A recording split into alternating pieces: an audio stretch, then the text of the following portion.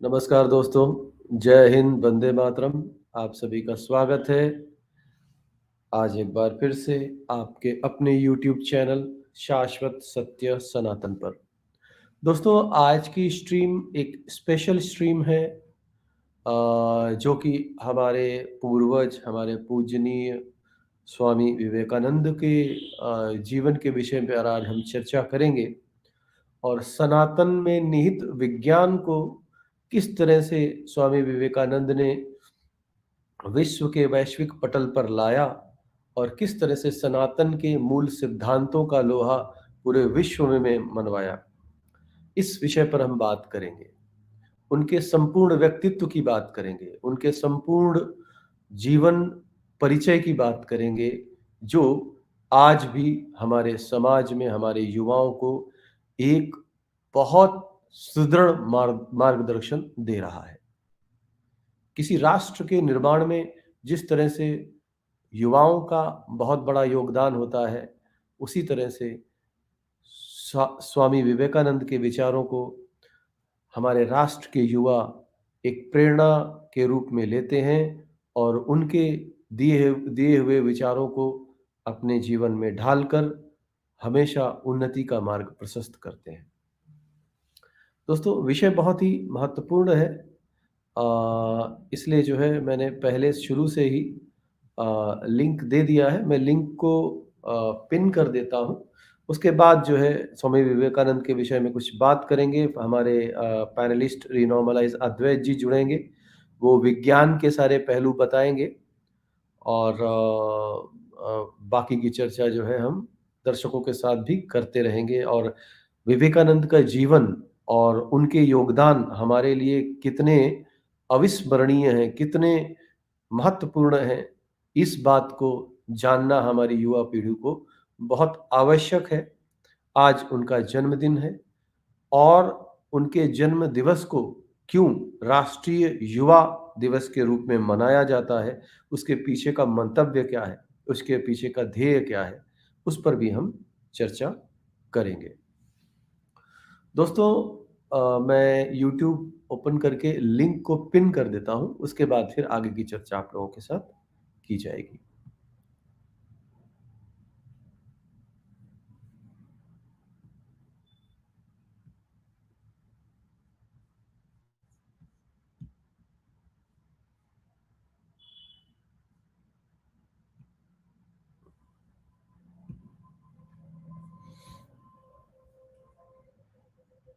मैंने लिंक को पिन भी कर दिया है और बहुत जल्द ही हमारे पैनलिस्ट रीनॉर्मलाइज अद्वैत जी हमारे साथ जुड़ेंगे और हमारे अन्य दर्शक भी जुड़ेंगे। लिंक शायद पिन हुआ नहीं क्या? एक सेकंड जरा मुझे देखने दीजिए, मैंने पिन तो किया है और होना भी चाहिए। मैं जरा देखता हूँ। और आज की स्ट्रीम ज़्यादा लंबी नहीं रखेंगे, लेकिन महत्वपूर्ण ज़रूर है और लोगों के प्रश्नोत्तर भी लेंगे हम। ऐसा नहीं है, लोगों से बात भी करेंगे हम। हाँ, शायद लिंक पिन नहीं हुआ है। हाँ, हो गया, लिंक पिन हो गया। तो दोस्तों, स्वामी विवेकानंद के विषय में कुछ चर्चा मैं करना चाहूँगा और उसके बाद हमारे पैनलिस्ट रिनोमलाइज अद्वैत जी विज्ञान को किस तरह से जो है आधुनिक विज्ञान और वैश्विक समाज को सनातन के में निहित विज्ञान के विषय में जानकारी देने वाले पहले व्यक्ति स्वामी विवेकानंद जी थे, उसके विषय पर बात हम करेंगे। मैं आप सबके समक्ष कुछ जानकारियां रखना चाहता हूं उनके विषय में। तो मैं जो है आप लोगों के समक्ष कुछ तथ्य बताना चाहूंगा। दोस्तों, स्वामी विवेकानंद जी के विषय में अगर जानना है तो हमें एक सिद्धांत को समझना होगा। एक सिद्धांत बहुत ही इंपॉर्टेंट होता है कि यदि किसी महानतम व्यक्तित्व की महानता के विषय में अगर जानना है तो उस महानतम व्यक्तित्व के जीवन काल में उससे संपर्क में आए हुए व्यक्तियों के जीवन में क्या सार्थक परिवर्तन हुए, अगर वो हम जान जाएं तो उस व्यक्ति की महानता कितनी है, उसकी महानता की सीमा क्या है, वो हमें अवश्यंभावी तरीके से पता चल जाती है। किसी भी व्यक्ति की महानता का पता इस बात से ही चलता है दोस्तों कि उससे मिलने वाले लोगों के जीवन में उसकी शिक्षाओं ने कितना प्रभाव डाला। स्वामी विवेकानंद जी की जीवन यात्रा जो है सनातन के मूल सिद्धांतों को प्रतिपादित करती है। उन्होंने सदैव सनातन धर्म के मूल सिद्धांतों को ही प्रतिपादित किया है और सदैव जो है सनातन की शिक्षाओं को ही सामने रखा है। विश्व पटल में दुनिया के सामने सनातन की शिक्षाओं को ही रखा है। स्वामी जी का जो क्षमता थी, उनकी क्षमता सबसे बड़ी थी कि सनातन की जो मूल भावना है धैर्य, सरलता और ज्ञान और किसी भी प्रकार का दंभ ना होना, यानी घमंड ना होना, गर्व ना होना, वो सनातन के मूल सिद्धांत में बेस में छुपा हुआ एक जो है कह लें कि गुण होता है, जो एक व्यक्तित्व को सर्वोच्च व्यक्तित्व बना देता है।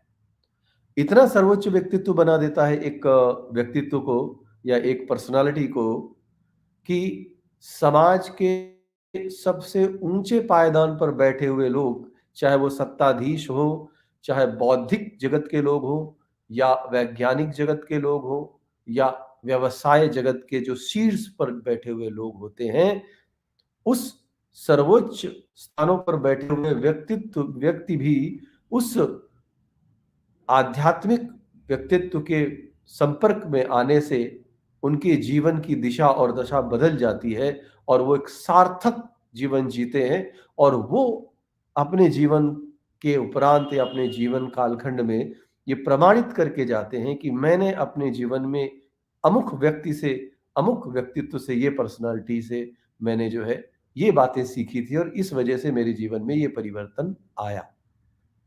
दोस्तों ध्यान रखने वाली बात यह है कि हम सामान्य जनजीवन में हमारे कई महापुरुष होते हैं, हमारे जीवन में बहुत सारे प्रेरणा देते हैं, हमें जीवन में रास्ता दिखाते हैं। लेकिन जो लोग सफलतम लोग होते हैं, जो सफलता की सीढ़ी चढ़ चुके होते हैं, उन लोगों को भी जब सही रास्ते की जरूरत होती है तो उनको रास्ता वही व्यक्ति दिखा सकता है जो उच्चतम सिद्धांतों को मानने वाला हो और जिसका व्यक्तित्व बहुत ही सरल हो। तो अपनी सरलता से सर्वोच्च पद पर आसीन व शक्तिशाली व्यक्ति को भी अपनी ओर आकर्षित करके अपने ज्ञान व विचारों से उस व्यक्ति की जीवन की दिशा बदलने की क्षमता थी उनमें। ऐसे थे हमारे विवेकानंद जी। और इसके लिए मैं आपको 3-4 उदाहरण दूंगा जिससे कि आपको ये पता चलेगा दर्शकों कि उनका व्यक्तित्व कितना प्रभावशाली था, जिन्होंने धर्म संसद में अपने एक भाषण से ही पूरी दुनिया के जितने भी पंथ, मजहब और रिलीजन थे सबको एक नए सिरे से सोचने के लिए विवश कर दिया था। न केवल यही कि उन्होंने सनातन धर्म का लोहा मनवाया 1886-87 के दौर में, सॉरी 1896 में, लेकिन उसके साथ साथ उन्होंने जो है उनके जीवन में उनके संपर्क में आने वाले, चाहे भारतीय मूल के लोग हों, चाहे पाश्चात्य जगत के लोग हों, जो सफलतम लोग हुआ करते थे, उसमें से निकोला टेस्ला भी शामिल थे, इंक्लूडिंग इतने बड़े साइंटिस्ट को। बहुत सारे ऐसे व्यक्तित्व थे जो उनके जीवन से बहुत ज्यादा प्रभावित थे। दोस्तों मैं एक घटना पहले अपने भारतीय मूल के जो जमशेद जी टाटा थे उनके विषय में बताना चाहूंगा। जमशेद जी टाटा अपने समय में भारत के सबसे सफलतम व्यवसायी हुआ करते थे, भारत के सर्वाधिक धनाढ्य लोगों में से एक थे और वो व्यवसाय जगत में, जबकि वो अंग्रेजी जमाना था, तब भी जो है बहुत ही बड़ा मुकाम रखते थे।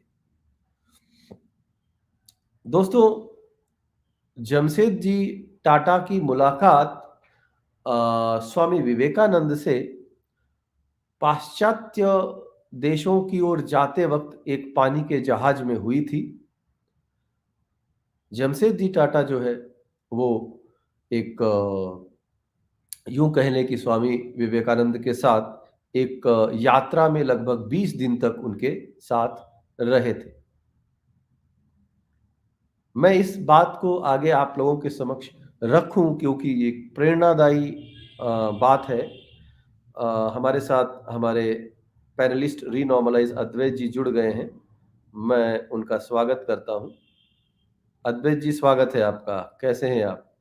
प्रणाम। प्रणाम। दोस्तों, मैं आप लोगों को ये भी बता दूं कि आज के इस विषय को रखने के लिए, इस विषय पर स्ट्रीम रखने के लिए हमें प्रेरित किया हमारे पैनलिस्ट रीनॉर्मलाइज अद्वैत जी ने।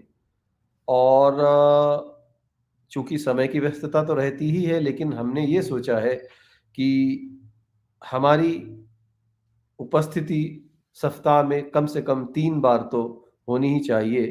तो इसलिए हमने ये डिसाइड किया है कि अब हम जो है बुधवार को एक स्ट्रीम किया करेंगे, एक शुक्रवार को स्ट्रीम किया करेंगे और एक रविवार को किया करेंगे, ताकि जो है हम अधिक से अधिक अपने विचारों को लोगों के बीच पहुंचा सकें और लोगों को जो है वास्तविक सनातन की महापुरुषों के विषय में, वास्तविक सनातन के सिद्धांतों के विषय में लोगों तक अपनी बात को पहुंचा सकें और उनके विषय में उनको बता सकें। आप सभी का स्वागत मैं करता हूं और मैं जमशेदजी टाटा और आज के दिन के विषय में थोड़ी सी चर्चा करूंगा। उससे पहले मैं कुछ कमेंट्स ले लेता हूं। हमारे कुछ साथियों ने कमेंट किए हैं तो उनको भी मैं ले लेता हूं, फिर आगे की चर्चा हम सभी पैनलिस्ट के साथ करेंगे। रात्रि जी ने बोला है, राम राम भूप जी। राम राम रात्रि जी। जय श्री राम, हर हर शंभू। आदिशक्ति जगत जननी जगदम्बा मात की जय। क्योंकि आप रात्रि जी मात्र शक्ति हैं, आप स्वयं साक्षात जगत जननी जगदम्बा का शक्ति स्वरूप है के रूप में इस धरती पर विद्यमान है और नारी का सम्मान हमारे लिए सर्वोच्च है। इसलिए आपका हार्दिक अभिनंदन और स्वागत है। उसके बाद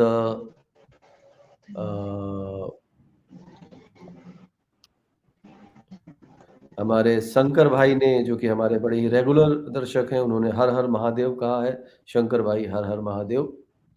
उसके बाद ह्यूमन ऑन अर्थ जी ने बोला है, क्योंकि कुछ चीज शायद आपको नहीं पता हो या शायद पता भी हो कि उन्होंने मीट खाया था, वो भी काऊ का, तो आपको पता है क्या? नहीं नहीं, इस विषय पर हम चर्चा करेंगे और इस भ्रांति का भी हम खंडन करेंगे। नहीं, ऐसा नहीं था।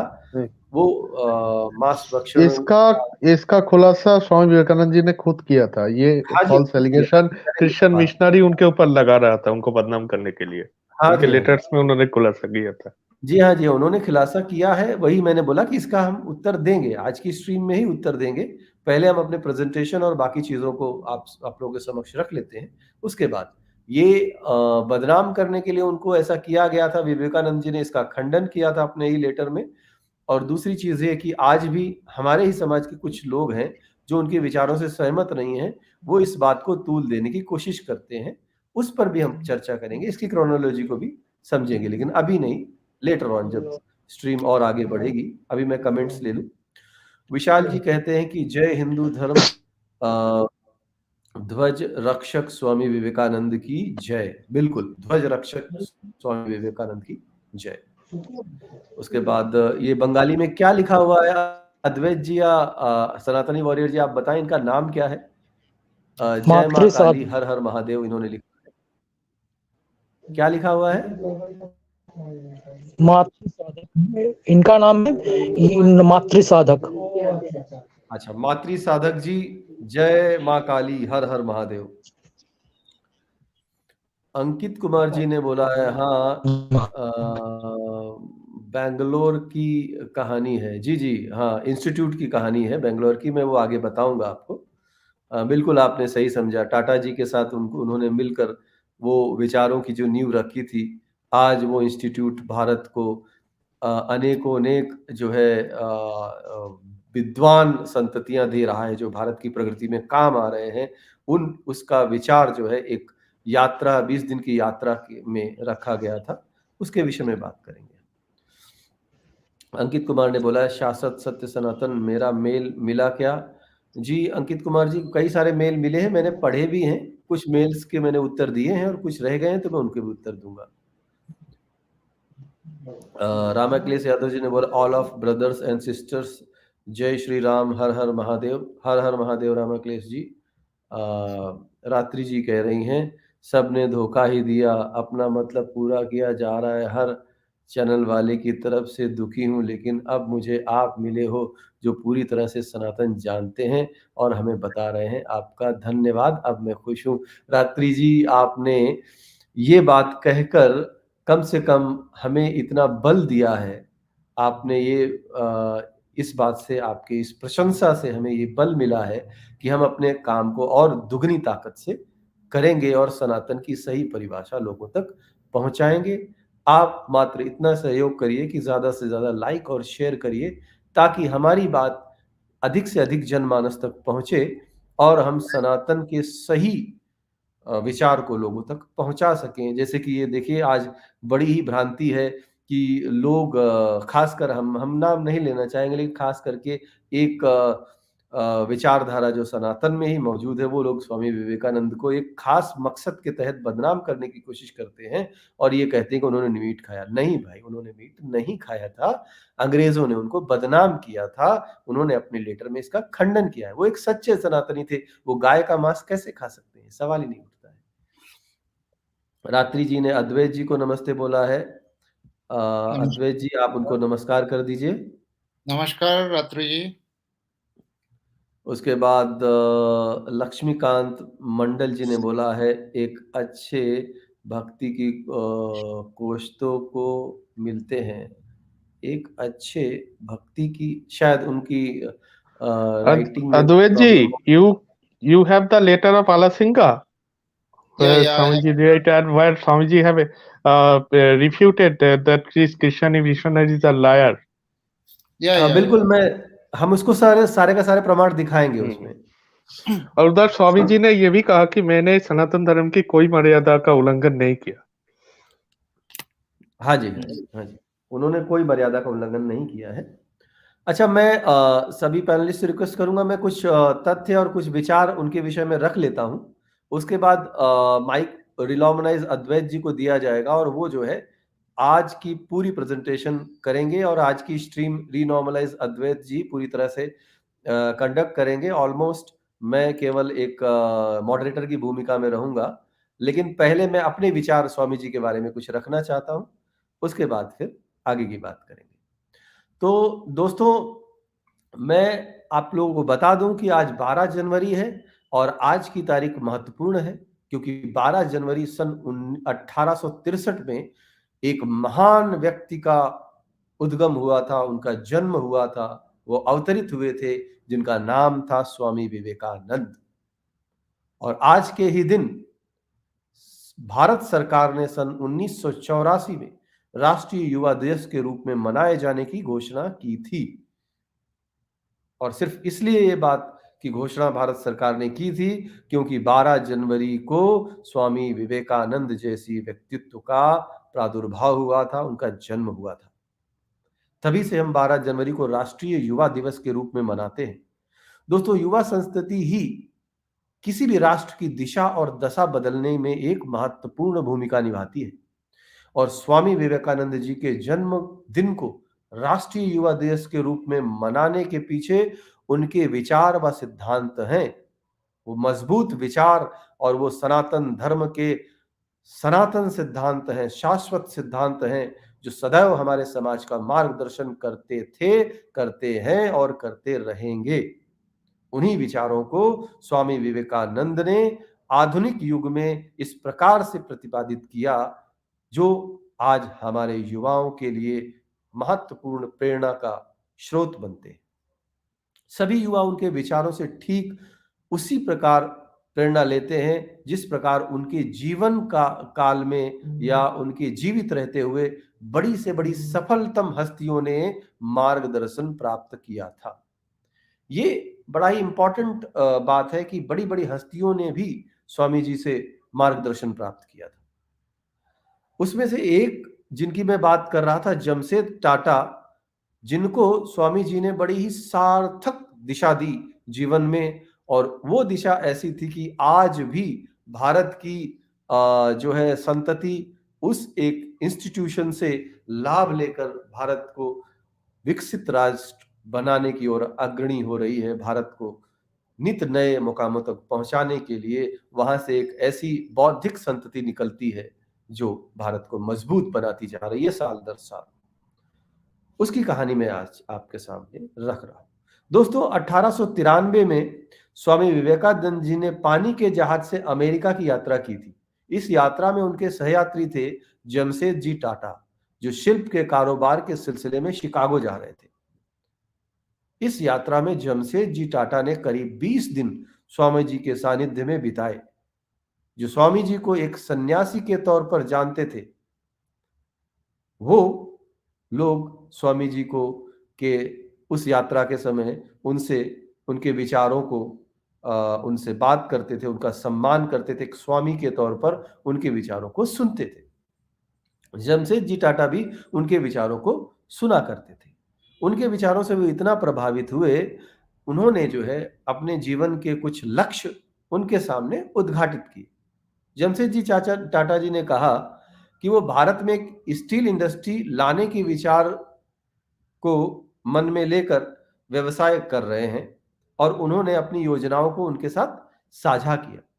तो स्वामी जी ने उनको सुझाव दिया, जो कि बड़ा ही सार्थक सुझाव था, जो आज तक भारत के काम आ रहा है, कि केवल रॉ मटेरियल के कारोबार से सिर्फ पैसा कमाया जा सकता है, लेकिन इससे देश का कोई भला नहीं हो सकता है। उन्होंने जब ये प्रश्न पूछा कि स्वामी जी, देश का भला करने के लिए हमें क्या करना होगा, तो उन्होंने ये कहा, बड़ी ही सामान्य सी बात कही, कि उत्पादन की तकनीकी को भारत लाया जाए। ये बात जमशेद जी टाटा को इतनी समझ में आई, और उन 20 दिनों की यात्रा के दौरान ही स्वामी जी के साथ चर्चा करके उन्होंने एक रिसर्च इंस्टीट्यूट खोलने का मन बनाया, और उस रिसर्च इंस्टीट्यूट की खुलने की नींव जो है उस यात्रा में रखी गई। 1897 में जब उसके बाद वो लोग आपस में अपने अपने कार्य क्षेत्र में चले गए, और वापस आने के बाद कुछ सालों के बाद सन 1897 में जब विवेकानंद जी भारत लौटे अपनी धर्म संसद की स्पीच के बाद, तो वो बहुत ज्यादा प्रसिद्ध हो चुके थे। और दूसरी तरफ टाटा ने भी रिसर्च इंस्टीट्यूट खोलने की दिशा में काम तेजी से शुरू कर दिया था। टाटा ने स्वामी जी को 23 नवंबर 1898 में एक पत्र लिखा, जिसमें उन्होंने स्वामी जी के द्वारा मिली प्रेरणा को याद दिलाते हुए इस कार्य में उनसे और भी सहयोग मांगा। दोस्तों, सहयोग ये था कि उस समय ब्रिटिश सरकार थी। टाटा ने बहुत सारे प्रयास किए थे इंस्टीट्यूट खोलने के, लेकिन अंग्रेजी सरकार उस पर जो है अमल नहीं कर रही थी। तो इसमें देशव्यापी जागरूकता और समर्थन की जरूरत थी, कि इस विषय पे जागरूकता फैल जाए और भारतीयों का अधिक से अधिक समर्थन प्राप्त हो, जिसके दबाव में आकर अंग्रेजी सरकार इस इंस्टीट्यूट को खोलने का आदेश या अनुमति दे दे। जब स्वामी जी को यह पता चला, तो उन्होंने अपनी शिष्या निवेदिता को भेजकर इंस्टीट्यूट के समर्थन में रामकृष्ण मिशन के अंतर्गत अभियान चलाकर देश भर में जागरूकता फैलाने का काम किया, और देशव्यापी समर्थन भी प्राप्त किया। इतना सब आंदोलन करने के बावजूद भी उस समय के वाइसराय लॉर्ड कर्सन ने इस प्रस्ताव को रद्द कर दिया। जब यह रद्द हुआ, तो स्वामी विवेकानंद ने हार नहीं मानी, और रतन टाटा ने भी हार नहीं मानी। फिर भी रामकृष्ण मिशन के अथक प्रयासों व टाटा के दृढ़ निश्चय ने अंत में सफलता पाई। लेकिन ये सफलता के पीछे और भी कुछ कहानी है, वो भी मैं आपको बताना चाहता हूं। इसमें एक किरदार और जुड़ता है। गिनीश नाम के जो एक समाजशास्त्री और बायोलॉजिस्ट थे जो ब्रिटेन के नागरिक थे। वो पहले स्वामी जी से मुलाकात कर चुके थे, उनसे भेंट कर चुके थे। उन्होंने स्वामी जी से इतनी ज्यादा अपने जीवन में प्रेरणा ली थी कि स्वामी जी की बात का समर्थन करने के लिए, इंस्टीट्यूट बनने का रास्ता साफ करने के लिए उन्होंने ब्रिटिश सरकार में अथक पैरवी करी। रामकृष्ण मिशन को उन्होंने समर्थन किया। लेकिन एक ब्रिटिश नागरिक ब्रिटिश सरकार के साथ के विचारों के खिलाफ जाकर भारतीयों के लिए पैरवी क्यों कर रहा था? वो इस बात से प्रतिपादित होता है कि जिस तरह से स्वामी जी के विचारों से रतन टाटा प्रभावित हुए थे, जमशेद जी टाटा प्रभावित हुए थे, उसी तरह से एक समाजशास्त्री और बायोलॉजिस्ट जो कि बहुत ही बौद्धिक रूप से स्ट्रांग था वो व्यक्ति, वो भी स्वामी जी से पहले ही मिलकर प्रभावित हो चुका था उनके विचारों से। और ये वही प्रोफेसर थे जिनकी पहली मुलाकात में स्वामी जी ने कहा था, वो काफी विचलित रहा करते थे अपने जीवन में, उनके एक आंख में भी कुछ प्रॉब्लम हो गई थी, और स्वामी जी से जब मिले तो वो बड़े संतुष्ट हुए थे उनके विचारों से, एक आध्यात्मिक उन्नति हुई थी उनके जीवन में। तो स्वामी जी ने उनको एक लाइन कही थी, कुछ वर्ड्स कहे थे, मैं वो कोट करना चाहूंगा कि be mind minded not I minded. अर्थ ये था कि बौद्धिक क्षमताओं को बढ़ाओ और अपने अंदर के घमंड को, यानी कि आई, जो दृष्टि में दिख रहा है कि आप इतने बड़े हो, आप इतने प्रतिष्ठित हो, वो देखकर आपके अंदर जो गर्व आ गया है, तो आई का मतलब दृष्टिगोचर होना भी है, और आई का मतलब मैं, हमारे अंदर मैं से बड़ा कुछ नहीं होता, यानी घमंड, जो दंभ आ जाता है, उसको निकालने की बात कही थी। तो ये लाइंस उनको अंग्रेजी में उन्होंने कही थी। वो विवेकानंद से, इन लाइंस से और उनके विचारों से इतने प्रभावित हुए, उनके प्रवचनों से, कि उन्होंने विवेकानंद की मृत्यु के बाद भी रामकृष्ण मिशन की इस मुहिम की पैरवी ब्रिटिश सरकार से वो करते ही रहे। रामकृष्ण मिशन के ने सिस्टर निवेदिता के नेतृत्व में टाटा को महत्वपूर्ण सफलता दिलाई, और 1907 में इस इंस्टीट्यूट के खुलने का रास्ता साफ हो गया, और बेंगलोर में इसकी नींव पड़ी, और आज बेंगलोर जो है टेक्नोलॉजी और रिसर्च का बहुत बड़ा हब है। तो दोस्तों, ये उसकी कहानी थी। उसके बाद मैं एक बात और बताना चाहूंगा कि 30 जुलाई 1893 में स्वामी विवेकानंद जी शिकागो पहुंचे। वहां धर्म संसद का आयोजन हो रहा था। आप सबको पता है, ये बड़ी महत्वपूर्ण घटना है उनके जीवन की। वहां पर उनसे प्रभावित होकर फ्रेंच सिंगर काल्वे उनकी शिष्या बनी, और उन्हीं काल्वे ने स्वामी जी के जीवन की एक घटना को अपनी पुस्तक में जगह दी थी। उसके रेफरेंसेस के आधार पर मैं ये घटना आप सबके सामने शेयर कर रहा हूं। वहां अमेरिका में रॉक फ्लेयर नाम के एक बहुत ही सफल व्यवसायी हुआ करते थे। उस समय अमेरिका की जीडीपी जो हुआ करती थी, उस जीडीपी का 2-3% पैसा केवल उनके पास हुआ करता था। वो तेल के बहुत बड़े व्यापारी थे, ऑयल इंडस्ट्री के मालिक थे, और अमेरिका के सरकार के अंदर बहुत ही ज्यादा दखल रखने वाले सफल व्यक्तित्व थे। उनके साथ 1894 में वो पहली बार विवेकानंद जी से मिले। जब वो उनसे मिले तब वो मानसिक अवसाद का शिकार थे, यानी कि मानसिक रूप से वो जो बहुत ही विचलित थे। उनके जीवन में उनको जो है एक दिशा की आवश्यकता थी। हालांकि इतना पैसा था उसके बावजूद, लेकिन जब स्वामी जी से वो मिले तो स्वामी जी ने उनको एक सलाह दी कि धनवान होना कभी बुद्धिमत्ता का पैमाना नहीं हो सकता है। इस बात को उन्होंने उनको बहुत अच्छे से समझाया, और इसका परिणाम ये हुआ कि वो उनके जीवन से इतना प्रभावित हुए कि अपने जीवन में का बड़ा हिस्सा उन्होंने समाज सेवा और चैरिटी में लगा दिया, और अपने जीवन में बिजनेस में भी और अधिक सफलता पाते रहे, सफल होते रहे। तो ये थे रॉक फ्लेयर के जीवन में आने वाले परिवर्तन जो स्वामी जी से मिलकर हुए थे। उसके बाद निकोला टेस्ला की हम बात करेंगे। निकोला टेस्ला ने जो सिद्धांत हमें दिया था, उस सिद्धांत को वे जो है दर्शन से और हमारे उपनिषदों से लिया गया था। उन निकोला टेस्ला की रिसर्च से कई साल पहले स्वामी जी ने इस बात का प्रतिपादन कर दिया था। उनसे मिलने के बाद उनको इस बात का ज्ञान भी कराया था, और विवेकानंद जी से मिलने के बाद या उसी समय संस्कृत के कई शब्दों को अपनी रिसर्च में शामिल किया था टेस्ला ने।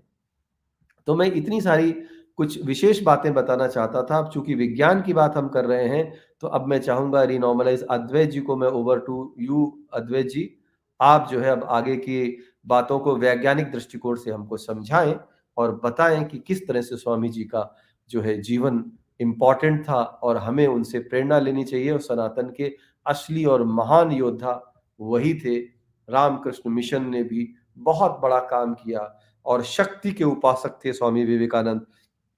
आदि शक्ति जगत जननी मां जगदम्बा के से प्रेरणा लेकर रामकृष्ण परमहंस के शिष्य के रूप में उन्होंने जो है अपने जीवन की शुरुआत की थी। और उस महान माता के साधक रामकृष्ण परमहंस जिनको माता स्वयं जगत जननी जगदम्बा मां ने स्वयं कई बार दर्शन दिए थे, उनके शिष्य होने का पूर्ण गौरव प्राप्त किया स्वामी विवेकानंद ने। और उनकी ख्याति को, अपने गुरु की ख्याति को और आगे दूर दूर तक पहुंचाया। ये थे स्वामी विवेकानंद। ऐसे होते हैं भारत के संत, ऐसे होते हैं भारत के बौद्धिक क्षमतावान व्यक्तित्व। इन्हीं शब्दों के साथ मैं अपनी वाणी को विराम दूंगा और नीलोमलत अद्वैत जी से कहूंगा कि वो अपनी बात को आगे शुरू करें। जी धन्यवाद अद्वैत जी। It was a wonderful presentation by you.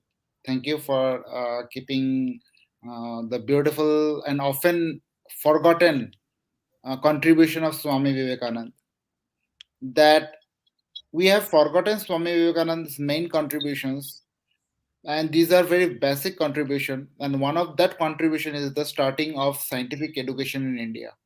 Very few people know today that the Indian Institute of Science is the brainchild of two great brains of India. One is Swami Vivekanand, the another is Jamshedji Tata. And to that, there was the help came from Sister Nivedita and many other people, including the king of Mysore, basically. And finally, it came to it was established, and thereafter it is this IIS, that is the Indian Institute of Science, that resulted in institutions like TIFR, Tata Institute of Fundamental Research. In this Indian Institute of Science, C.V. Raman later discovered Raman effect, and other scientists started developing Indian science. Vikram Sarabhai and everyone came together. It is through that institution. And this institution today has the legacy in the institutions like Tata Institute of Fundamental Research, Bhabha Atomic Research Center, ISRO. These organizations came from the brainchild. It was all the brain or the idea came from Vivekananda. Very few people know this. And this was the accidental meeting between the great Jamshedji Tata and Swami Vivekananda. There are letters Jamshedji had written to Swami Vivekananda. The reply letter is also there. These are all preserved in the Tata Memorial today. This is a very very important or salient features of Vivekananda's life. And now we will start understanding Vivekananda's life, and knows that he was born in 18. I thought that I will make a slide, but due to lack of time, I could not complete the slide. Half done slide it is, so I want to present it.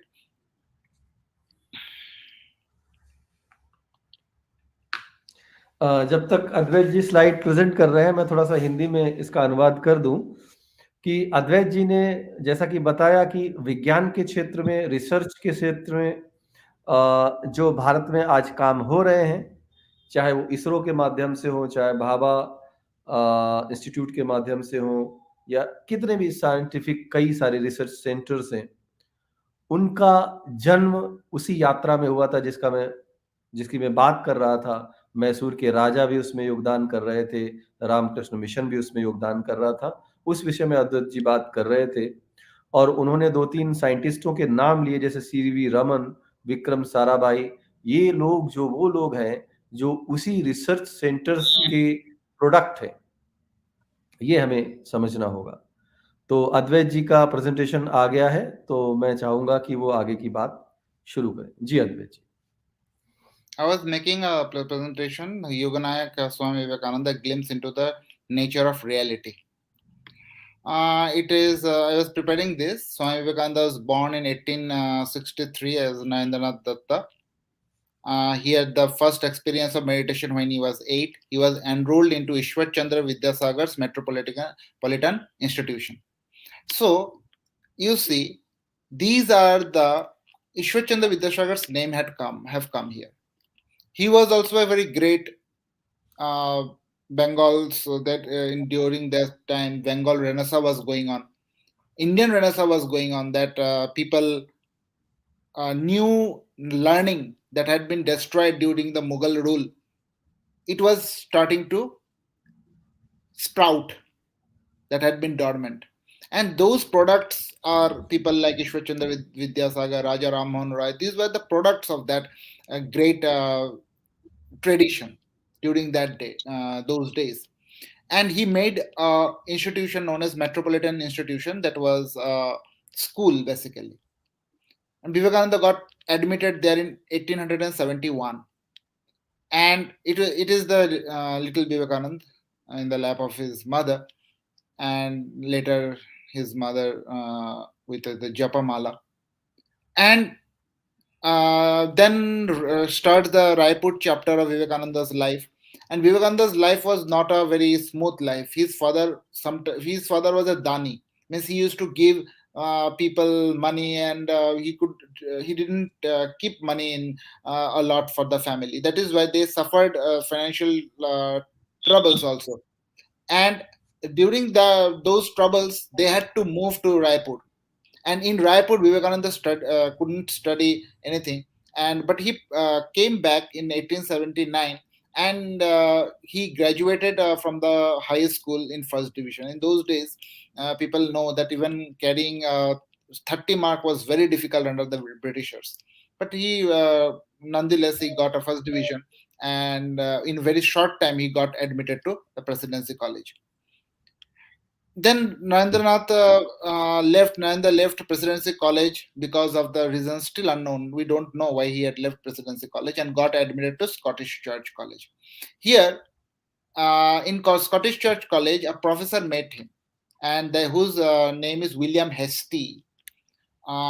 Professor William Hastie, let us see. William Hastie was a professor, and he was a clergyman, Scottish clergyman, theologian in the Scottish Church College. It is William Hastie. And William Hastie, I can hear my own voice. Swami Vivekanand is sir, teacher of school, na? College teacher, sorry. College teacher. William Hastie. He was interested in Indian. सनातनी warrior जी, आप mute कर लीजिए, आपको आपकी तरफ से eco आ रहा है, अद्वैत जी को डिस्टरबेंस हो रहा है। आप पॉइंट मेक कर लीजिए, बाद में बोलिएगा, अद्वैत जी को कंप्लीट करने दीजिए। Yes. William Hastie told about Vivekanand that he came across Vivekanand, and what William Hastie remarked about Swami Vivekanand. William Hastie said, Narendranath Datta is really a genius. I have traveled far and wide, but have never yet come across a lad of his talent and possibilities, even in German universities, amongst philosophy students. So, William Hastie, being the principal of General Assembly's institution in Calcutta, he was a professor, he was a very learned man, and when he came across Vivekanand, he said that Vivekanand was a very, very brilliant person. Very few people, even Gandhi or Nehru or even any other personalities of India, so-called great personalities of India, their teachers have never commented in that way. That these so-called a black native was better than a German. German universities, the German philosophers were discovering new things. Quantum physics was going on in those days. Researches in classical mechanics, quantum physics, these are budding things were going on. For example, in 1881, I think so, 1891, electron was discovered. Crook was doing all the researches on the electron, the discharges in the cathode ray tube, and these were and from that time, that please period in सारे लोग mute कर लें, सब लोग mute कर लें, ठीक है जी अद्वैत जी. and in those days, this is very important because during those in the this is the period of time of Victorian era, 19th century, when philosophy was taking shape. The philosophy was actually being made in West, when Indians have already completed their philosophy. They were making up the philosophies. West saw people like Schopenhauer, okay, Hegel, Schopenhauer during that time, and this is remarkable because Professor Hesty said that Narendranath was a genius, and he compared them to the philosophy students of the Germany, in those days Germany, which was very developed, in fact. Now, this is the professor who was explaining trance to Vivekananda. What is trance? Trance means when your consciousness goes above the mortal adjuncts of the material world. That means when your consciousness goes above your world of experience, that is known as the trance. And while explaining trance, William Hesty was a very knowledgeable person. He said that if you want to see trance, then go to Ramakrishna Paramahamsa, who lives in your Dakshineshwar temple. He is the Purohit of the Dakshineshwar temple. Then you can learn what the real trance is. So you see, without Guru, people cannot get anything. Hesty was the academic Guru of Swami Vivekanannd, without a doubt, and he told about the spiritual Guru. And later on, I want to show you. तब तक मैं हिंदी में इसको बता दूं अद्वैत जी, तब तक मैं, ये बड़ा इंपॉर्टेंट पॉइंट है, हिंदी में बता दूं. बाकी चीजें तो दर्शकों को समझ में आ गई होंगी, लेकिन एक बात थी कि विक्टोरियन एरा जो था, जिस समय विवेकानंद या उनके गुरुजी का समय था, उस समय जो है वेस्ट में दर्शन की महत्व को लोग समझना शुरू कर रहे थे.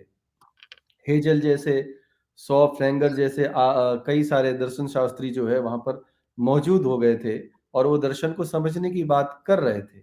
उसी समय विलियम हेस्टिंग जो थे, जो कि एक साइंटिस्ट थे, उन्होंने जो है अपनी रिसर्चेस के बाद और बहुत सारा कुछ ज्ञान प्राप्त करने के बाद ये कहा था कि यदि आप ट्रांस को या कॉन्शियसनेस को जानना चाहते हो, तो आप उसको देखना चाहते हो, तो आपको रामकृष्ण परमहंस जी के पास जाना चाहिए, जो कि एक मंदिर में साधक और मां के सच्चे साधक के तौर पर विद्यमान थे.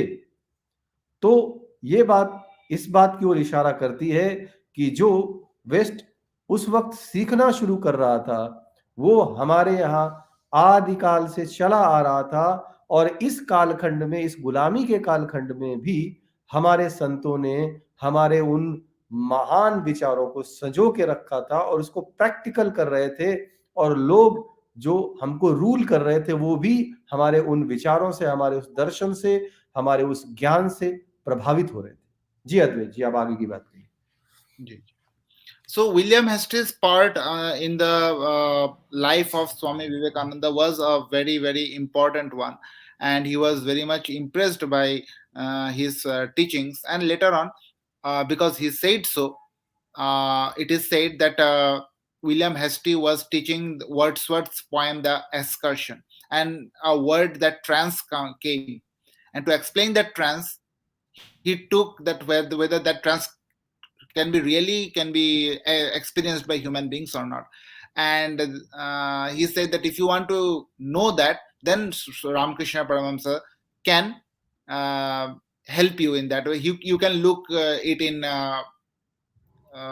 yourself, or you can look it objectively in Ramakrishna Paramahamsa Dev, who used to have trances in those days. I want to tell Ramakrishna about some Ramakrishna Paramahamsa Dev. He was a devotee of Dakshina Kali at Dakshineshwar temple, and he used to have trance. What trance is that? He used to, when he had intense feeling of God feeling, he used to say that bhav, this is known as bhav, he used to lose his consciousness. But the particular thing that is, many loses consciousness. If somebody have epilepsy, they also lose consciousness. This is not the big thing. But what was the big thing here? He was doing these, or Ramakrishna's trances were different, and it was yogic. How? There was no pulse in his body. Nadis would have were gone. When Ramakrishna had his trance, there would be no pulse beating. That means he was basically a dead person. And he used to live there in that condition. He used to stay in that condition for hours. And there was a doctor, and Keshav Chandra Sen. He was a doctor, and Keshav Chandra Sen was an MBBS. I want to show that Keshav Chandra Sen.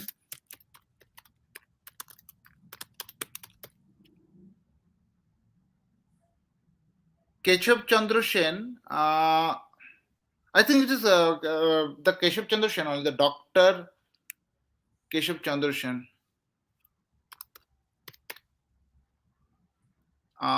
There was a doctor, Advaitji, who was first atheist, and after when he comes to meet Ramakrishna Dev, he becomes believer in God. Dr. Mohendra. Sorry. Dr. Sarkar, yeah. I'm sorry, it is not Keshav Chandra Sen, it is Dr. Indra Nath Sarkar. And Dr. Mahendranath Sarkar was a doctor. He was basically an MD, medical doctor, and he graduated from Calcutta Medical College, and he was also a social reformer. This is Mahendralal Sarkar, and he used to take the pulses of Sri Ramakrishna Paramahamsa, because Ramakrishna Paramahamsa was a very famous personality in those days, and he found no pulses in Ramakrishna Paramahamsa. That was a very big thing, because even if you go into so-called trance, or you go into so-called things like faint, you faint out in your pulse is ever present. Samadhi. Arey Baba, let me complete. So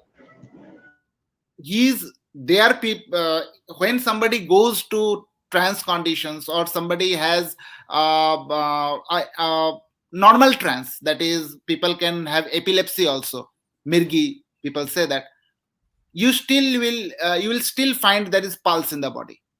But Ramakrishna Paramahamsa Dev deviated from that point. He was different from that point. Why?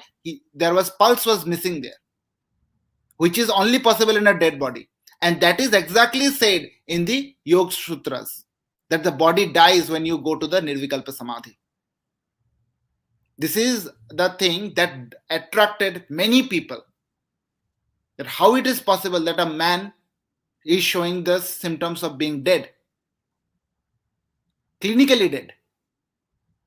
And when he used to come back, he used to feel a bliss that I had seen God, and he used to say in that way. This is the thing that attracted Vivekananda, and Vivekananda was a philosophy student. He studied logic and philosophy. अद्वैत जी, मैं थोड़ा सा हिंदी में बता दूं, ये विषय बड़ा ही important विषय है, दर्शकों को जानना जरूरी है। दर्शकों, जो ट्रांस की बात थी, हेस्टिंग ने जो बताया था वो निराधार नहीं था, उसके पीछे एक बड़ा आधार था। अद्वैत जी ने बताया कि वो आधार क्या था। ट्रांस यदि मनुष्य अनुभव कर सकता है कि नहीं, ये बात अगर जाननी है तो रामकृष्ण परमहंस की उस साधना की अवस्था में जाकर उनको देखने की आवश्यकता थी। उसको प्रमाणित करने के लिए हेस्टिंग्स ने क्या बताया था कि दक्षिणा काली मंदिर में रामकृष्ण परमहंस साधनाएं करते हैं और माता को का साक्षात्कार करते हैं। और वो किस तरह से करते हैं? योग साधना की एक प्रक्रिया होती है जिसमें जो योग सूत्र में लिखी हुई है कि साधक का शरीर मृत हो जाता है। जब एक साधक समाधि में लीन हो जाता है तो उसका शरीर मृत हो जाता है। इसका अर्थ यह है कि वो कोई बेहोश नहीं हो रहा है, उसको कोई मिर्गी नहीं आ रही है। क्यों? बेहोशी में और मिर्गी में भी व्यक्ति की पल्स चलती रहती है। और जब रामकृष्ण परमहंस जी माता की साधना में लीन होकर माता का सानिध्य प्राप्त करते थे तो कई कई घंटों के लिए उनकी पल्स चली जाती थी। और ये जो है हेस्टिंग्स ने ही नहीं, एक हमारे डॉक्टर साहब थे जो उनकी पल्स को चेक करने आया करते थे। वो एक नास्तिक व्यक्ति थे जिनका नाम था महेंद्र नाथ सरकार। वो भी समाज के बड़े प्रतिष्ठित व्यक्ति थे और उन्होंने जो है समाज कल्याण के कई सारे ऐसे अच्छे काम भी किए हैं। वो इतने प्रतिष्ठित व्यक्ति थे, वो जब इनकी पल्स को कई बार चेक करते थे तो पल्स इनकी चली जाती थी, जैसे एक मृत प्राय इंसान होता है उस तरह से हुआ करती थी। और बाद में वो जब चेतनावान हो जाते थे तो अपने अनुभव और लोगों को बताते थे और माता की चेतना और शक्ति के बारे में बताते थे। ये हमारे योग सूत्र में लिखा हुआ है। उसी सिद्धांत को वो जो है प्रतिपादित करके ये कार्य किया करते थे। और इसी बात को एक साइंटिस्ट ने भी प्रूव किया कि ट्रांस होता है और ट्रांस का अनुभव एक व्यक्ति किस तरह से कर सकता है, ये बात थी। तो रामकृष्ण परमहंस ऐसे व्यक्तित्व थे, उनसे ही प्रभावित होकर स्वामी विवेकानंद, बहुत ही बड़े दार्शनिक थे, तर्कशास्त्री थे। स्वामी विवेकानंद बचपन से ही तर्क किया करते थे, लेकिन रामकृष्ण परमहंस के उन साधनाओं को देखकर स्वामी विवेकानंद प्रभावित हुए और उनके शिष्य बने। और शिष्य ही नहीं बने, उस परंपरा को अनवरत आगे बढ़ाया। ये सनातन का शरीर विज्ञान है। नाड़ी शोधन योग सूत्र जो 7 चक्र और 72,000 नाड़ियां, उनमें से 3 नाड़ियां इंडा, पिंगला और सुषुम्ना, ये साधना का मूल मंत्र होते हैं। और माता देवी के साधक जो होते हैं इन्हीं शरीर विज्ञान से अपनी साधनाओं को सिद्ध करते हैं। जी अद्वैत जी, आप अपनी बात कहिए। And how important, just now our honorable Bhupji said that Mahendralal Sarkar ji was also a scientist, and it is not exaggeration, it is not a atishokti. Although educated in here we can see that he was also the secretary of the Indian Association of Science. You can see Indian Association of Cultivation of Science. Okay. Mahendralal Sarkar started a campaign with the motto of reconstructing the colonial India in 1867 for a National Science Association. Today, the National Science Association is because of Mahendralal Sarkar. He planned for an association that would be founded, run and managed by native Indians with the aim of turning out a pool of scientists for national reconstruction. The Indian Association for Cultivation of Science was established in 1876 and Sarkar was his first secretary. So it is not like that Ramakrishna Paramahamsa made some people, made some chela, and they say they actually sparred a rumor. They actually broadcasted a rumor about him that he is going to trance, he is showing this kind of things. It was proven by that people who are now challenging Bageshwar Dham, who are now challenging various people. These people were there, and Mahendralal Sarkar was their chairman. These people used to actually root out the superstition in the society by proving that you are doing dhong, you are doing pakhand. That person, the secretary of that organization, proved that no, that person, Sri Ramakrishna Paramahamsa, truly had the trance that cannot be explained by medicine, that cannot be explained by medical science. Those people would say, no, these are all Kapol Kahini, Francis Kapol Kahini, this is all fake, Kundalini sadhana is fake. They should produce such kind of examples from their own traditions. They won't be able to find. They will tell, our Maharshi had gone to trance. He had taken out his intestines and had to dry it in the sunlight. Nobody will believe that. Because that organizations who are skeptic, you will have to prove it before them. You cannot just claim before your disciples. And later on, Mahendralal Sarkar, after watching these things, he became a devotee of Ramakrishna Paramahamsa. Yeah, and even he accepted Ma Kali also. Yeah, later on. So that is the pramanikta of Swami Vivekananda's tradition. Till today, Swami Vivekananda's and any of the monks of Ramakrishna Mission will never claim anything that is unfounded or that they have not experienced. अद्वैत जी, अब मैं यहाँ पर एक बड़ा ही important विषय रखना चाहता हूँ। जैसा कि अद्वैत जी ने कहा कि वैज्ञानिक थे महेंद्रनाथ सरकार, तर्कशास्त्री भी थे, नास्तिक भी थे, और विश्व के बड़े बड़े वैज्ञानिकों को इस विषय पर रिसर्च करने के लिए उन्होंने आमंत्रण भी दिया था, और सब ने जो है इस पर बहुत ही गहन रिसर्च करने के बाद ये पाया कि ये जो है एक सच्ची घटना है और ये एक वास्तविक क्रिया है। इस बात को जानने के बाद, कई बार इसको परखने के बाद, एक नास्तिक, एक तर्कशास्त्री और एक वैज्ञानिक माता का साधक बन जाता है। ये बताता है कि सनातन कितना उन्नत है। आज के परिवेश में मैं बताऊं कि आदि शक्ति जगत जननी माता देवी माँ महाकाली और जगदम्बा के बहुत बड़े भक्त हैं शक्ति पुत्र जी महाराज। मैं आपको बताऊं कि मैं भी स्वामी जी की तरह ही बहुत बड़ा तर्कशास्त्री हुआ करता था। मैं इन बातों को नहीं मानता था। मैंने जब गुरु जी के आश्रम में उनके चमत्कारों को साक्षात देखा, चमत्कारों को नहीं, उनकी साधना की शक्ति को साक्षात देखा, उनको चमत्कार नहीं कहेंगे, तब मुझे इस नाड़ी विज्ञान का, शरीर विज्ञान का ज्ञान हुआ और मैंने उस ओर साधना की ओर कदम बढ़ाया। आज मुझे 12 साल हो गए हैं मेरी उन साधनाओं को करते हुए।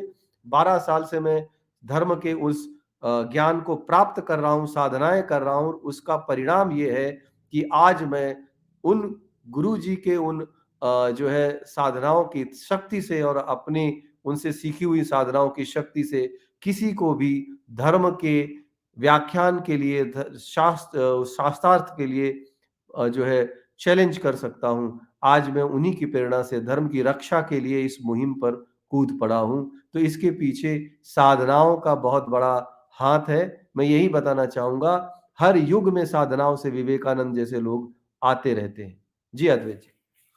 And I want to say about Indian Association for the Cultivation of Science, and this is IIACS, and it is a IACS basically, IACS, and it was established by Mahendralal Sarkar. You see, that Mahendralal Sarkar who saw Ramakrishna, who became a disciple of Ramakrishna Paramahamsa, and it is very less known about his life, and he was the founder of Indian Association of Cultivation of Science, and today Indian Journal of Physics, in that organization only, through that organization, Indian Journal of Physics is published. So that kind of stature, that kind of personalities were there at that time with Ramakrishna Paramahamsa. Tom, Dick and Harris were not there. So that is very important. Later on, Samaprasad Mukherjee and all and many other academicians came here. That is a different thing. And today, these are, you see, DRU, CCRES, DRU, TRC, Technical Research Center, Central Scientific Services, CSS, all these have come from that organization, that parent organization, whose brain was basically, whose founder was Mahendralal Sarkar. So it came from that tradition. Okay. So Vivekanand asked everyone. He asked the big personalities in those times. For example, the father of Rabindranath Tagore, Devendranath Tagore. Devendranath Tagore was a big scholar in those days. This is the father of Rabindranath Tagore, Maharishi Devendranath Tagore. Devendranath Tagore accepted the Brahma Samaj. Brahma Samaj is the Samaj, actually it is a faction within Sanatan Dharma that believed that only Upanishad is the real Grantha, the real book of Hindu Dharma, and they made a Samaj or a school of thought. And he was one of the core person of that group, of that organization. And he was also, people used to call him Maharshi because he had a great insight on Vedanta philosophy. Because they believed that everything is Brahma. Brahma is the only reality. And that is why everybody liked them. And he also told that no, Puranas are not the way to go. Puranas are wrong, Puranas are this, Puranas are that, all the things in the Puranas are wrong. He told in that way, and his organization told that way.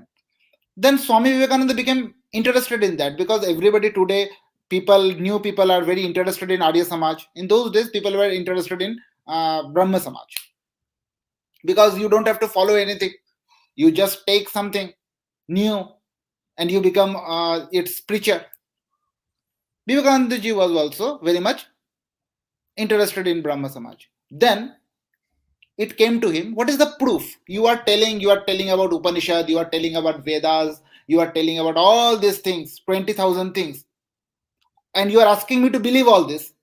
What is the proof? Did you see God? And this was the prime question of Vivekananda.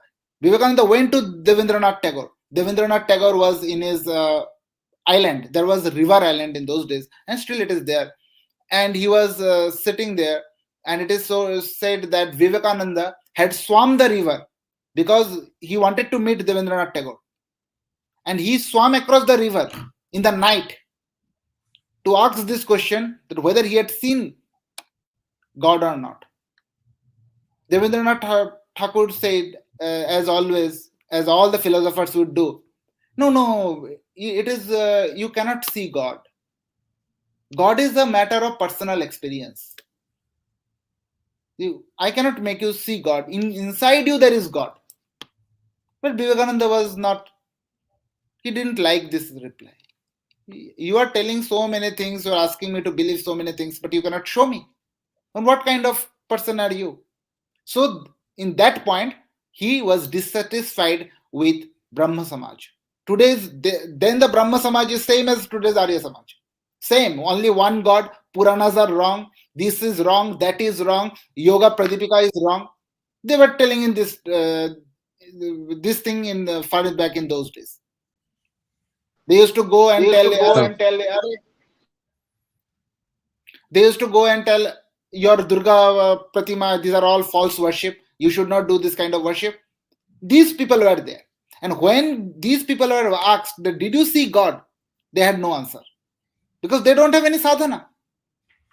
Then Ramakrishna, he went and asked many people, many so-called great Mahatmas, that did you see God? Can you make, and the second question would come, if somebody said, yes, I have seen God, then make me see that God. Show me that God. They were all silent. They used to drive Narendranath away. But after William Hastie told him, he is a great professor, William Hastie, he went and met Ramakrishna Paramahamsa. And Ramakrishna Paramahamsa, he asked the same question, did you see God? Well, yes, I have seen God. I have seen God. With the moment Ramakrishna Paramahamsa said, I have seen God, that moment Vivekananda, there was a thunder strike. How that person can say that? And also, he said that not only that, I can make you see. I can make you see that God, very God. I can see that God more better than I can see you. That was the reply of Ramakrishna. Vivekananda didn't take it because Vivekananda wanted proof. He belongs to the Renaissance group. Then what happened? Everybody knows. Ramakrishna touched Vivekananda with his leg, kicked Vivekananda basically in the heart, and suddenly Vivekananda lost his consciousness. He started to see, and he explains in his complete works, you will find that everything started, the universe started vibrating. So strong became the vibrations that all the particles lost its, the matter first broke down into molecules, molecules into atoms, and finally the universe lost its individuality. I saw the reality. So that is how you can make somebody see God in Sanatan Dharma. And because अद्वैत जी मैं ये बता दूं ताकि दर्शकों को जिनको English नहीं समझ में आती उनको समझ में आ जाए। दर्शकों, सनातन में साधना का महत्व इतना ज्यादा है और साधना कितनी सच्ची है इस बात को प्रूफ करते हैं रामकृष्ण परमहंस जी। जिस समय स्वामी विवेकानंद जो है जिज्ञासु थे, वो रविंद्रनाथ टैगोर के पिताश्री जो थे उनसे मिले। वो एक ब्रह्म समाजी थे और ब्रह्म समाजियों में बड़े ही विद्वान और बड़े ही मतलब अग्रणी थे, एक मेन पर्सन की तरह थे। वो केवल उपनिषदों को मानते थे, पुराणों को नकारते थे। जिस तरह से आज आर्य समाज है उस तरह से ही वो लोग थे। और बड़ा ही फैसिनेटिंग था कि जो एक छोटी सी सेक्शन को मान लो और बाकी सबको छोड़ दो, तो एक फैशनेबल टाइप का था। लोग उनको बड़ा प्रतिष्ठित मानते थे, जिस तरह से आज आर्य समाजों के पीछे लोग कई बार आकर्षित हो जाते हैं अनजाने में। तो वैसा ही उनका कुछ था। वो जब उनके बारे में स्वामी विवेकानंद ने सुना तो वो भी आकर्षित हुए, जिज्ञासु थे। तो उनसे आकर्षित होकर वो इतने ज्यादा जिज्ञासु हुए कि रात में बड़ी सी नदी को पार करके वो उनसे मिलने गए, क्योंकि उस समय सुविधाएं नहीं हुआ करती थी, पुल नहीं हुआ करते थे। उनसे मिलने गए और उनसे जो है उनके साथ बातचीत करके उनसे कुछ शास्त्र चर्चा करने के बाद एक प्रश्न किया स्वामी जी ने, विवेकानंद जी ने, कि क्या आपने परमात्मा को देखा है? तो उन्होंने जवाब दिया कि नहीं, परमात्मा को कोई कैसे देख सकता है, नहीं देख सकता है। और इस जवाब में इतना विरोधाभास था उनके कि स्वामी जी को लगा कि जो व्यक्ति स्वयं में इतना कॉन्फिडेंस नहीं है, स्वयं की बातों को इतना कॉन्ट्रडिक्ट कर रहा है, उसकी विचारधारा सही कैसे हो सकती है। और वहां से वो डिससेटिस्फाइड होकर आ गए। वो इतने तर्कशास्त्री थे स्वामी जी, इतने बौद्धिक क्षमतावान थे कि उन्होंने इस दृष्टिकोण से उनकी बातों को देखा जो विरोधाभासी थी। उसके बाद विलियम हेस्टिंग्स के द्वारा स्वामी जी को यह पता चला कि रामकृष्ण परमहंस भी हैं। वो उनके पास गए, विलियम हेस्टिंग्स की प्रेरणा से रामकृष्ण परमहंस के पास गए और उनसे भी मिलने के बाद यही सवाल किया कि क्या आपने परमात्मा को देखा है? रामकृष्ण परमहंस ने बोला कि मैंने देखा ही नहीं है, अपितु मैं तुमको भी दिखा दूंगा, और ऐसे दिखा दूंगा जितने अच्छे से मैंने देखा है उससे कहीं ज्यादा अच्छे से तुमको मैं दर्शन करा दूंगा। और ठीक उसी समय उन्होंने केवल उनके शरीर के पैरों को टच किया। टच करते ही उनकी तेजना, उनकी साधना, उनका तेज, उनकी ऊर्जा विवेकानंद जी के शरीर में गई और वो बेहोश हो गए। बेहोश होने के बाद सारे वैज्ञानिक जो तर्क अभी अद्वैत जी देंगे उनके आधार पर उन्होंने पूरा दर्शन कर लिया, पूरा देख लिया। और देखने के बाद उन्होंने जो अनुभव बताया स्वामी जी ने, वो अब अद्वैत जी एक्सप्लेन करेंगे। जी अद्वैत जी, ओवर टू यू। जी, धन्यवाद भोप जी for a very nice explanation. And after that, Ramakrishna Paramahamsa used to regularly meet him and teach him about Vedanta. What Vedanta Swami Vivekananda had learned, almost every practical part of it was taught by Ramakrishna Paramahamsa. And who was the guru of Ramakrishna Paramahamsa? Ramakrishna Paramahamsa had three gurus. The first was Totapudi. I want to show. Totapudi was the guru, Advaita guru of Ramakrishna Paramahamsa.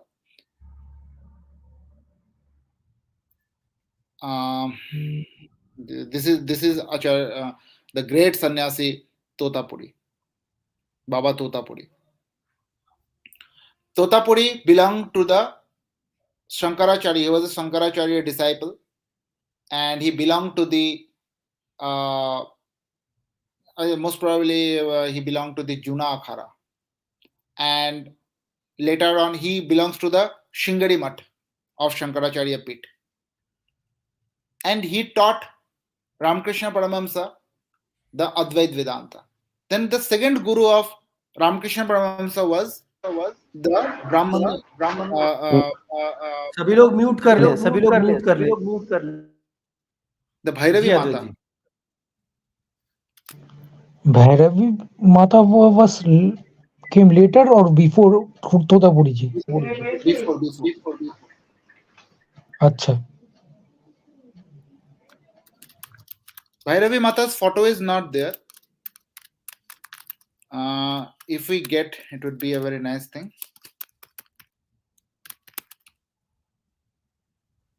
Bhairavi Mata's photo is not available because nobody have kept her photo. So, Colorful pictures are available. yeah. सनातनी warrior जी, आप अपना YouTube बंद कर दीजिए, आपके यहाँ से eco आ रहा है, फिर आप कुछ बोलिए, वरना बहुत डिस्टरबेंस होता है, आपका डबल आवाज जाती है। जी अद्वैत जी। So this was Bhairavi Mata, and Bhairavi Mata, this is a indicative picture actually. It is not the real picture of Bhairavi Mata. And Bhairavi Mata taught Ramakrishna Paramahamsa about Tantra. Now you think this is a very important thing. Ramakrishna's one guru was a male from Shingadi Mutt. Another guru was a female. That female can also be guru is taught in the Tantra. Today, you see, when some people like Nishchalanandaji Maharaj will openly tell that woman has no right to do any kind of practices, any kind of spiritual practices and all. They cannot do this, they cannot do that, they cannot read Shastras. But Bhairavi Mata read the Shastras, Bhairavi Mata did all the acharas, she became Brahm Gyani, and she was of so great caliber that she could teach Ramakrishna Paramahamsa, who got the Paramahamsa title. So this shows that how advanced those days women were, who were in the real tradition, who maintained the real tradition. Today, it is sorry to say that the position of women have been degraded by so-called people who claims themselves to be spiritual people. These are not spiritual people. If Ramakrishna's one of the guru can be Bhairavi Mata, who taught him Tantra, then today women can learn everything, every Shastras. Gargi had learned Vedas. Maitreyi had learned Vedas. Lopamudra composed the hymns of Veda. So you are nobody to tell that women cannot learn this, women cannot learn that. Women are human beings. What human can do, women can do. No question asked. So this is an important point. So now Ramakrishna Paramahamsa showed him that God is visible. God is a matter of pratyaksh praman. That is why this proves the Upanishads that say Brahma is pratyaksh praman. It is abhyantarin pratyaksh. Om namo brahmane namaste vayu tvameva pratyaksham brahmasi tvameva pratyaksham brahma vadishyami ritam vadishyami satyam vadishyami tanmavavatu tagdaram avatu mam. What it says that Vayu, Vayu is the prana. You are the Pratyaksha Brahma. You are the Pratyaksha Brahma. Prana is not Jada. Inside the prana, that is Chetan is there, and that is Mother. That is the Holy Spirit. So you can see her. You can see him if you worship. That is the power of Sanatan Dharma. Just by saying that do some yajna, do some kriya and karma, and you cannot do the pratyaksh, it is useless. So that is the point. Now, Vivekananda, after being satisfied that, okay, Ramakrishna Paramahamsa is saying something very substantial, he has something to say, he is not making it up, and he used to test. For example, Ramakrishna Paramahamsa Dev would say that I cannot touch coins, I cannot touch money. The moment I touch money, because there is greed associated with the money, my hand will go crippled. Vivekananda said that, oh, this is a very nice thing, I will test it. So what Vivekananda did, without anybody's knowing, he had raised the this is known as the cushion, basically the mattress of Ramakrishna, and he slipped a rupee inside it, under that, to check whether Ramakrishna has really got some problem or not, or it is just his dhong, or people say it's hypocrisy. The moment Ramakrishna sat in that bed, he came to know that it was burning. It was creating a burning sensation under the body. He could not stand there. He could not sit there. And immediately he got up. And after that, he asked his followers to see what is there inside. And they found that coin had been slipped. And he knew Vivekananda had done it. So, Vivekananda was completely a man of logic. He was a man of logic. And he believed in empirical evidence. If you tell him 20,000 things about proof, 20,000 things about your Anuman Praman, the logicians are what? Anuman ek chakshu. All the logicians of the world is Anuman ek chakshu. Means they have the only one way of Anuman. But Anuman is never a Praman. It is not the main Praman. Pratyaksh is the main Praman. Vivekananda will ask, show me the Pratyaksh. You cannot show your yajna and all, you will not be able to show the pratyaksh, because you cannot bring God, you cannot show God with pratyaksh praman. Vivekananda will say that no, you are false, you are preaching false. That Vivekananda had told to the Brahma Samaj. So this is अद्वैत जी, अब मैं आगे का थोड़ा सा बता दूं, क्योंकि यहाँ पर भी बड़ा इंपॉर्टेंट पॉइंट निकल के आया है। दोस्तों, रामकृष्ण परमहंस के व्यक्तित्व और उनके शिष्य बनने तक तो हम अद्वैत जी से बात कर चुके थे, हिंदी में मैंने एक्सप्लेन कर दिया था। आगे की बात उन्होंने बताई कि रामकृष्ण परमहंस जो थे, उनके गुरु कौन थे। उनकी गुरु जो थी, पहली गुरु थी भैरवी माता थी। भैरवी माता तंत्र साधक थी और उन्होंने उनको तंत्र सिखाया था, प्राण शक्ति की बात बताई थी, जगत जननी जगदम्बा के विषय में बताया था। उसके बाद उनके दूसरे गुरु हुए तोतापुरी। तोतापुरी अद्वैत सिद्धांत को मानने वाले शंकराचार्य परंपरा और जूना अखाड़ा से संबंध रखते थे और सिंगरी मठ के साधक थे। उन्होंने उन्हें ज्ञान दिया। तो सनातन में विविधता में एकता की बात कही जाती है। तो तीन ऐसे गुरु हुए जो तीन अलग अलग परंपराओं से थे और तीनों ने जो है प्रत्यक्ष ब्रह्म की बात कही कि ब्रह्म को प्रत्यक्ष अनुभव किया जा सकता है, वो चाहे अद्वैत परंपरा के थ्रू हो, चाहे तंत्र साधना के थ्रू हो, चाहे वो जो है किसी भी प्रकार का सिद्धांत क्यों ना हो। लेकिन इसके साथ साथ विवेकानंद जी ने जब उनके शिष्य बने तो ये भी सिद्ध कर दिया कि किस तरह से ब्रह्म समाज की विचारधारा पूरी तरह से खोखली है। ठीक उसी तरह से जिस तरह से आज आर्य समाज की विचारधारा खोखली है, उसके पीछे का कारण ये था कि बहुत बड़े तर्क शास्त्री हुआ करते थे हमारे स्वामी विवेकानंद जी। तो उन्होंने अपने गुरु की भी परीक्षा लेने की कोशिश की। परमात्मा के दर्शन करा दिए उन्होंने गुरु जी ने उनको। उसके बाद भी उन्होंने तर्क से, जब उनको ये पता चला कि लालच यदि मन में आ जाए तो आपकी शक्तियां क्षीण होने लगती हैं। यदि आपके अंदर जो है काम, क्रोध, मद, लोभ, मोह, इन पंच विकारों में से कोई भी एक विकार आ जाए तो आप जो है प्रकृति सत्ता से सानिध्य स्थापित नहीं कर सकते हो। साधना का ये मूल नियम है। तो जैसे ही गुरुजी ने उपदेश में उनको ये बताया कि लालच ना आए, इसलिए मैं पैसे से संबंध रखता ही नहीं हूं, अर्थ, धन या लक्ष्मी के रूप में जो पैसा है उसको मैं कभी भी स्वीकार नहीं करता हूं। तो ये बात बड़ी फैसिनेटिंग लगी स्वामी विवेकानंद को। तो उन्होंने क्या किया, गुरुजी की परीक्षा लेने के लिए, इतने तर्कशास्त्री थे, उन्होंने उनकी तकिया के अंदर कुछ पैसे रख दिए, कुछ सिक्के रख दिए होंगे, सोने के सिक्के या चांदी के सिक्के, जो भी।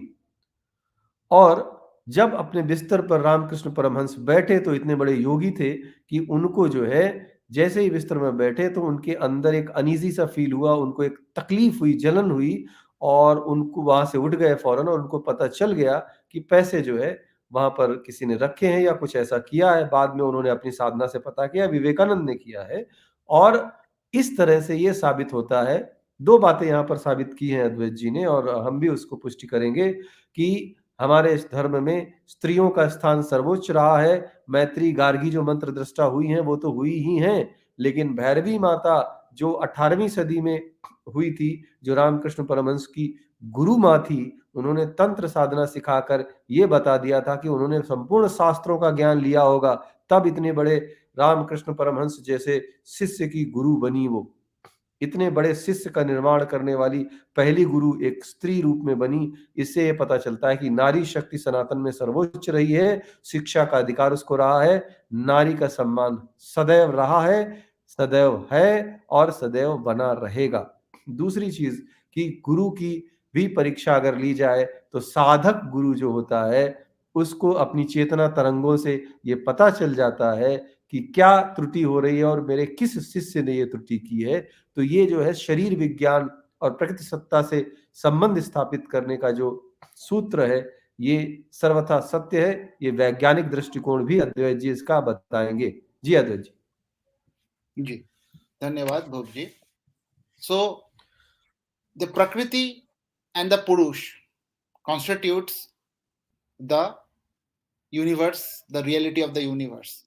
But in the absolute reality, both prakriti and purush comes together. They dissolve one in the other and becomes the one singular mass that constitutes everything. So this is what we have come across, and I will now. I was having a historical development of the life of Vivekananda, and later we will come that how Vivekananda's ideas influenced science. We will come to that. And before that, I want to say that Vivekananda now came to know that Ramakrishna Paramahamsa Dev's life was already metered. His days are numbered. He will pass away from cancer. And that cancer, Ramakrishna, it is very important that Ramakrishna Paramahamsa Dev developed cancer because he had taken that cancer from his own disciple, Girish Chandra Ghosh. Who is this Girish Chandra Ghosh? Let us see this. Girish Chandra Ghosh was a great dramatist of Bengal. He was one of the pioneer dramatists of Bengal. He was not like that he was a Tom, Dick and Harry who somehow became famous because of his association with Ramakrishna Paramahamsa. No.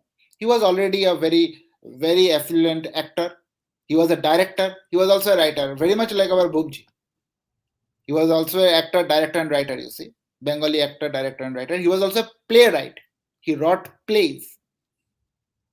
And he became a very great, you see, influence of Ramakrishna. In his life, Ramakrishna Paramahamsa made a great influence. And he knew that Ramakrishna Paramahamsa Dev was an avatar. He knew the divinity of Ramakrishna Paramahamsa. And that is why he became his ardent follower. One day, while taking the discipleship of Ramakrishna Paramahamsa Dev asked, give your all the sins that you have committed in your life, your all rog, shog and everything with Tama and Tulsi.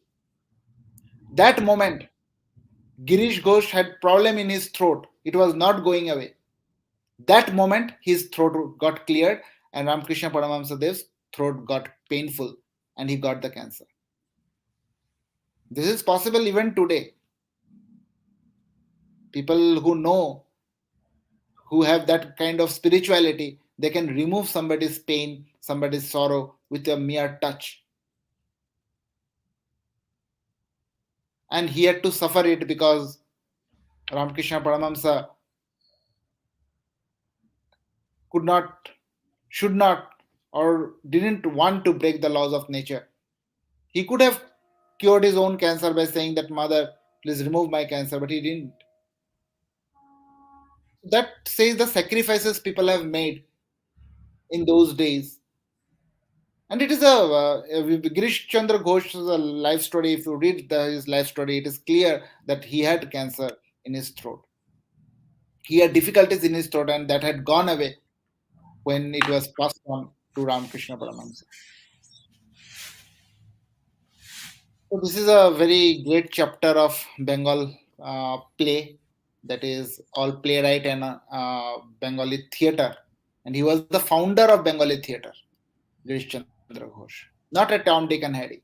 That, oh, they have seen something, any Tom, Dick and Harry that got famous all over the night. No. It was Ramakrishna Paramahamsa whose connections were the best of the brains of Bengal in those days. I showed you the founder of Mahendralal Sarkar was the founder of Indian cultivation of science. So this is the thing. Now Vivekananda came to know that his guru will pass away. Vivekananda and his all disciples took the discipleship and finally took the sannyas under their guru. And they left their home and they actually made a monastery known as Baranagar Mutt.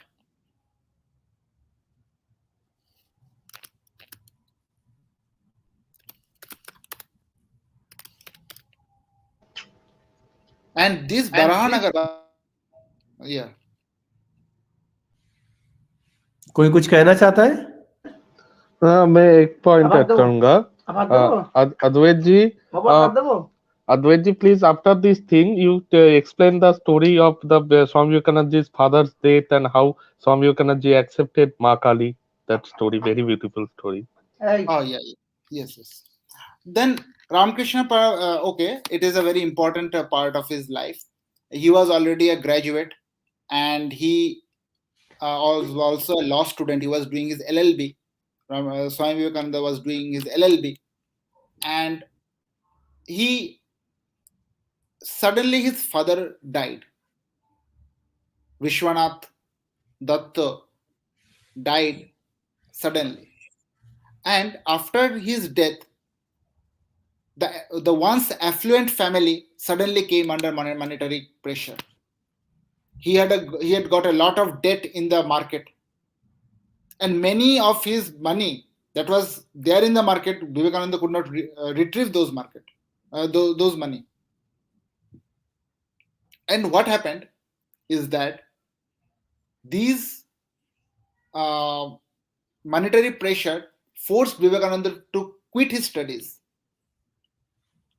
And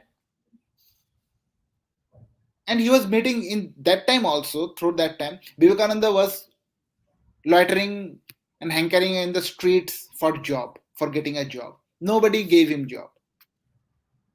The graduate in those days, even in the 1970s and 1980s, a matric fail could get a job. Even in the 1970s. But Vivekananda didn't get a job. And he was loitering here and there. And the family was under extreme monetary pressure. Vivekananda had, I think so, 7 or 8 siblings were there. It was a very big family. 9 siblings were there, most probably. It was a very big family. And Vivekananda could not actually get a job. It was creating a pressure in the family. And it was such a huge deal of pressure that Vivekananda was forced to eat once in the whole day. Sometimes he used to skip his lunch and dinner totally for the sake of his little sisters and brothers and mother. Then Vivekananda went and told to Sri Ramakrishna Paramahamsa, "So Ramakrishna Thakur, I don't have any job and these people are dying for the hunger. I want to have a job." Then he said that Ramakrishna said, "Oh, that is a very small thing. You go and ask your mother. She will give you a job." And he said that today is I think so, day after tomorrow. Day after tomorrow there is your Amavasya. Amavasya, that is the new moon day, and it is considered to be very auspicious. No moon day basically. It is considered to be very auspicious. And he said that you go and ask mother, whatever you will ask today, mother will give you. Swami Vivekananda was happy because now he will ask for his job. And he went and asked to the mother. When the date came, he asked to the mother. He asked only for give me vidya, give me vairagya, give me moksha. He was telling all these things, but he forgot to ask that he wanted job, he wanted money. Then he came back to Ramakrishna Paramahamsa. He said that I could not ask. When I went there, my mind has changed. I don't know what, but I asked for vidya, I asked for vairagya. I didn't ask for money, I didn't ask for job. Then Ramakrishna said, again you go, again you ask. He went, again Vivekananda went. And again he started asking, oh mother, give me job, give me money. He thought he will be asking. He didn't ask. He will be asking that, oh mother, this time I will ask mother to give me job, to give me money. Again he went there, and when the date came, he went there and he could not ask. He asked for knowledge, he asked for vairagya, that is renunciation. Then he came back and he said that, no, it won't be possible for me. Mother has not destined that for me. This is the point of irresistible grace. Here is the concept of grace that comes, karuna. Without karuna, you cannot have spiritual knowledge. If God doesn't want you to realize God, you cannot realize God. You cannot get God. This is the point. Grace is irresistible. Karuna, the kripa should be there. Mother had kripa, that is why mother wanted. God wanted that Vivekananda should do something in the spiritual life. And he will do something great, obviously. That today, from west to the east, everybody knows him. That he could not ask that. अद्वैत जी, अब मैं इसको explain कर देता हूं, फिर उसके बाद आगे बढ़ते हैं। दोस्तों, अद्वैत जी ने 2 पॉइंट्स रखे जो कि बड़े ही महत्वपूर्ण हैं। दोनों को मैं संक्षेप में रखूंगा। एक व्यक्तित्व थे जिनका नाम था गिरीश चंद्र घोष। वो एक एक्टर थे, उस समय के बहुत ही रिनॉन्ड एक्टर थे, बहुत ही फेमस थे, डायरेक्टर भी थे और प्ले भी लिखा करते थे। वो गुरुजी रामकृष्ण परमहंस के सानिध्य में आए और उनसे प्रभावित हुए और उनको अपना गुरु बनाया, और वो उनकी साधना बल से ये समझ गए थे कि ये स्वयं जो है अंशावतार हैं रामकृष्ण परमहंस। वो समझ गए थे। उनको एक समय पर उनके गले में जो है पीड़ा हुई, वो कैंसर जैसा कुछ था उनके गले में। कुछ ऐसी घटना हुई जहां पर गुरुजी ने उनको वचन दे दिया कि तुम्हारे सारे पाप, तुम्हारी सारी पीड़ाएं मैं ग्रहण करता हूं। कोई ऐसी बात हुई होगी, उन्होंने गुरुजी से कुछ मांगा होगा, और गुरु ऐसा होता है अवघड़दानी कि वो जो है अपने शिष्य को ज्ञान देता है, आशीर्वाद भी देता है। तो उन्होंने आशीर्वाद स्वरूप उनके सारे कष्ट और उनकी सारे पाप वो प्राप्त कर लिए। अब चूंकि गले में उनके प्रॉब्लम थी, वो कैंसर था, ये वो गुरुजी को भी चला गया। ये साधक और साधना से जो शरीर विज्ञान को समझते हैं, योग साधनाओं को समझते हैं, अपनी साधनाओं से आज भी ये संभव है। मेरे जो शक्तिपुत्र महाराज जी गुरुजी हैं, उन्होंने जो है अपनी साधना की शक्ति से ये भी किया हुआ है कि किसी के कष्ट मेरे आंखों के सामने दूर किए हुए, मैं उसका गवाह हूं। तो ये होता है, ये एक सिद्धांत है। तो उसकी वजह से गुरु ने जो है इतना बड़ा त्याग किया और अपने शिष्य का वो कष्ट लेकर वो स्वयं जो है कैंसर से पीड़ित हो गए और उससे जो है उनके प्राण चले गए। लेकिन वो अगर चाहते तो माता से इस बीमारी को ठीक करने का आशीर्वाद मांग सकते थे, लेकिन वो प्रकृति के नियम के विरुद्ध नहीं जाना चाहते थे। प्रकृति में ये तो है कि आप किसी की पीड़ा को जो है अपनी साधना से आप चाहो तो परमात्मा से कहकर उसको ले सकते हो दूसरे के कष्ट को, लेकिन ये परमात्मा के ऊपर है कि वो आपको देगा कि नहीं देगा। लेकिन परमात्मा ने, चूंकि गुरु जी का समय सीमा समाप्त हो गई थी, गुरु जी का जीवन लीला इसी वजह से समाप्त होनी थी और हमें एक संदेश देना था उनको, इसलिए ये घटना हुई। मैं ऐसा मानता हूं, मेरा व्यक्तिगत ऐसा मानना है। तो ये घटना हुई, तो इससे ये पता चलता है कि हमारे पूर्वजों की जो साधनाएं थी उनमें इतनी शक्ति होती थी कि वो ट्रांसफॉर्म पर काया प्रवेश कर लेते थे। इसको पर काया प्रवेश कहते हैं। जिस तरह से देखिए, इसमें समझिए, एक्टर जो था, एक्टिंग को भी पर काया प्रवेश कहा जाता है कि आप स्वयं का ना होकर किसी और के चरित्र को निभाते हो, उसको पर काया प्रवेश कहा जाता है सिंबॉलिकली एक एक्टर को, नाट्य शास्त्र में। उसी तरह से एक गुरु ने पर काया प्रवेश करके ये दिखाया इस आधुनिक कलयुग में, आज से 100, 150, 200 साल पहले, ताकि जो है लोगों के बीच में, हमारे बीच में ये परंपराएं जीवित रहें, ये मिथ न बन जाएं कहीं। और उसके सबूतों के साथ वैज्ञानिकों ने उसकी उसकी आधार को पुष्ट किया है उसके हिसाब से। तो एक घटना तो ये बड़ी इंपॉर्टेंट हुई। फिर बाद में उन्हीं घोष जी ने, गिरीश चंद्र घोष जी ने संन्यास लिया, वाराह नगर में मठ बनवाया और वो भी बड़े साधक हुए और उन्होंने भी धर्म की बड़ी सेवा की। एक तो ये हो गया। दूसरा, इन्होंने जो है विवेकानंद स्वामी जी के शुरुआती जीवन परिचय का थोड़ा सा दृष्टांत दिया। उसमें बताया कि इनके पिताजी बड़े दानी प्रवृत्ति के थे और बहुत ही अमीर थे, जमींदार थे, और वो जो है लोगों में बहुत धन वितरित किया करते थे। असमय उनकी मृत्यु होने के बाद विवेकानंद जी के को जो है बड़ी कठिनाइयों का सामना इसलिए करना पड़ा क्योंकि सारा धन जो है लोगों में, वो गरीबों में या लोगों की सहायता के लिए दे चुके थे। उनकी मृत्यु के बाद वो धन वापस नहीं आया, विवेकानंद जी उस धन को वापस नहीं ला पाए, तो उनकी स्थिति घर की बड़ी खराब हो गई। वो 9 भाई बहन थे और वो ग्रेजुएट थे उस समय, तो उनको दर दर पे जाकर जॉब मांगने की जरूरत पड़ी। उस समय वो गुरुजी के शिष्य बन चुके थे, तो गुरुजी से एक दिन उन्होंने अपने इस शंका को कहा कि जो मैट्रिक पास है उनको भी जॉब मिल जाती है, मैं तो ग्रेजुएट हूँ, मुझे जॉब नहीं मिल रही है। तो गुरुजी ने बोला कि माता की साधना फला फला एक ग्रह नक्षत्र में करना, उस समय अगर आप माता की साधना करते वक्त उनसे मांगोगे, जो मांगोगे माता अवश्य देंगी।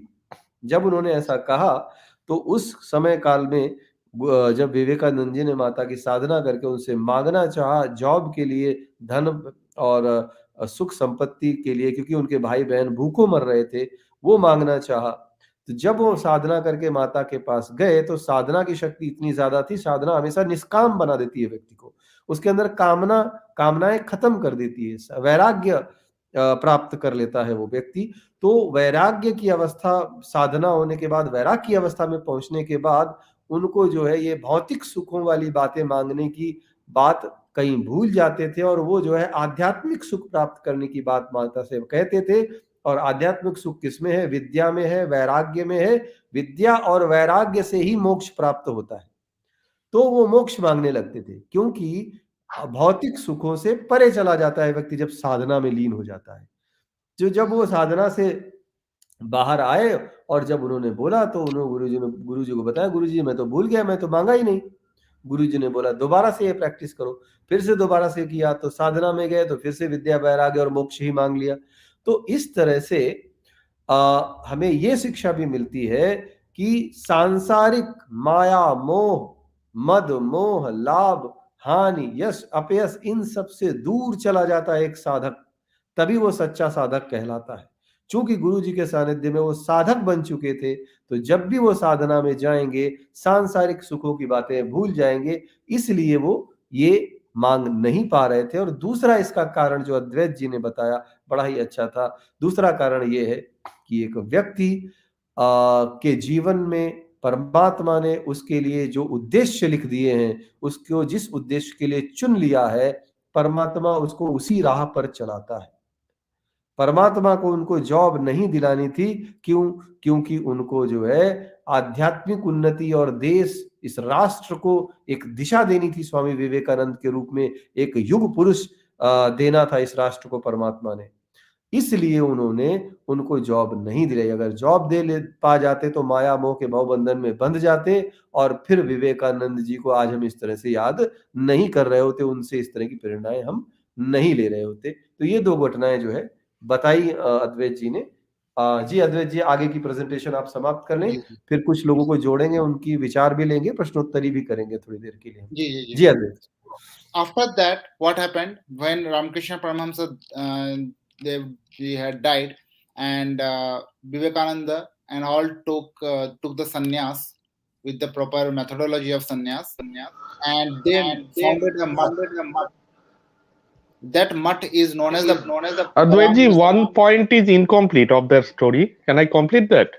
Yeah, complete. After that, when Ramakrishna Dev Hindi में observed बोलिए, that, हाँ आप हिंदी में बोलिए। हाँ, रामकृष्ण देव जी ने जब देखा स्वामी विवेकानंद जी, तब स्वामी विवेकानंद जी का नाम नरेंद्रनाथ था, तो उनको नरेन कहते थे रामकृष्ण देव जी। तो जब स्वामी रामकृष्ण देव जी ने देखा कि नरेन निस्वार्थ भाव से माता से सिर्फ भक्ति, विवेक, वैराग्य यही मांग रहे हैं, ये सांसारिक भौतिक चीजों के प्रति आकृष्ट नहीं है, तो वो प्रसन्न हुए और वो उन्होंने आशीर्वाद किया था कि तुम्हारे बहनों को और तुम्हारे माताजी को मतलब मोटे कपड़े और मतलब जो एक होता है ना मिनिमम कपड़े और रहने की जगह की कभी अभाव नहीं होगा भगवान की कृपा से। और ये बात सत्य भी निकला कि उनके माताजी को और उनके भाइयों को कभी मतलब मिनिमम जो एक रहने की और खाने की जो एक होता है अरेंजमेंट, वो उनके अभाव कभी नहीं हुआ। तो ये मतलब ये एक पॉइंट था, मैं बोल दिया। Advait ji, please continue. धन्यवाद My one question. I have one question to Advait ji. What is his thought on Hindu-Muslim relationship? We are not talking about that. Please keep it aside. But महान जी he रुकिए, just late him complete. महान जी late him complete, फिर ये सब बातें बाद में करेंगे। एक दो प्रश्न है, रात्रि जी का प्रश्न है एक तंत्र के विषय में, वो भी हम ले लेंगे, और एक प्रश्न शुरू में आया था मांस भक्षण को लेकर, वो भी ले लेंगे, आपका भी प्रश्न ले लेंगे, इसको लेकिन कंप्लीट कर उन्होंने लेंगे। कहा था कि फुटबॉल खेलो, गीता मत पढ़ो। उन्होंने उस टाइम पे ये जो अरे महान जी आप मिथ में पद पढ़िए, ये सब बातें भी हम ले लेंगे, लेकिन पहले कंप्लीट कर लें दीजिए, प्रेजेंटेशन कंप्लीट कर जी। ठीक है। हाँ, So, ji Advaita ji. Baranagar Mutt was actually in those times. This is the picture of Baranagar Mutt, and it was known as a haunted place, visited by ghosts. So nobody used to go in that place. And Swami Vivekananda and all the Tyagi Shishyas, these are the Tyagi Shishyas. You can see here all the Shishyas are present who took vows in those time, and you can see left to right standing Swami Shivananda in Kopin. Swami Shivananda, Swami Ramakrishnananda, Swami Vivekananda. Okay, Radhuni, who used to cook their food, Devendranath Majumdar, Mahendranath Gupta, who this is the person who had written the Kathamrita. And here Mahendranath Gupta, I think so. He is the Mahendranath Gupta. In sitting left to right, Swami Trigunatitananda,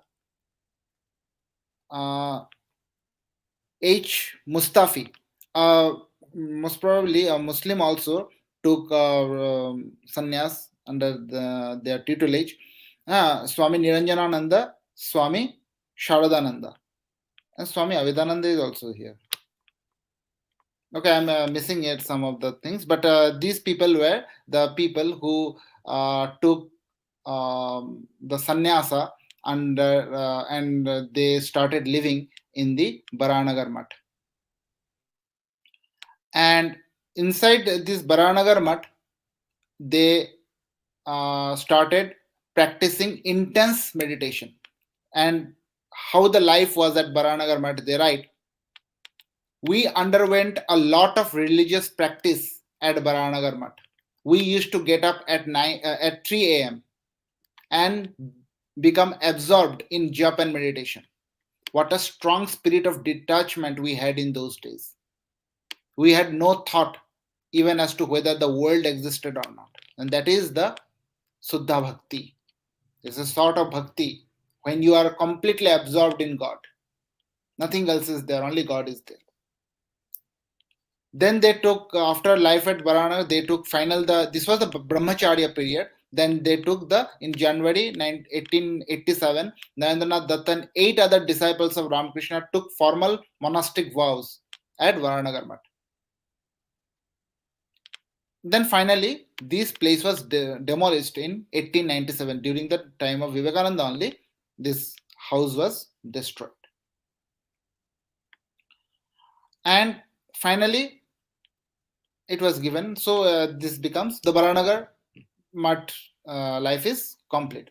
Then Vivekananda's second phase of the life begins. And in this Varanagar Mutt, they used to do Shastra Charcha. Study of the scriptures started at this point. And Vivekananda started his Bharat Yatra. And Vivekananda's Pada Yatra of Bharat spanned the whole nation. Sorry to interrupt. I have one doubt that you showed one Muslim guy is also a sadhu. Is it that correct? He was there. He was one of the persons there. But if he is not converted, how he become a sadhu? My question. No, he converted.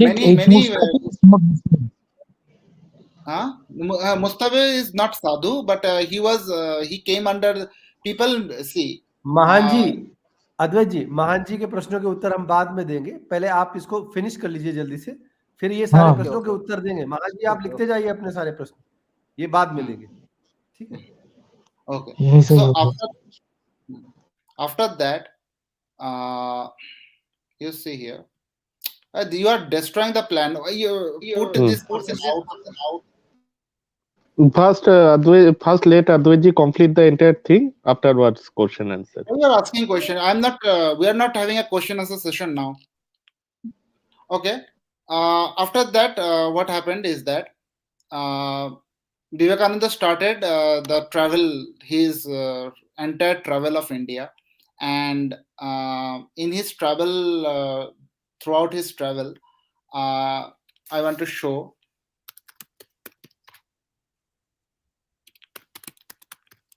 travel route of Swami Vivekananda.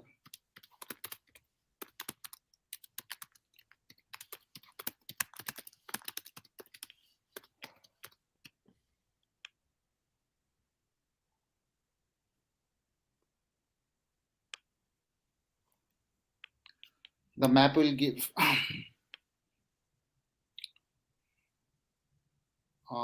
This is the travel, Vivekananda's journey, and how he traveled the whole India on foot.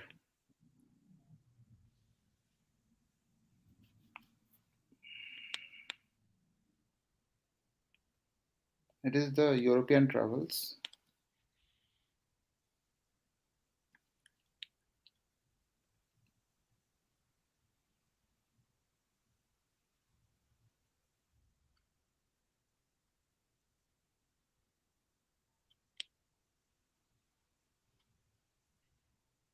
And here he traveled in India. His traveling basically spanned from north to south of India and east to the west of India. He went to Kashmir. Basically, he went in the places of Lahore, Punjab. He went into. We actually traveled places like Sindh, Rajputana, Gujarat. Then he came to places in the Saurashtra region. Now it is Maharashtra, but that time it was Saurashtra was there. Hyderabad, Mysore, and finally he came to Tamil Nadu and all, and finally he ended his journey at the last point of Kanyakumari.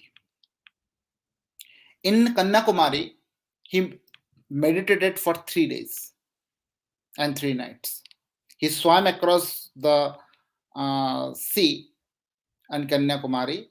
And here, one thing we have to understand that Vivekananda, during his travel, learned Ashtadhyayi.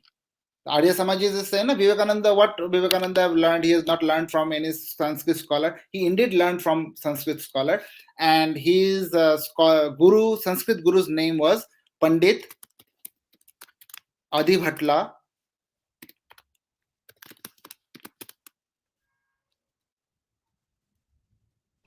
Very learned scholar of that time.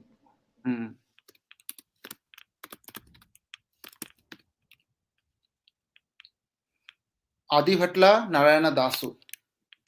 He was a great person, and today he was also and from the Advaiti tradition, and he was also one of the pioneers of Telugu playwright. He was a playwright. Actually, he was a bhakti playwright. He was one of the founder of that school. Ajjada Adi Bhatla Narayan Das. He was born in a Brahmin family. Das was a linguist and professor. Okay, whatever it is. And Ashtadhyayi, Vivekananda's reference is there. He was also one who taught Ashtadhyayi to Swami Vivekananda during his extensive travel of India in July 1890. So Swami Vivekananda learned Ashtadhyayi and he became a master of it from Pandit Adi Bhatla Narayana Dasu, who was a great Sanskrit scholar. So he was the another guru, he was the Vyakaran guru of Swami Vivekananda. So people who doesn't know Swami Vivekananda's multifaceted life should not talk irresponsibly. And Vivekananda's own grandfather, Durgacharan Datta, was himself a Sanskrit scholar.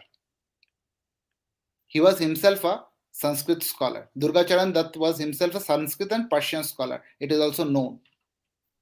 And he had taken sannyasa in his family. Okay.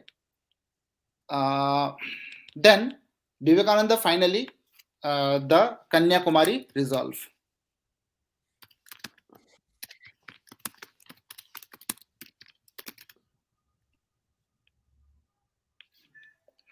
So Kanyakumari resolve is of 1892.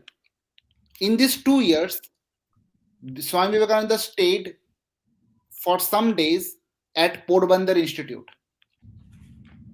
That is, another guru was there, and his another Sanskrit scholar was there. He was doing the translation of Vedas, basically, and his name is Porbandar Institute's.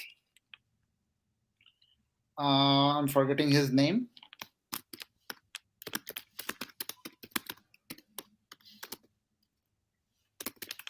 Veda translation. So,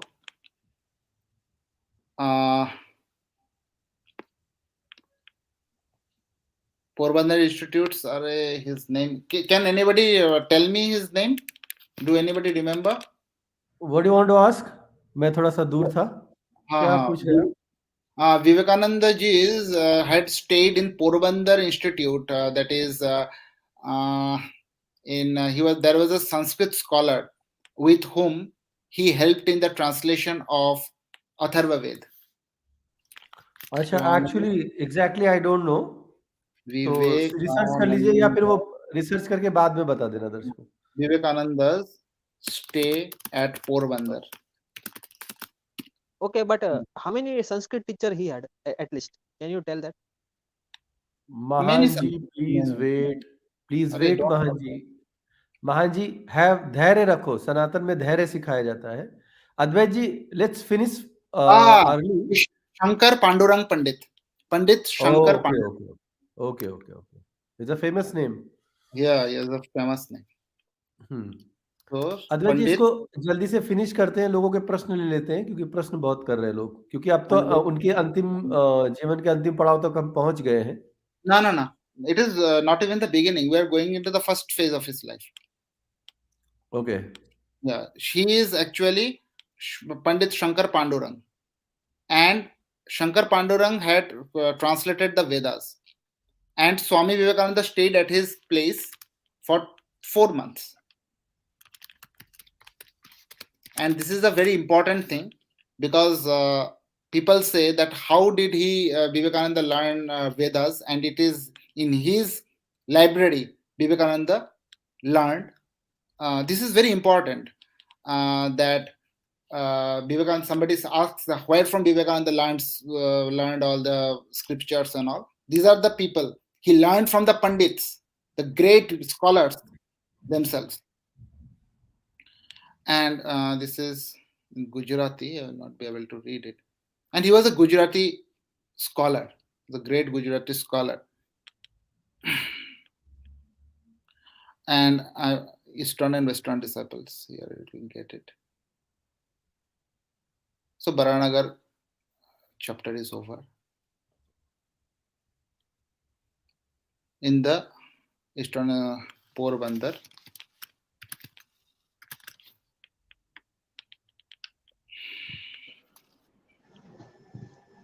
Chicago आप part will बोल come के later. बता दीजिए अद्वैत पंडित जी, आप Chicago, बोल के सारी चीजें अच्छा दिखाने की Chicago आवश्यकता नहीं है, आप part बोल के that, बता na? दीजिए. Acha, okay, under Shankar Pandurang, Vivekananda learned the Vedas. He helped Shankar Pandurang to translate the Vedas also.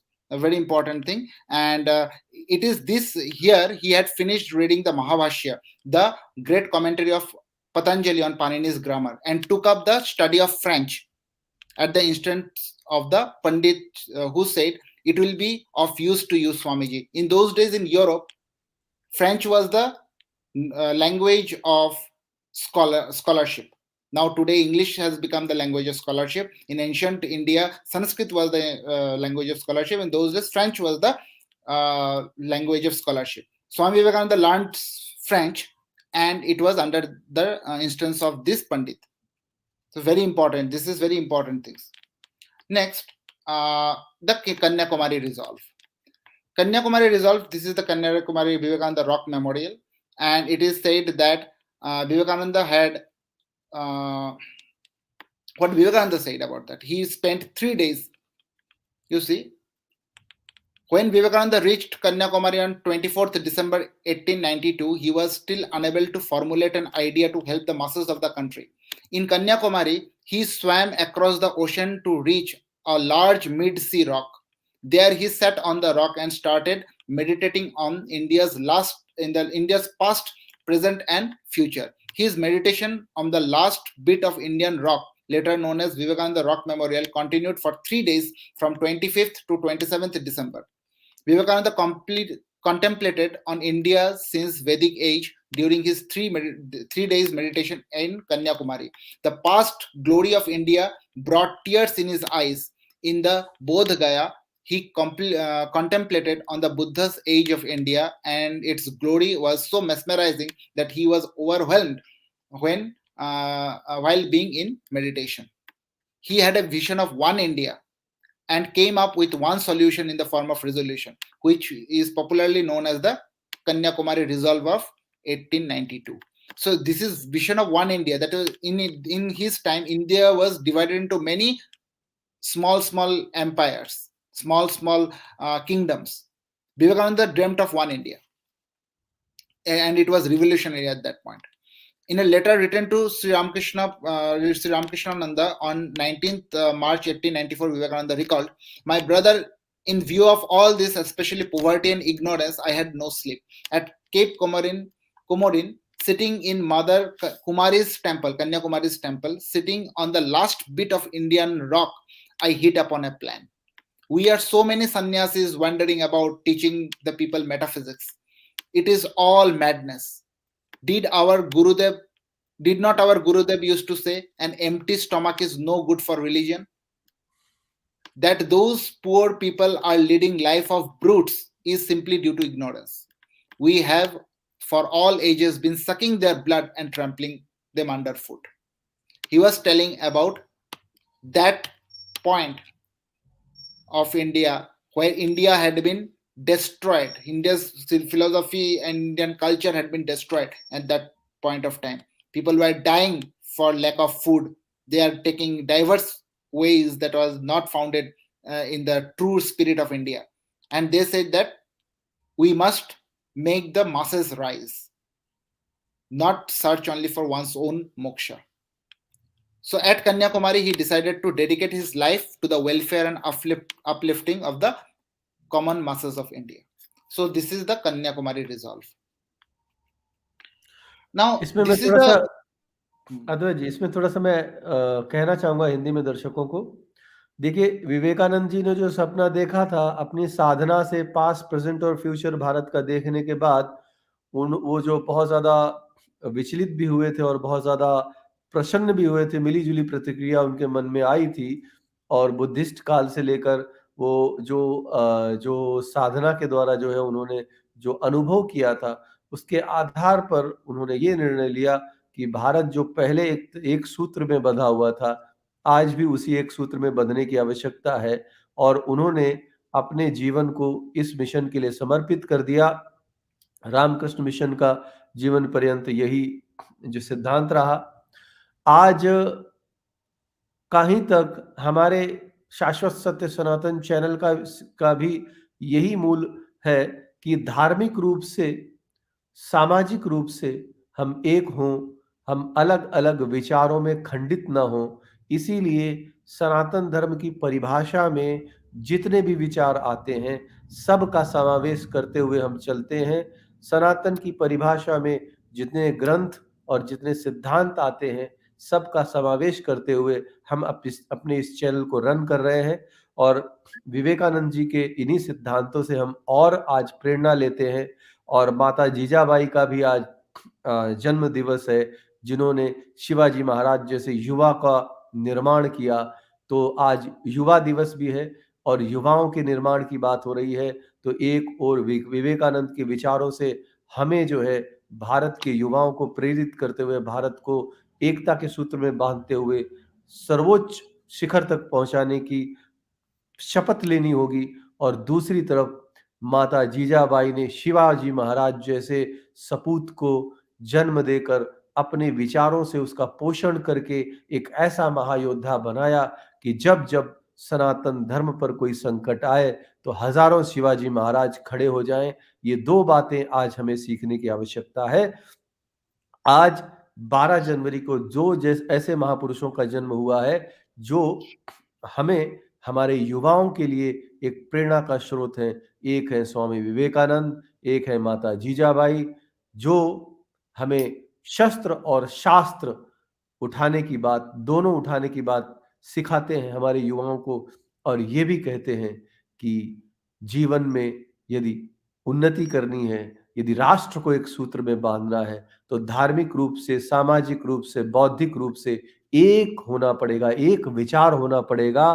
तो जिन विचारों को हम एकता के सूत्र में बांधते हुए लेकर चल रहे हैं, जितने लोगों तक हमारी आवाज जा रही है और वो हमें सुन रहे हैं, कम से कम हमें वो समर्थन करें कि हम भारत को वैचारिक रूप से एक कर सके, आध्यात्मिक रूप से एक कर सके, सैद्धांतिक रूप से एक कर सके। जी अद्वैत जी, आप आगे बढ़िए। So before now we have a reply to the Arya Samajis who were giving akshepas against Swami Vivekanand, and they give akshepas against Murti Puja. Whether Murti Puja is there in the Vedas or not, we have proved that Murti Puja is there in the Vedas without a doubt. And one of the incidents so happened is in the vicinity of Ajit Singh of Khetri Maharaj. Khetri Maharaj became he was a Kattar Advait Vedanti, and he didn't believe in Murti Puja. And Vivekananda ji, sorry to interrupt. I want to complete this thing, otherwise I will forget it. जो आर्य समाज का जो books है, वो उसमें बहुत से उन लोगों, ये अंग्रेजों ने क्या किया, आर्य समाज को बुक्स को भी इन लोगों ने सत्यास प्रकाश जो ओरिजिनल जो महर्षि दयानंद जी ने लिखा था, उसको अंग्रेजों ने गलत तरीके से एडिट किया है, मैं ये बोल रहा हूँ। और दूसरी चीज ये लोग बोल रहे हैं ब्रह्म समाज, नहीं, ये तथ्य आप कहाँ से लेके आए हो? नहीं, ये सत्य नहीं है, ये सत्य नहीं है। अरे उसका समाज पे जो जब से वो, सुनो, वेट, आप डिरेल मत करो, इस पे बात करेंगे। ये आप गलत स्टेटमेंट कर रहे हैं। मोहन जी, अद्वैत जी को पहले कंप्लीट करने दो। Okay. So Ajit Singh of Khetri he was a Kattar Advaiti. Advaiti means he didn't believe in any Sakar Ishwar. And Vivekananda went to him. And Vivekananda told about his guru's worship of Kali, Dakshina Kali. And Khatri was flabbergasted with that. Or what you are telling about that? There is no Sakar Murti of Ishwar. It cannot be possible. So Vivekananda sat for a while. He himself is an Advait Vedanti. But then Vivekananda looked at his eyes and said that, okay, very good. And okay, then they were sitting together, and Ajit Singh of Khetri had many portraits. So Swami Vivekananda said, you bring one of that portrait, that was of his father, and then said that you bring it near me. Obviously they asked their people to bring it near, fetch it near him, and he asked Maharaj of Khetri to spit on it. Well, you spit on it. And at that moment he became furious. What you are telling about that? How you dare you say it in that way? If you hadn't been a sannyasi, I would have killed you then and there. Now Vivekananda said that, you see, your father is not there in that portrait. Your father's flesh, bones, nothing is there.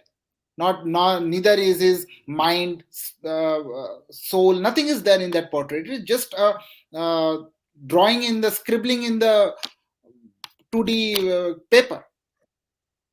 But you are so much flabbergasted, you are so much angry when I asked to spit on that.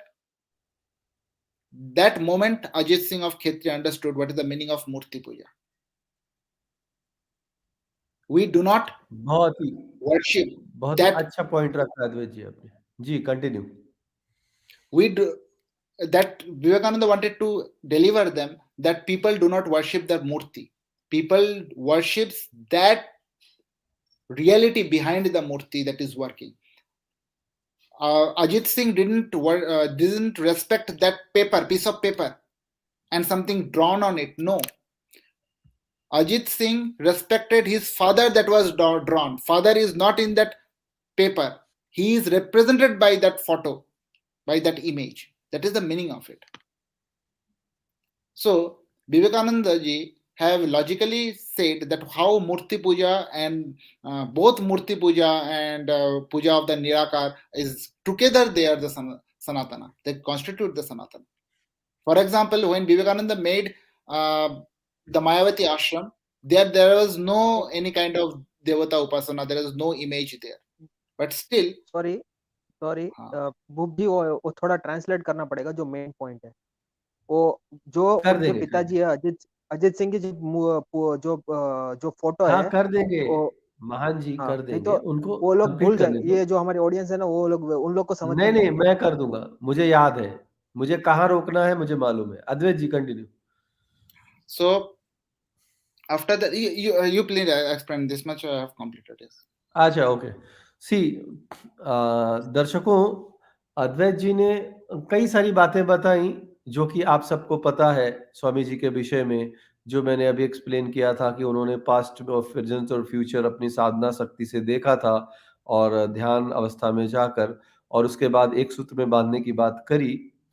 उसके बाद उनके जीवन में एक incident हुआ था. बीच में और भी बातें थी लेकिन वो आपको समझ में आई होंगी. लेकिन ये जरूरी है बताना कि किस तरह से जो मूर्ति पूजा का विरोध करते हैं, और सनातन का मूल सिद्धांत ये कहता है कि साकार और निराकार परमात्मा के व्यक्त और अव्यक्त दोनों ही स्वरूप हैं. दोनों को एक साथ लेकर चलना होता है. किसी एक को लेकर किसी दूसरे को नकार देना, ये सनातन के सर्वथा विपरीत है. ये ठीक उसी तरह से है कि एक शरीर के दो हिस्से कर दिया जाए तो वो शरीर व्रत प्राय हो जाएगा. उसी तरह से साकार को निकाल दें तो सनातन सिद्ध नहीं होता है, और निराकार को निकाल दें तो भी सनातन सिद्ध नहीं होता है. इसलिए हमारा इस मंच से उन लोगों को ये संदेश है, सो कॉल्ड आर्य समाजियों को, कि केवल निराकार के पीछे भागना बंद करें और सनातन की मूल सिद्धांत सही व्याख्या पर लौटे. नंबर एक बात. दूसरी बात, इसी बात को सिद्ध करने के लिए एक अद्वैत को मानने वाले, मूर्ति पूजा को ना मानने वाले अजीत सिंह खेत्री एक राजा हुआ करते थे उस समय।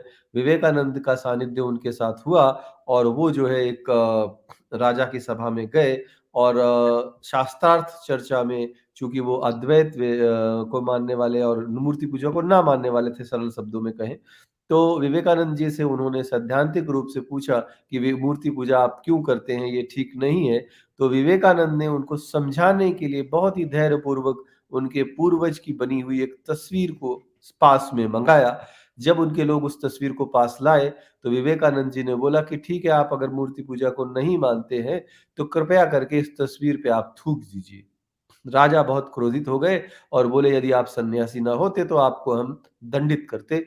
तो विवेकानंद जी ने धैर्यपूर्वक उनसे कहा कि देखिए, आपके पिताजी का हाड़ मांस का शरीर तो नहीं है ये आपके पिताजी वास्तविकता में तो नहीं है, ये तो केवल उनकी तस्वीर ही है।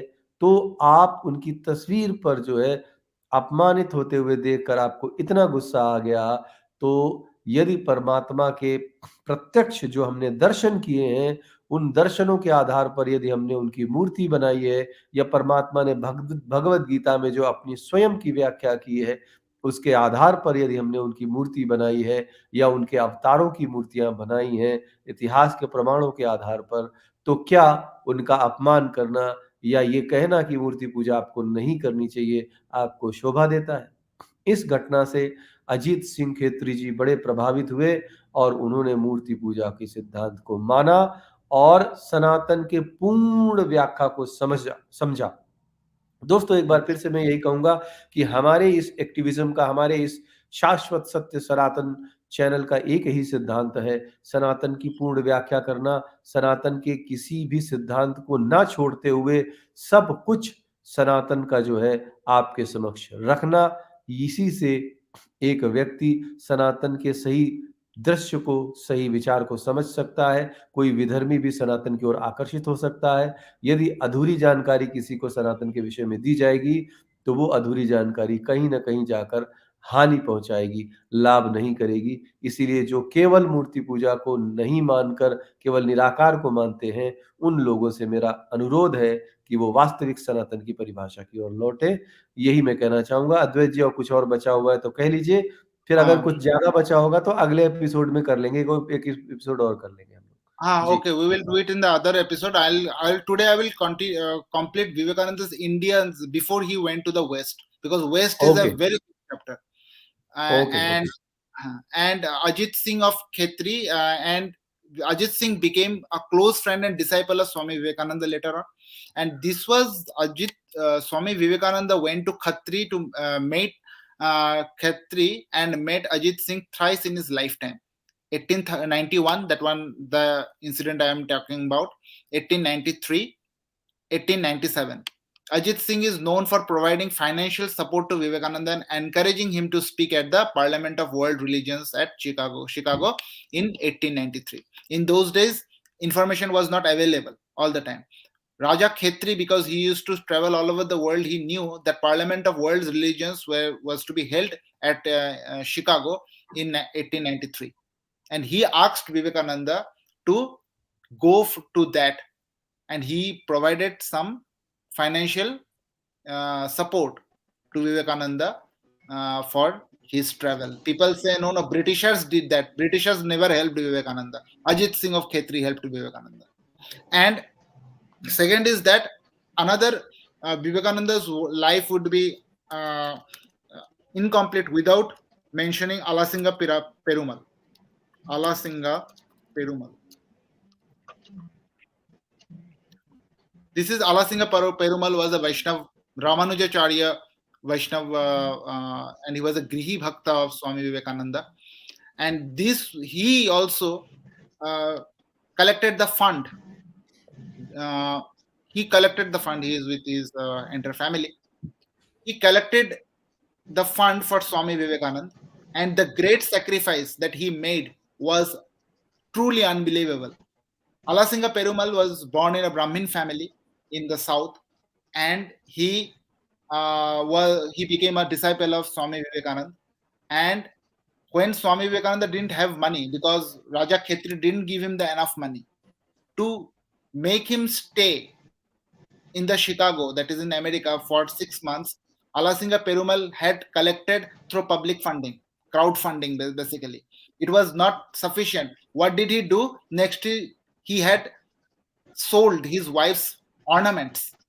Entire family's ornament he had sold, and he brought the money and gave it to Vivekananda so that he could stay there. America was too expensive for Indians. Even today, America is very expensive. If you take 1 lakh or 2 lakh rupees, it is nothing in America. Even you cannot sustain 2 days there. So these people were there after Vivekananda. Vivekananda is not one person. So many contributions, so many sacrifices are there. So the moment we say something against Vivekananda, we have to make sure that we are standing in the right place or not. We are standing in his position or not. And the people who have sacrificed so much for him, are they being given the right or due credit or not? This is Alasinga Perumal ji. Now, Swami Vivekananda, after that, he went, everybody knows that he started his journey to the West, and it took almost 1 month, almost 2 months to reach America. Vivekananda first reached Japan, Tokyo. He had set sail from Bombay. He had reached Tokyo. From Tokyo onwards, he started another sailing and he went to US. But the thing is that in the mid time, in the ship, he had met Jamshetji Tata. That thing already our Bhubji have told, what Swamiji told to Jamshetji Tata, what happened there, and how Jamshetji Tata got influenced by Vivekananda to start Indian Institutes of Science. Today, Indian Institute of Science accepts this.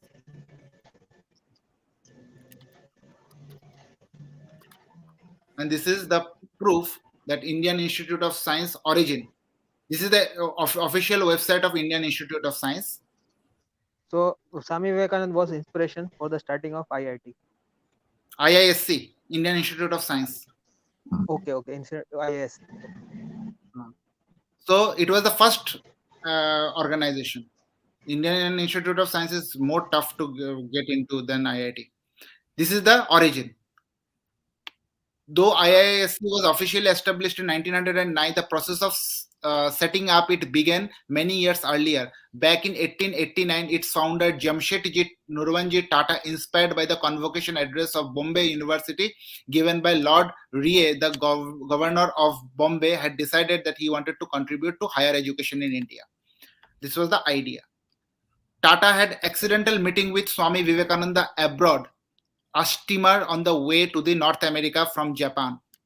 In September 1893, where he discussed his idea of starting a research university, this encounter was later recounted in a letter Tata wrote to Vivekananda in November 1898. This is the archive. This is the letter he had written to Vivekananda. Then how in 1898 Tata offered, then other people also helped.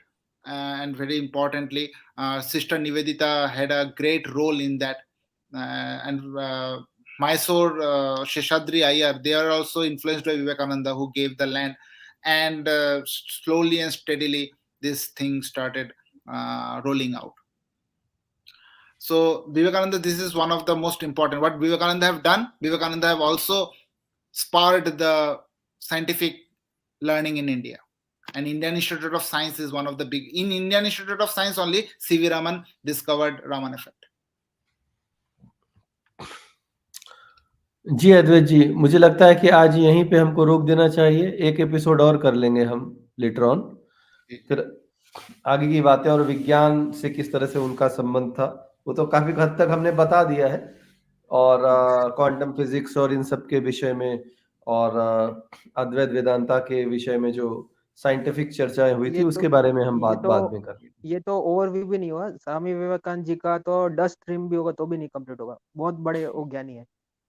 जी हाँ, हम करते रहेंगे, उनकी streams करते रहेंगे, क्योंकि आज Friday का था और स्ट्रीम हमने जो है सेटअप पहले से नहीं किया था। हमने अद्वैत जी और हमारी 1 घंटे पहले ही बात हुई और मैं भी ट्रेवल कर रहा था और जैसे ही मैं गंतव्य पर पहुंचा मैंने थंबनेल डाला और ये स्ट्रीम कर दी। तो हमने तैयारी भी ऐसी कुछ बहुत नहीं की थी, पहले की जो जानकारियां थी उनको ही हमने जो है आपके समक्ष रखा है। अब अगली एपिसोड जब विवेकानंद जी का करेंगे तो हम जो है प्रॉपर और भी बहुत सारी जानकारियां आपके समक्ष लेकर आएंगे जो कि तर्क संगत हो और हमारे समाज के लिए दिशा देने वाली हो। एक और चीज मुझे कहना था कि ये जो ब्रह्म समाज है ये अंग्रेजों ने स्टार्ट किया था। ये उन लोगों हम पे थोपा गया था। स्वामी विवेकानंद जी ने स्टार्ट नहीं किया था। नहीं, विवेकानंद जी तो उसके खिलाफ थे। विवेकानंद जी ने ब्रह्म समाजी के जो मेन ब्रह्म समाजी थे उनको जो है लेकिन माता का भक्त बनाया था, जो वो रविन्द्रनाथ बात सही ठाकुर के है, पिताजी लेकिन थे। आप अभी देखिए बहुत से पुस्तक क्या थे। देखिए उस टाइम पे आर्य समाज के भी पुस्तक उन लोगों ने जो निकाले थे उसको भी उन लोगों ने फैब्रिकेट कर दिया था। अभी हमारे पास हर चीज का प्रूफ तो नहीं मिलेगा, बिकॉज अरे जो नहीं महान हिस्ट्री। जी, आप ये बात इसलिए देखिए नहीं कह सकते हो क्योंकि 150 साल का इतिहास है आर्य समाज का और इन 150 बात सालों में सही है, कौन से लेकिन छापे में। देखिए महान मैं जी आपको एक प्लीज चीज पहले बोलता पहले मेरी बात हूँ। सुनिए। मेरी बात सुनो, आप ये मैं आपकी मैं बात सुनूंगा। आपको टोक रहा एक इसलिए रहा हूँ, आप एक ही रॉन्ग स्टेटमेंट सुन लीजिए। स्टेटमेंट दे रहे history is written by winners, not by losers. हो। नो नो आप नो एक नो बात नो, समझिए। it is not applicable with Arya Samaj because Arya Samaj was always अभी जो stand with the वो लोग ब्रेन winners। वॉशड है, आर्य समाज ब्रेन वॉशड है, वो मैं मानता हूँ, वो अरे सही है। भाई, आप महान जी आप हमेशा यही करते हैं, थोड़ा सा बात को समझा करो। आर्य समाज ब्रिटिशर्स के साथ मिलकर काम कर रहा था, थियोसॉफिकल सोसाइटी ऑफ इंडिया के साथ मिलकर काम कर रहा था, वो विनर्स के साथ था, उसकी कौन चेंज कर सकता था? वो चेंज नहीं करेक्ट हुई करेक्ट थी, वो लिखी ही उनकी प्रेरणा से गई थी। सुनिए, करेक्ट करेक्ट करेक्ट वो लिखी ही सही उन्हीं है। की प्रेरणा से गई थी, वो इंटरपोलेटेड नहीं की गई हैं। दयानंद सरस्वती की मंशा ही गलत थी, मैं ये कहना चाहता हूँ। एक व्यक्ति की जब मंशा गलत होगी, वो दुश्मनों के साथ मिलकर कोई पुस्तक लिखेगा तो उसमें तो वही सारी चीजें लिखेगा जो हमें नुकसान पहुंचाए, वही उसमें लिखा हुआ है। चाहे उनके वेदों के भाष्य हो, सनातन के मूल सिद्धांतों के ठीक विपरीत जाते हैं, चाहे सत्यार्थ प्रकाश हो। मैं इस विषय पर ज्यादा बोलना नहीं चाहता हूँ, आज का ये विषय नहीं है, लेकिन मैं आपको करेक्ट करना चाहता हूँ भाई मेरे, कि कोई अच्छी चीज नहीं लिखी थी जिसको अंग्रेजों ने इंटरपोलेट किया है। अंग्रेजों ने इनके माध्यम से लिखवाया ही गलत चीजें था। वो बात करेक्ट है, आप सही बोल रहे हो आप, समझिए। ये करेक्ट है। हाँ, ये करेक्ट है। हाँ, मैं ये कहना चाह रहा था, बात को समझा करो आप। ओके, ये करेक्ट, आपने जो बोला वो करेक्ट है, सही है। हाँ जी, जी। अब हम पहला और एक डाउट था मेरा, और एक मेरा प्रश्न था कि ये जो मुस्लिम है, ये जो वो कैसे साधु बना वो इनके यहाँ पे मैं जो अभी बताता हूँ, स्वामी मैं इसका उत्तर मैं देता हूँ। देखिए, आज भी हमारे शक्ति के साधक हैं शक्ति पुत्र महाराज जी, रामकृष्ण परमहंस के ही शिष्य अपने आप को मानते हैं और रामकृष्ण परमहंस की परंपरा को ही आगे बढ़ाते हैं और मैं उनका शिष्य हूँ, वो मेरे गुरु हैं। मेरे गुरु के आश्रम में सिद्धांत क्या है? भय भूख छुआछूत एवं सांप्रदायिकता से मुक्त और चरित्रवान समाज का निर्माण करना और सनातन को एक सूत्र में बांधना, आज भी हमारे यही सिद्धांत है। तो लेकिन कुरान को हमारे मानने वाला गुरुजी के क्या साधु बन आश्रम में, सकता है क्या? हाँ, लेट मी कंप्लीट। आज भी हमारे गुरुजी के आश्रम में लगभग 150 ऐसे मुस्लिम्स हैं जो हमारी संस्था से जुड़े हुए हैं। वो देवी माँ के भक्त हैं, साधक हैं और वो जो है पूर्ण सनातनी बन चुके हैं। दो उनके नाम जो है ऑफिशियल उनके अपने वही रखे हुए हैं उन्होंने कुछ कन्वर्ट कारणवश नहीं से, हुए ना, क्योंकि लेकिन वो लोग कन्वर्ट नहीं हुए अभी तक। तो उसमें उनकी गलती नहीं है ना मान जी, उसमें हमारी गलती है क्योंकि हमारा समाज उनके साथ शादी नहीं करता, अपना था नहीं। अच्छा, वो अगर कन्वर्ट होंगे फिर आपके वर्णवादी लोग कौन से वर्ण में रखेंगे, कौन से गोत्र में रखेंगे? प्रॉब्लम वो भी है ना, जरा ऑफिशियल इस गजट पर में भी भी उनका टॉर्च नाम चेंज डालिए। करना प्रॉब्लम है ना। ऑफिशियल गजट में भी नाम चेंज करने का भी बहुत लंबा प्रोसेस है। तो बहुत सारी चीजें हैं। अब जितना इजी समझ रहे हो चीजों को उतना इजी नहीं है।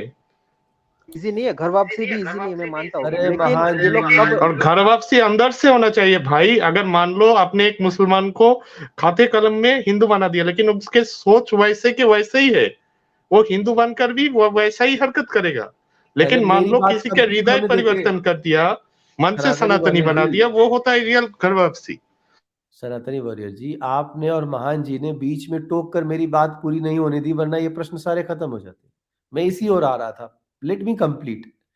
तो 150-200 लोग जो हैं आज भी हमारी संस्था से जुड़े हुए हैं, वो मुस्लिम्स हैं, नाम उनके वही हैं, और सिर्फ इसलिए वो दिल से और अंतरात्मा से पूर्ण रूप से सनातनी है। ना तो वो कभी नमाज पढ़ते हैं, ना तो ही कहीं रोजा रखते हैं, कहीं कुछ मुस्लिम धर्म का कुछ भी प्रैक्टिस नहीं करते हैं। पूर्ण रूप से गुरु जी के शिष्य हैं और पूर्ण रूप से देवी माँ के भक्त हैं वो लोग। समस्या क्या है कि वो उनकी मांग शुरू से रही है कि जो है हमारी बच्चों की शादियां और सामाजिक जो जो अपनापन है वो सनातन समाज नहीं दे रहा है। तो हमारी गुरुजी ने इसी सांप्रदायिकता और इसी छुआछूत और भेदभाव को मिटाने के लिए एक उन्हीं से प्रेरणा लेकर एक मुहिम चलाई हुई है। वो मुहिम हमारी चल रही है।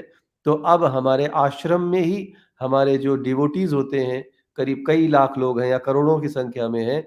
तो गुरुजी ने एक चालू किया है अभी पिछले कुछ सालों से कि वो जो भक्त लोग या जो शिष्यगण हैं, वो अगर अपने बच्चों की शादी आपस में करना चाहें तो आश्रम में ही उनकी शादी करवा दी जाती है। हर साल 100-150 जोड़ों की सामूहिक शादियां भी हमारे शिविर लगते हैं, उसमें होती हैं। तो इस तरह की प्रक्रिया वो कर रहे हैं। तो अब धीरे-धीरे वो लोग कन्वर्ट भी हो रहे हैं। लेकिन शुरू में आज से 20 साल पहले, 25 साल पहले जो व्यक्ति जुड़ा था, उसने अपनी बच्चों की शादी मुसलमान समाज में ही की है। क्योंकि उसको हमारे सनातनी जो सो कॉल्ड जो जो जातिवादी या जो विकृत मानसिकता के लोग थे, उन्होंने अपनाना नहीं शुरू किया था। कौन अपनाता है? इस्कॉन अपनाता है। हमारी जो है जो शक्ति शाक्त लोग होते हैं वो अपनाते हैं, और अन्य कुछ लोग हैं जो अपनाते हैं। लेकिन जो मेन स्ट्रीम समाज होता है, हमारे नॉर्थ इंडिया में बड़ा बुरा हाल था। अब बहुत परिवर्तन हो गया है, लेकिन आज भी लोग शादी ब्याह के मामलों में थोड़ा-सा परहेज करते हैं। तो अपनी कमियों को भी हमें देखना होगा मेरे भाई, महान भाई। एक तरफ़ा जो है दूसरे को ही आप जब ईमानदार कोशिश करोगे तभी आप सफल होगे। और ईमानदार कोशिश का मतलब है कि यदि आप सत्य बोलोगे तो विरोधी के दिल में भी आप जगह बना पाओगे। धर्म मेरे को कोई धर्म और मेरा मेरा सिद्धांतों की बात, महान जी, धर्म और मेरा पॉइंट सिद्धांतों की बात का मतलब ये होता है कि धर्म और सिद्धांत सत्य पर चलते हैं। मेरा पॉइंट अब ये जो है है ये कि देखो, परिवर्तन हो गया है। अब 20% एक ऐसे एक लोग एक बचे हुए हैं। तो अब उन लोगों ने, बहुत सारे ऐसे लोग हैं, उन 150 में से कम 70-80 ऐसे परिवार हैं, 150 परिवारों में से, जिन्होंने सनातन धर्म को पूर्ण रूप से अपना लिया और अपने बच्चों की शादियां सनातनियों के साथ करने लगे हैं। कुछ लोगों की पहले मेरा हो गई हैं, उनकी रिश्तेदारियां हैं, तो वो उसी परंपरा मैं को निभा रहे हैं। हमारे यहाँ बाध्यता नहीं है किसी चीज की। हम उनको नहीं मजबूर नहीं बात करते कि आप इधर ही आ जाओ या उधर चले जाओ। नहीं नहीं उनको बात बात वो नहीं आध्यात्मिक है। रूप से उन्नत कर देते हैं। बात ये है, जी। देखिए, ये सिविलाइजेशनल वॉर है, ठीक है। आप समझ, कश्मीर में जो हुआ था वो सिविलाइजेशनल वॉर है, बात उसकी है। क्या मैं समझा नहीं, आप क्या कहना चाह रहे हैं? कश्मीर में जो हुआ था वो सिविलाइजेशनल वॉर है, बात उसकी है। हाँ, तो उसकी बात तो हम भी करते हैं ना महान जी, उसकी बात हम भी करते हैं। और बस भूप मेरा जी, कहना यही है। स्वामी विवेकानंद जी एक बात कहते थे कि जब भी कोई हिंदू धर्म छोड़कर ईसाई या मुसलमान बन जाता है, तब एक हिंदू कम नहीं होता, एक शत्रु ज्यादा हो जाती। तो उनको भी इस चीज का अंदाजा था। बिल्कुल, लेकिन बिल्कुल एक था जी। चीज ये मानना पड़ेगा कि उस समय में हमारे समाज में भी जो प्रॉब्लम था, उसको भी हमें नजरअंदाज नहीं करना चाहिए। और भूप जी, मैं आपकी ये जो आपने ऑनेस्टी के साथ बात किया, मैं इसका आपका समर्थन करता हूँ। नहीं, नहीं, ये करनी पड़ेगी, हमें ऑनेस्टी दिखानी पड़ेगी, हमें और उस हमारा समय धर्म पर हमें। रामकृष्ण परमहंस देव जी का भी बहुत लोगों ने विरोध किया था, क्योंकि वो जातिवाद नहीं मानते थे। माता की भक्ति बहुत लोग को देते थे, नीची जाति के लोगों के साथ बैठकर खाने खाते थे। तो उस समय भी वर्णवादी लोगों ने उनका विरोध किया था। बिल्कुल, मैं ये कह रहा हूँ कि ये समस्या आज भी हमें जो है समाज में कहीं न कहीं दिख जाती है, और इसको छुपाने के बजाय इसको उजागर करके इस समस्या को समाप्त करना है हमें। हम उस तरफ चल बढ़ रहे हैं। तो अ, अब जो लोग दिल से सनातनी बन चुके हैं, यदि उनको पूर्ण रूप से हम नहीं अपनाएँगे, तो वो बेचारे बीच में ही अधर में कहीं रहेंगे। तो उनको कम्फर्ट ज़ोन देने की आवश्यकता है। उनमें से बहुत लोग बन गए हैं सनातनी, बहुत लोग अभी नहीं बने हैं, बन जाएँगे। लेकिन बड़ी बात तो ये है कि माता के भक्त हैं, रसखान भी थे। आज भी कितने ऐसे यूट्यूब में ऐसे आप प्लीज म्यूट कर बाबा लीजिए। खेपा जी ने भी बहुत सारे मतलब दूसरे धर्म के लोगों को तारा माता की मंत्र दिया था और नीचे जाति के लोगों को भी तारापीठ में पूजा करने के अधिकार दिया था। आज भी उनके परिवार के लोग पूजा करते हैं तारा माता का। तो हमें इस परिस्थितियों को समझना पड़ेगा सबसे पहले। खैर एनीवेज, हम पहले प्रश्न की ओर आते हैं कि सबसे पहला एक प्रश्न हमारे एक दर्शक ने पूछा था। अच्छा, मैं पहले दर्शकों से पूछना चाहूंगा क्योंकि मेरा चैनल अभी नोटिफिकेशन मेल आया कि फिर से मोनेटाइज हो गया है।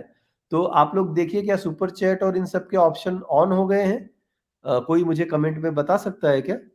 क्योंकि मुझे तो मैं अभी ऐसे पता नहीं चलेगा। मैं आपको एक चीज और बता देता हूँ। आप ध्यान से सुनिएगा बुक जी। आपका जो चैनल है ना, वो यूट्यूब के रडार में ये हुआ है, बिकॉज आप हिंदू चैनल है ना, इसलिए आपका जो भी है उसको एल्गोरिदम आपका शो नहीं करेगा कभी भी, या फिर आपका ग्लिच वर्क नहीं करेगा जो कमेंट सेक्शन का सनातनी ग्लिच वाणी जी, आप है। प्लीज म्यूट रहिए, बहुत ज्यादा हेलो। डिस्टरबेंस हो जाता है जी। हाँ, आप आपका बोलिए आपका महान जी, आप यूट्यूब कुछ कह रहे थे।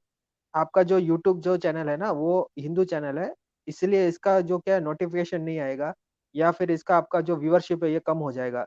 ये ये क्या होता है कि एक यूट्यूब एल्गोरिदम होता है, ये क्या करता है कि जो भी चैनल जो राष्ट्रवादी चैनल होते हैं उनका उनको डाउन करने की कोशिश करते हैं। No, it is not hello. like that. Because it is like I'm that. telling you, Google is working. Sanatan Samiksha is working very fine. Nothing problem is there. See, no, some channel has viewership problem, because if they're Sham talking Sarma on show is sensitive working topic. very fine. नहीं, Sham मेरे Sarma, channel पे reporting बहुत होती है ना। या मेरे correct, channel पे आपके चैनल पे पर्सनली, रिपोर्टिंग होती है, पर्सनल हाँ होती है। मेरे चैनल पे reporting जबकि is कंटेंट the reporting हमारा, menace has been created by many people, including our own See, people, our own Sanatani people. many channels has been brought down because they are talking on Sushant Singh Rajput case. You understand? They have been shadow banned, or their viewership has come down. Okay, That this is is also. not our point of ठीक है, I ये discussion. know, आज this is not. Discussion का I'm topic just giving नहीं an है example. महान I'm ji. giving an example. No, let's talk about the subject. We don't Yeah, I afraid of understand. कि महान जी, हमको इससे कोई फर्क नहीं पड़ता कि चैनल कितना आगे बढ़ रहा है कितना पीछे जा रहा है। हम अपना कर्म कर रहे हैं, ये रिकॉर्ड्स में आ रहा है, मल्टीपल स्ट्रीमिंग में कर रहा हूँ तो फेसबुक में Because भी रिकॉर्ड हो रहा है, यहाँ आप भी रिकॉर्ड हो आपके रहा है, बहुत शत्रु तो ये है। देखिए, आप क्या, आपके बहुत शत्रु, बिकॉज आप एक बॉलीवुड के क्या बोलते एक्टर हो, और आपको अगर कोई ने आपको अगर मेन स्ट्रीम मीडिया में आ गए तो आप इन लोग की पोल खुल जाएगी, इसलिए आपके यहाँ पे रिपोर्टिंग भी होती है, आपका व्यूअरशिप भी कम किया जाता है। I am telling the truth.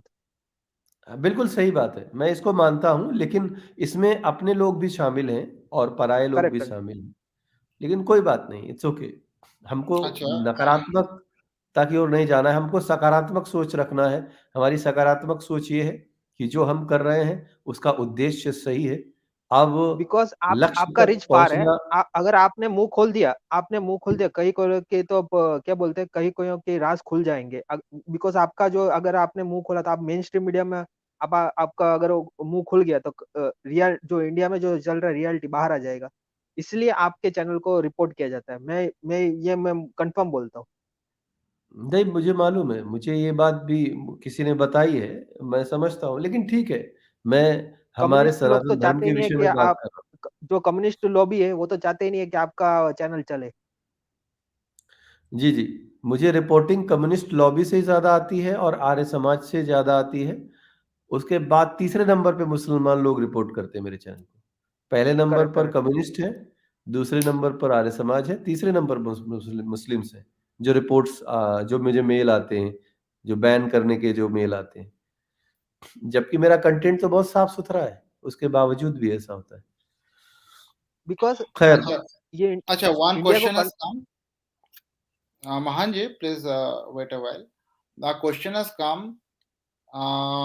Normalized Advait ji, Advait J. Krishnamurti was adopted son of any Besant. Do you consider him wrong or fake?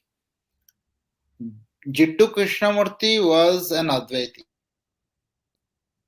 and he was a very truthful person. He never lied in his life. So obviously he was a great person, without a doubt. I ji don't know Advait ji, a lot about his life. I मैं don't know. So मैं I इसका want to जवाब देता हूँ अद्वैत जी। मैं इसका इस logic में ही कोई तथ्य नहीं है कि यदि किसी का अडॉप्टेड सन है और जिसने अडॉप्ट किया है उसकी विचारधारा, उसका ओरिजिन कुछ और है, तो जरूरी नहीं है कि जो अडॉप्टेड सन है वो भी उसी विचारधारा को फॉलो करे। सिंपल सी बात है मेरे भाई, जिनके बारे में आप बात कर रहे हो, उनकी माँ ने उनको भले ही किसी कारण, परिस्थिति, काल, समय, परिस्थिति के हिसाब से गोद लिया हो, लेकिन उस व्यक्ति ने अपने जीवन में क्या किया है उसको जानना आवश्यक है। किसी का पुत्र होना या किसी का पिता होना ये कोई मेरिट नहीं होती है। मेरिट ये होती है कि आपने अपने जीवन में क्या किया। तो जिस पर्सनालिटी ने, जी कृष्णमूर्ति ने हमारे सनातन के मूल्यों को आगे बढ़ाया हो, जिस पर्सनालिटी ने अच्छे काम किए हों, उसको आप नकार नहीं सकते हो सिर्फ इसलिए कि किसी और ने उनको अडॉप्ट किया था। नंबर एक बात, यदि उन्होंने कोई बुरे काम किए हैं तो हम उनको नकारते हैं। यदि उन्होंने सनातन के पक्ष में काम किए हैं, भारत राष्ट्रीयता के पक्ष में काम किए हैं, समाज के पक्ष में काम किए हैं, तो हम उनको स्वीकारते हैं। सिंपल सी बात है। उनको किसने गोद लिया, वो किसके पुत्र थे? कंस किसका पुत्र था? उनके पिता बड़े धर्मात्मा थे लेकिन कंस पैदा हुआ। रावण किसका पुत्र था? उनके पिता बड़े धर्मात्मा थे लेकिन पुत्र रावण हो गया। तो उनकी पिता की वजह से रावण को भी धर्मात्मा मान लिया जाए, या कंस की पिता की वजह से कंस को भी धर्मात्मा मान लिया? ऐसा नहीं होगा। कंस ने जो कर्म किए उसका फल कंस को मिला, पिता ने जो कर्म किए उसके फल उसके पिता को मिले। उसी तरह से रावण ने जो कर्म किए रावण को उसके फल मिले, और उनके पिता इतने बड़े ऋषि थे, विश्वेश्वरवाद, बहुत बड़े ऋषि हुआ करते थे, उनके पुण्यों का फल उनको मिला, उनके पुत्र के दुष्कर्मों का प्रतिफल उसको मिला। इन दो बातों में कोई संबंध नहीं, इसलिए ये तर्क ही आपका जो है गलत है। ऐसे तर्क लाकर जो जो इस्लामिक विचारधारा के लोग होते हैं, इस तरह की बातें वो लोग सोचते हैं अरे उनके बाप ऐसे थे तो वो भी ऐसे होंगे। नहीं भाई, सनातन व्यक्ति विशेष की बात करता है, जीव की स्वतंत्रता की बात करता है। सनातन आपके कर्मों की बात करता है। कर्म प्रधान विश्व रचि राखा, जो जस करे तसे फल चाखा। तो यदि उस व्यक्ति ने अच्छे कर्म किए हैं तो हमारे लिए स्वागत है उनका हमारे दिलों में, यदि बुरे कर्म किए हैं तो हम उनको नकारते हैं। सिंपल सी बात है। That's it. Acha, जी हाँ। Ratri ji had asked us a question to both me and you and me. क्या तंत्र शिक्षा को मानते हैं?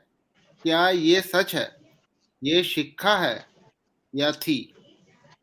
जी, मैंने इसका उत्तर एक दिन शायद रात्रि जी को या किसी और दर्शक ने पूछा था, तो मैंने इसका उत्तर दिया था कि तंत्र का अर्थ जो है, पहले आपको समझना होगा व्याकरण के अनुसार। जैसे प्रजातंत्र होता है, लोकतंत्र होता है, उसी तरह से मंत्रों का भी एक तंत्र होता है, सिद्धांतों का भी एक तंत्र होता है, योग तंत्र होता है, न्याय तंत्र होता है, कल्प तंत्र होता है, कुछ भी इसको तंत्र इस हिसाब से समझिए। तंत्र का अर्थ है व्यवस्था। तो सनातन सिद्धांतों, सनातन सूत्रों का, सनातन सिद्धांतों का और सनातन मंत्रों का व्यवस्थित रूप से उपयोग करना ही तंत्र कहलाता है।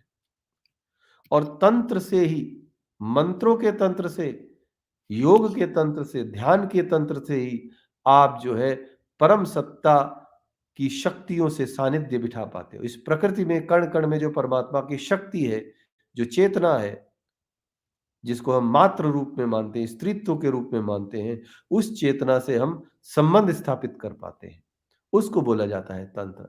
और तंत्र साधना से तंत्रों की सिद्धि होकर, मंत्रों की सिद्धि होकर आपको तमाम तरह की शक्तियां प्राप्त होती हैं। रामकृष्ण परमहंस जी के जीवन की उन शक्तियों के विषय में हम बात आज कर रहे थे विस्तार से, उसे तंत्र कहते हैं। हाँ, Tantra एक is, एक I want to last tell में, अजय जी लास्ट में एक बात रहेगी। मैं इस बात से आपको अवगत कराना चाहता हूं मेरी प्यारी बहन, कि आज के समय में तंत्र के नाम पर कुछ लोगों ने जो है गलत प्रैक्टिसेस शुरू कर दी हैं। वो सनातन का हिस्सा नहीं, लेकिन हाँ, तंत्र सनातन का हिस्सा है, था और रहेगा। आज जैसे कामाख्या मंदिर के परिवेश में कुछ नई नई चीजें, नई पुस्तकें लिखकर तंत्र का नाम लेकर कुछ तमाम तरह की गलत प्रैक्टिसेस अगर हो रही हो, या क्या कहीं भी हो रही हो, किसी भी कोने पे हो रही हो, वो तंत्र का हिस्सा नहीं है। वास्तविक तंत्र जो है उसको समझने की आवश्यकता है। वास्तविक तंत्र से आपको मोक्ष मिलता है, आपको ज्ञान मिलता है। Ratri ji, I want to add something here with extending Bhubji's diction. One thing is that Tantra is, if you want to go into the philosophy, Tantra is an amalgamation of two philosophical schools, Sankhya Darshan and Vedanta. When you mix Sankhya Darshan and Vedanta together without casting anyone aside, you will get the Tantra. Tantra is what? Basically, you take the acharas of the Brahmana Granthas, okay, and you use Sankhya Darshan and Vedanta to do the worship. This is what Tantra is. And because Yoga is based upon Sankhya Darshan, Yoga also comes as a natural tool of Tantra. Now, what is the problem is that one of the greatest tantrics of all time, Bhamakhepa's Shishya, his Shishya was Nigamananda Saraswati. Nigamananda Saraswati ji have clearly told that Tantra is a very old method of getting God. It is a valid path, number one. Number two, there are lots of interpolations in the Tantra. And it has become so difficult to ascertain or discern which is right, which is wrong, is a very, very difficult thing. And that is why traditions are there. Number two. Number three is that Tantra is a shortcut to get all the siddhis. And number four, to get moksha, Tantra is not the way for getting moksha. You can get moksha using Tantra also. It is not a big deal. But the thing is that it is difficult to get moksha through Tantra. Tantra is for siddhis. Particular vehicles are there, yantras are there to get siddhis and everything. So Tantra is basically an amalgamation of the Brahmana Granthas, that is Purvamamsa Sutra. It will follow Purvamamsa Sutras, number one. Number two, it will follow the Sankhya Darshan. And number three, it will follow the Vedanta Darshan. And Tantra has got two more pramanas. And what are the pramanas? For example, I'm giving a brief synopsis of Tantra. The pramanas are Cheshta Praman and Atteyi Praman. These two extra praman will come. Cheshta is the praman of gestures. Mudra pramana. And Aiteyi Praman. Aiteyi Praman is the Itihas Praman. So these kind of two extra pramanas come there. That is what is known as Tantra. Okay. Pauranikas take all the eight pramanas. Tantra takes two more. So I want to add more. I want to add more what Advait, Relumas Advaita ji said, that Tantra does not have non-veg eating or that corpse eating, all this nonsense. Tantra has doesn't have such things. Bali means vegetable cutting. बलि मतलब जो भाजी जो कद्दू को काटते हैं ना उसको बोलते हैं बलि, ना कि मुर्गे को या इंसान को बलि देने का। वो ऐसा कुछ है ही नहीं अपने यहाँ पे सनातन धर्म में। Yeah, continue. There are many other. No, Advaitji, what he is saying, I don't agree with it. Even Bali Vidhan is there in Vedas also. Bali is vegetable cutting, pumpkin cutting. No. अरे आज ये subject नहीं है, इस पे बात ना करें। इस पे कई बार हम बात कर चुके हैं, विषय से भटक जाते हैं हम। विवेकानंद पे रहे, विवेकानंद पे ही बात करें। Now another question has come that whether Vivekananda ate beef or not. There are many. Advaitji, show them the letter what Swamiji have written in the response, and Swamiji was very sad when what Swamiji have written, what Christian missionaries are actually that time these Christian missionaries and some Brahma Samajis are trying to do this propaganda to defame Swami Vivekananda. Okay, this is the complete works of, and I want to tell here that before I started the stream, a girl helped me, and another person, Rahul Krishna Khandiat, helped me to get the pramanas, and he got the pramanas himself before to refute the allegations against Swami Vivekananda. His name is Rahul Krishna Khandiat. He's from IIT Delhi, and here he gave this reference: complete works of Swami Vivekananda, volume 5, epistles, first series. This one is actually L, second L is, I think so, 52. It is 52. Yeah. X, L is 50. Yeah, it's 52. Yeah. Now, dear Alasinga, I am surprised that you take so seriously the missionaries' nonsense. What is nonsense telling about? Missionaries were telling that he was eating beef here. If people in India want to keep me, if people in India want me to keep strictly by Hindu diet, please tell them to send me a cook and money enough to keep him. He was not having money that time, and he had to eat. He was forced to eat that a sannyasi may not consume in normal times. For example, a sannyasi doesn't consume onion. A sannyasi doesn't consume garlic. Now, if I am tormented, I cannot take any food, I'll have to consume onion and garlic. That is a different issue. It is not according to Hindu Dharma to consume onion and garlic. But people are doing it out of pressure. So, circumstances, right? This silly bossism, this silly bossism without a mite of real help makes me laugh. On the other hand, if the missionary tell you that I have ever broken the two great vows of the sannyasin, chastity and poverty, tell them they are big liars. So they have clear. It's a clear message. Clear thing. Swami Vivekananda never broke any principles of sannyasa. And today, what the day has come in like that, the Arya Samajis are taking the missionaries' word as true to falsify their own Hindu Dharma. That proves that they are not Hindu Dharma. See, यहाँ पर एक चीज सभी सनातनियों को समझनी होगी कि Arya Samaj is a different face of missionaries. Still, it's a different face of missionaries. तो वो मिशनरीज को ही तो एक्नॉलेज करेंगे. मिशनरीज इस्कॉन के बारे में जो आक्षेप लगाते हैं आर्य समाज उसको प्रोपोगेट करता है.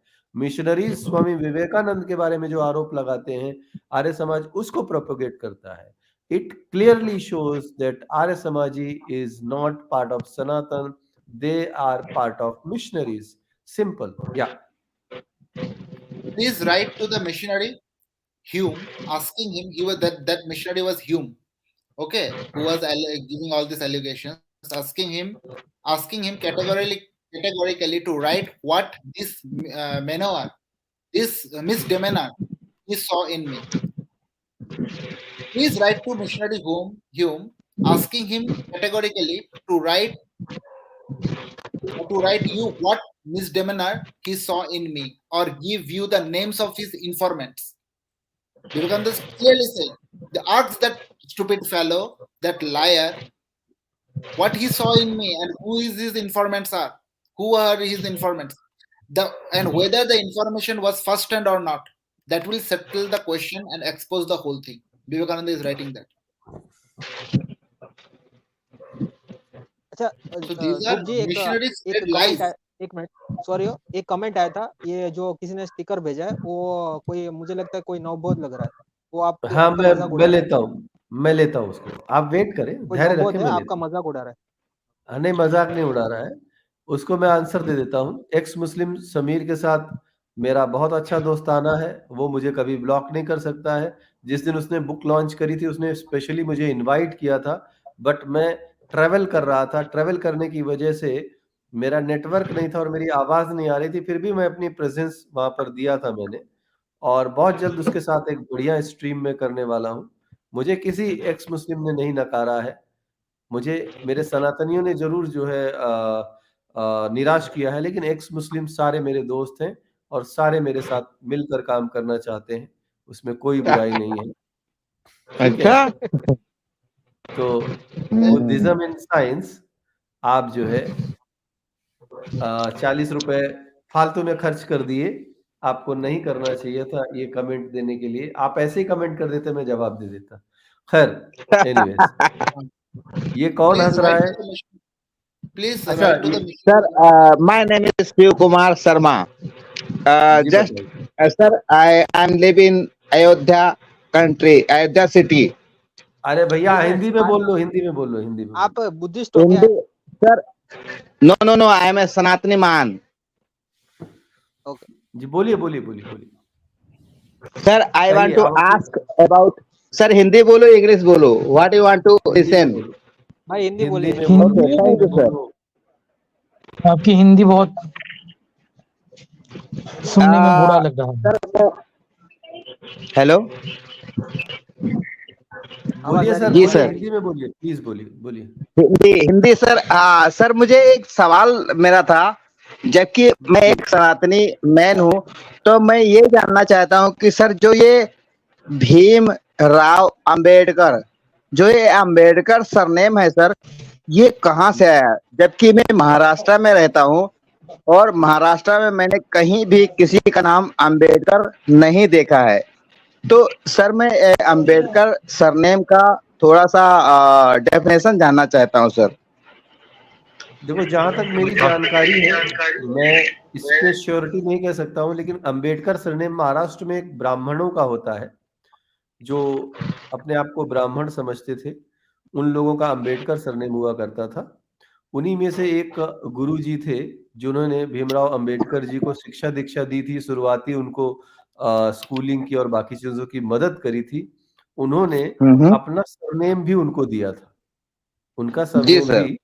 उन्होंने उनको दिया था। जैसे महात्मा गांधी ने इंदिरा गांधी के पति को अपना सरनेम दे दिया था, उसी तरह से उन पंडित हम्म। जी ने जो है भीमराव अंबेडकर को अपना सरनेम दिया था, उनको पढ़ाया लिखाया था। और एक वहाँ के जो जमींदार थे, राजा थे, उन्होंने उनकी उच्च उच्च शिक्षा के लिए पैसे दिए थे और उनको जो है पढ़ाया लिखाया था। तो इससे ये भी पता चलता है कि सनातन समाज हमेशा से समरसता का द्योतक रहा है, कोई भेदभाव नहीं रहा है, लोग एक दूसरे की मदद किया करते थे। जी। Thank you Yes. सर। अच्छा सर, मेरा अच्छा, एक और सवाल शिवाजी मेरा जी, एक और शिवाजी सवाल था सर। मेरी बात सुनिए। सर मेरे को आपसे प्लीज। एक सवाल करना है। आप हंस जी किस सर। लिए रहे थे? आपको उनकी जो समीर जी, ये जो जोक लग रहा था कि आप भूप जी पे हंस रहे थे? नहीं नहीं सर, वो मुझे कुछ ऐसा कुछ ऐसे मतलब लगा कि उन्होंने ऐसा कुछ बोला था जिसमें मेरे को हंसी आ गई थी। बट सर, वो अगर अच्छा आप अच्छा, ठीक है पूछेंगे ठीक है, तो कोई बात नहीं। How you okay are okay okay, laughing ठीक है ठीक अबाउट है। दैट नहीं नहीं, ठीक है thing, ठीक है, so आप I पूछ सकते can't हैं, पूछ सकते explain हैं। about that. नहीं नहीं, कोई बात नहीं, हिंदी में अब बोल मैं दीजिए, समझ गया। हिंदी में बोल दीजिए। सर, मैं Okay. अगर आप पूछेंगे कि मैं किस बात पे हंस रहा था, तो I don't know about that. मैं किसी बात पे मुझे हंसी आ गई थी सर। अगर आपको बुरा लगा हो तो उसके लिए आई एम सॉरी। नहीं नहीं नहीं नहीं नहीं, नहीं नहीं, हमें कोई बुरा बुरा नहीं नहीं लगा, लगा हुआ खाली है। आप पूछ रहे थे हमारे आपसे। भाई हैं, आप हमारे हाँ, भाई हैं, हमको बुरा नहीं लगता है। हम जो है सार्थक चर्चा के लिए बैठे होते हैं। हमको हानि में, लाभ में, यश में, अपयश में, किसी भी परिस्थिति में हम समभाव रखते हैं। हम धैर्यवान लोग हैं।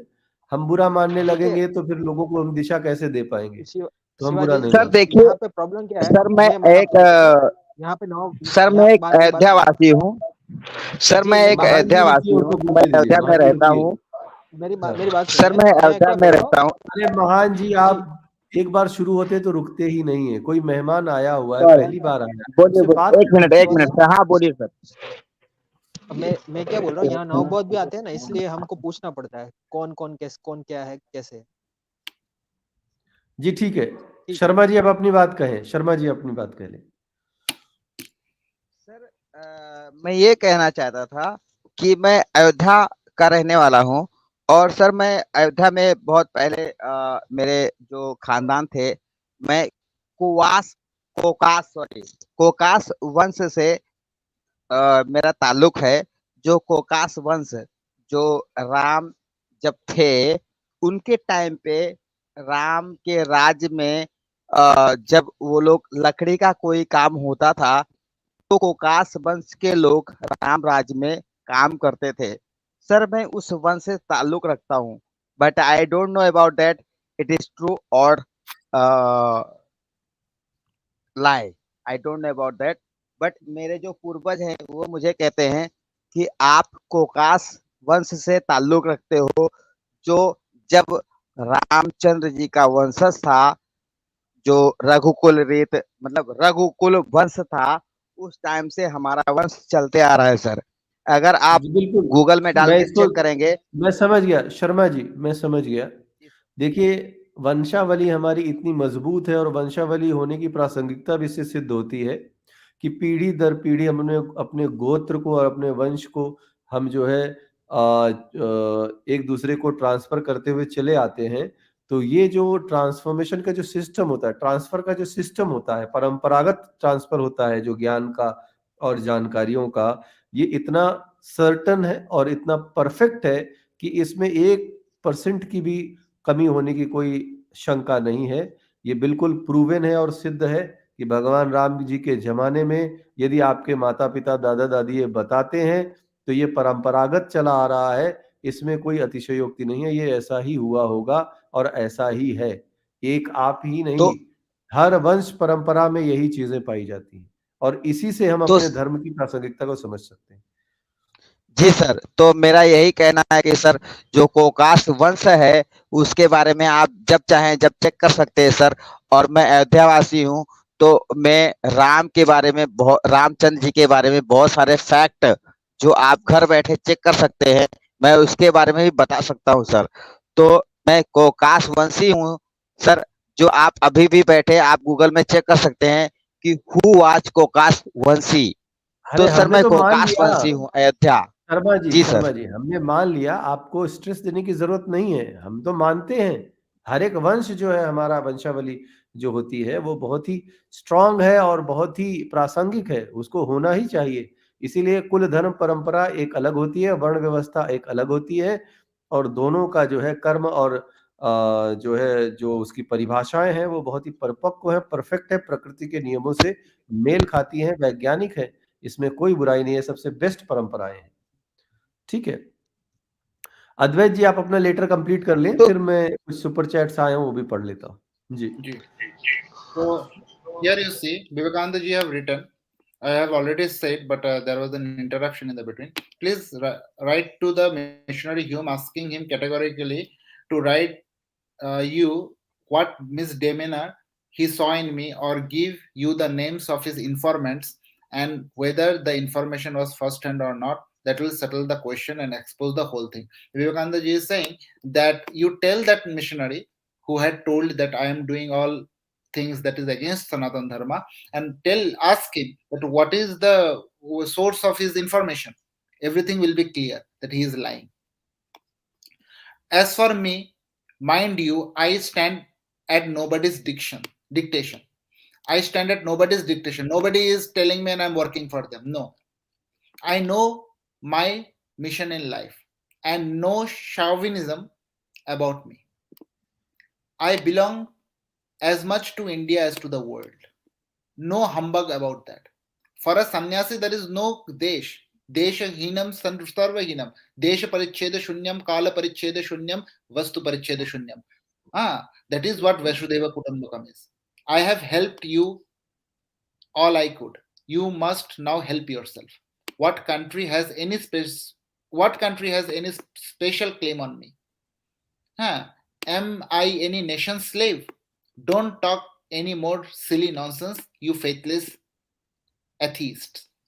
The atheists are generally more inclined and clinging to the country identity because they do not believe in their soul. They are the atheists. I have worked hard and sent all the money I got to Kolkata and Madras. And then after doing all this, stand their silly dictation. Are you not ashamed? What do I owe to them? I don't care a fig for their praise or fear their blame. I don't care whether they praise me or blame me. I am a singular man.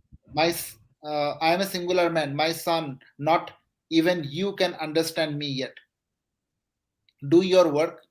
If you cannot, stop. But do not try to boss me with your nonsense. I see a greater power than man or God or devil at my back. I require, that is Brahma. Brahmavid apnoti param. I require nobody's help. I have been all my life helping others. They cannot raise a few rupee to help the work of the greatest man their country ever produced, Sri Ramakrishna Paramahamsa.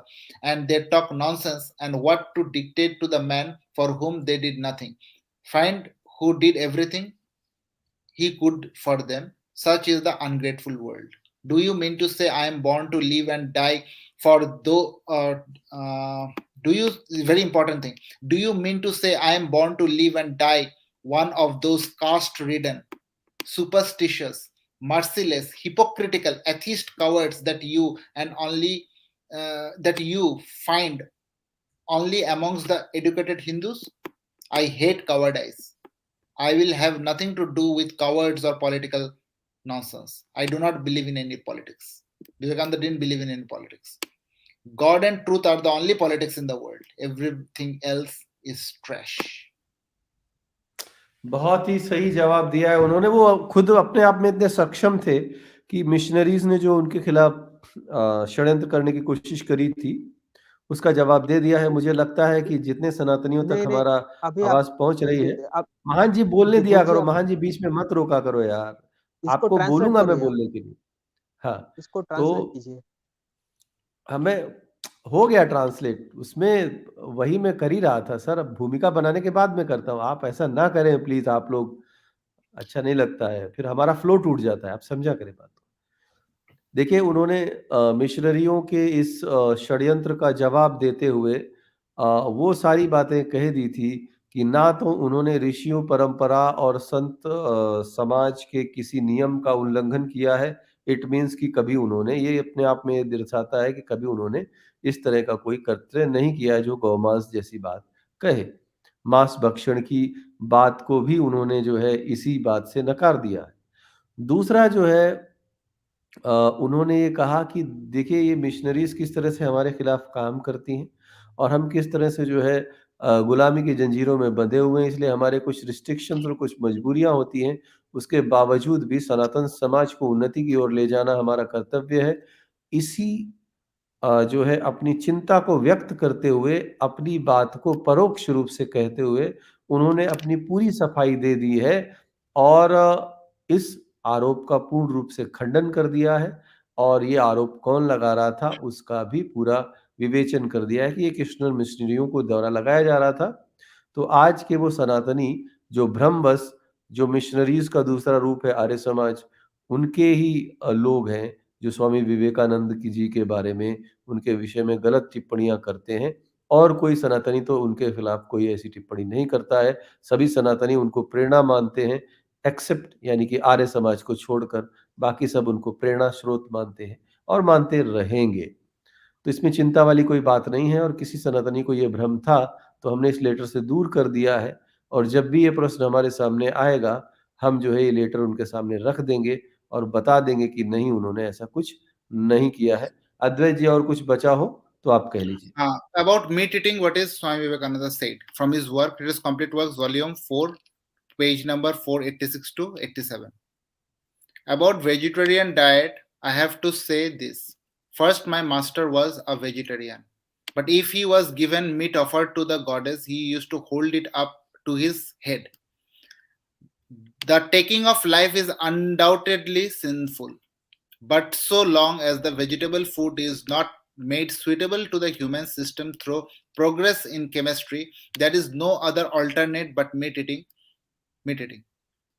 So long as man shall have to live a rajasika active life under circumstances like the present, there is no other way except through meat eating. It is true that Emperor Ashoka saved lives of millions of animals by threat of the sword, but it is not the slavery of a thousand years more dreadful than that. Taking the life of a few goats against the inability to protect the honor of one's wives and daughters and to save the morsels of one's children from robbing hands. Which of these is more sinful? Rather, let those belonging to the upper 10 do not earn their living by manual labor, not take meat. That he is saying the upper 10 means what? The highest people, they are sattvic people. let not them take meat, but forcing vegetarianism upon those who have to earn their bread by laboring day and night is one of the causes of the loss of our national freedom. Japan is an example of what good and nourishing food can do. So he was influenced by Japan, and he said that Japanese eats the thing without any care for what is the thing and what is don't have to eat, and they have a very good economic system and health also. This is also the point Vivekananda said, that although it is very important, that it is barbarous to kill animal for food, but if you want to have your own survival, for your own survival, you are taking something that should not be suppressed also. That is the thing. Ji Again, अद्वैत जी, इसमें Another thing is that the guna transformation. Suppose a person is extremely alsi and he is extremely tamasic in nature, he will not turn directly to Suddha Sattva. There are all the steps. fish and meat disappears when pure sattva is highly developed. That is, your sattva guna will, when it will become very developed, all the liking for fish and meat will go away. And these are the signs of its manifestation in a soul: sacrifice of everything for others, perfect non-attachment to lust and wealth, want of pride and egotism. This will also go away. The desire for animal food goes when these things are seen in a man, and when there are where such indications are absent, and yet you find men siding with the non-killing party. Know it for a certainty that there is either hypocrisy or a show of religion. So you know that a person who doesn't do any kind of doesn't have any kind of other things that are shara ripu are there, but a person who has got all the ripus, he is going after girls, he is taunting, eve teasing, he is doing bribery, he is having a lot of ego and all these things, all the negative things are there, but he is telling you don't eat meat because you will become tamasic. Then you know that he is a liar, because he has all the ripus. Only a sattvic person will automatically give away meat eating, fish eating, and he will not be egoistic also. He will not have any ripu, and he will not have any vikaras also. So this is how a balance of spirituality comes here. Just saying that you are doing everything wrong and you are saying to others that you are bad for taking this and that, this is wrong. This is not Sanatana. Yes, when your sattva will become complete in you, it will be filled in you, everywhere you will be sattvic. Yeah, meat eating and fish eating will go away.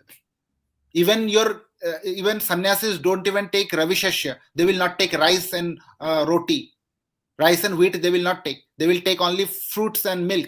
Even that can also be given away. So this is the neti. अद्वैत जी, मैं इसको explain कर देता हूँ हिंदी में. देखिए दर्शकों, विवेकानंद जी जो थे, उन्होंने इस पूरे वक्तव्य में सर्कमस्टांसेस और काल समय परिस्थिति के हिसाब से और समय की मांग के हिसाब से अपनी बात कही है. और शुरू के ही वक्तव्य में उन्होंने ये कह दिया है कि खाने के लिए किसी प्राणी की हिंसा करना वो एक अच्छी बात नहीं है, वो एक हमेशा से गलत बात ही रहती है.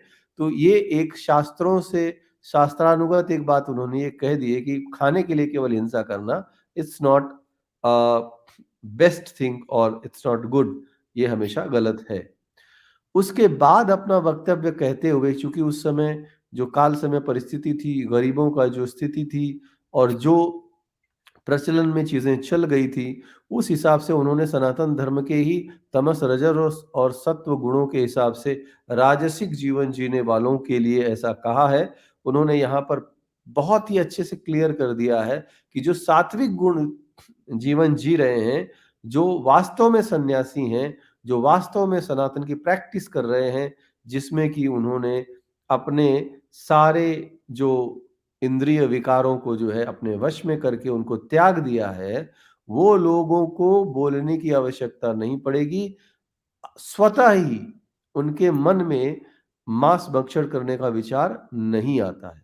लेकिन जो गृहस्थ जीवन जी रहे हैं, जो राजसिक जीवन जी रहे हैं या जो तामसिक हैं, उनको उनके विकारों को दूर करने की बात ना कहकर उनको जो है इंद्रियों के वश में रहते हुए उनको जो है जैसा कि अद्वैत जी ने भी बताया था, मैं हिंदी में थोड़ा उसको समझा देता हूँ कि आप जो है काम, क्रोध, मद, लोभ, मोह इन पंच विकारों में फंसे हुए हैं और सारे विकारों के अधीन होकर सारे गलत काम आप कर लेते हैं और उसके बाद अगर आप कहते हैं कि मीट ना खाओ, तो इसका कोई तुक नहीं बनता है।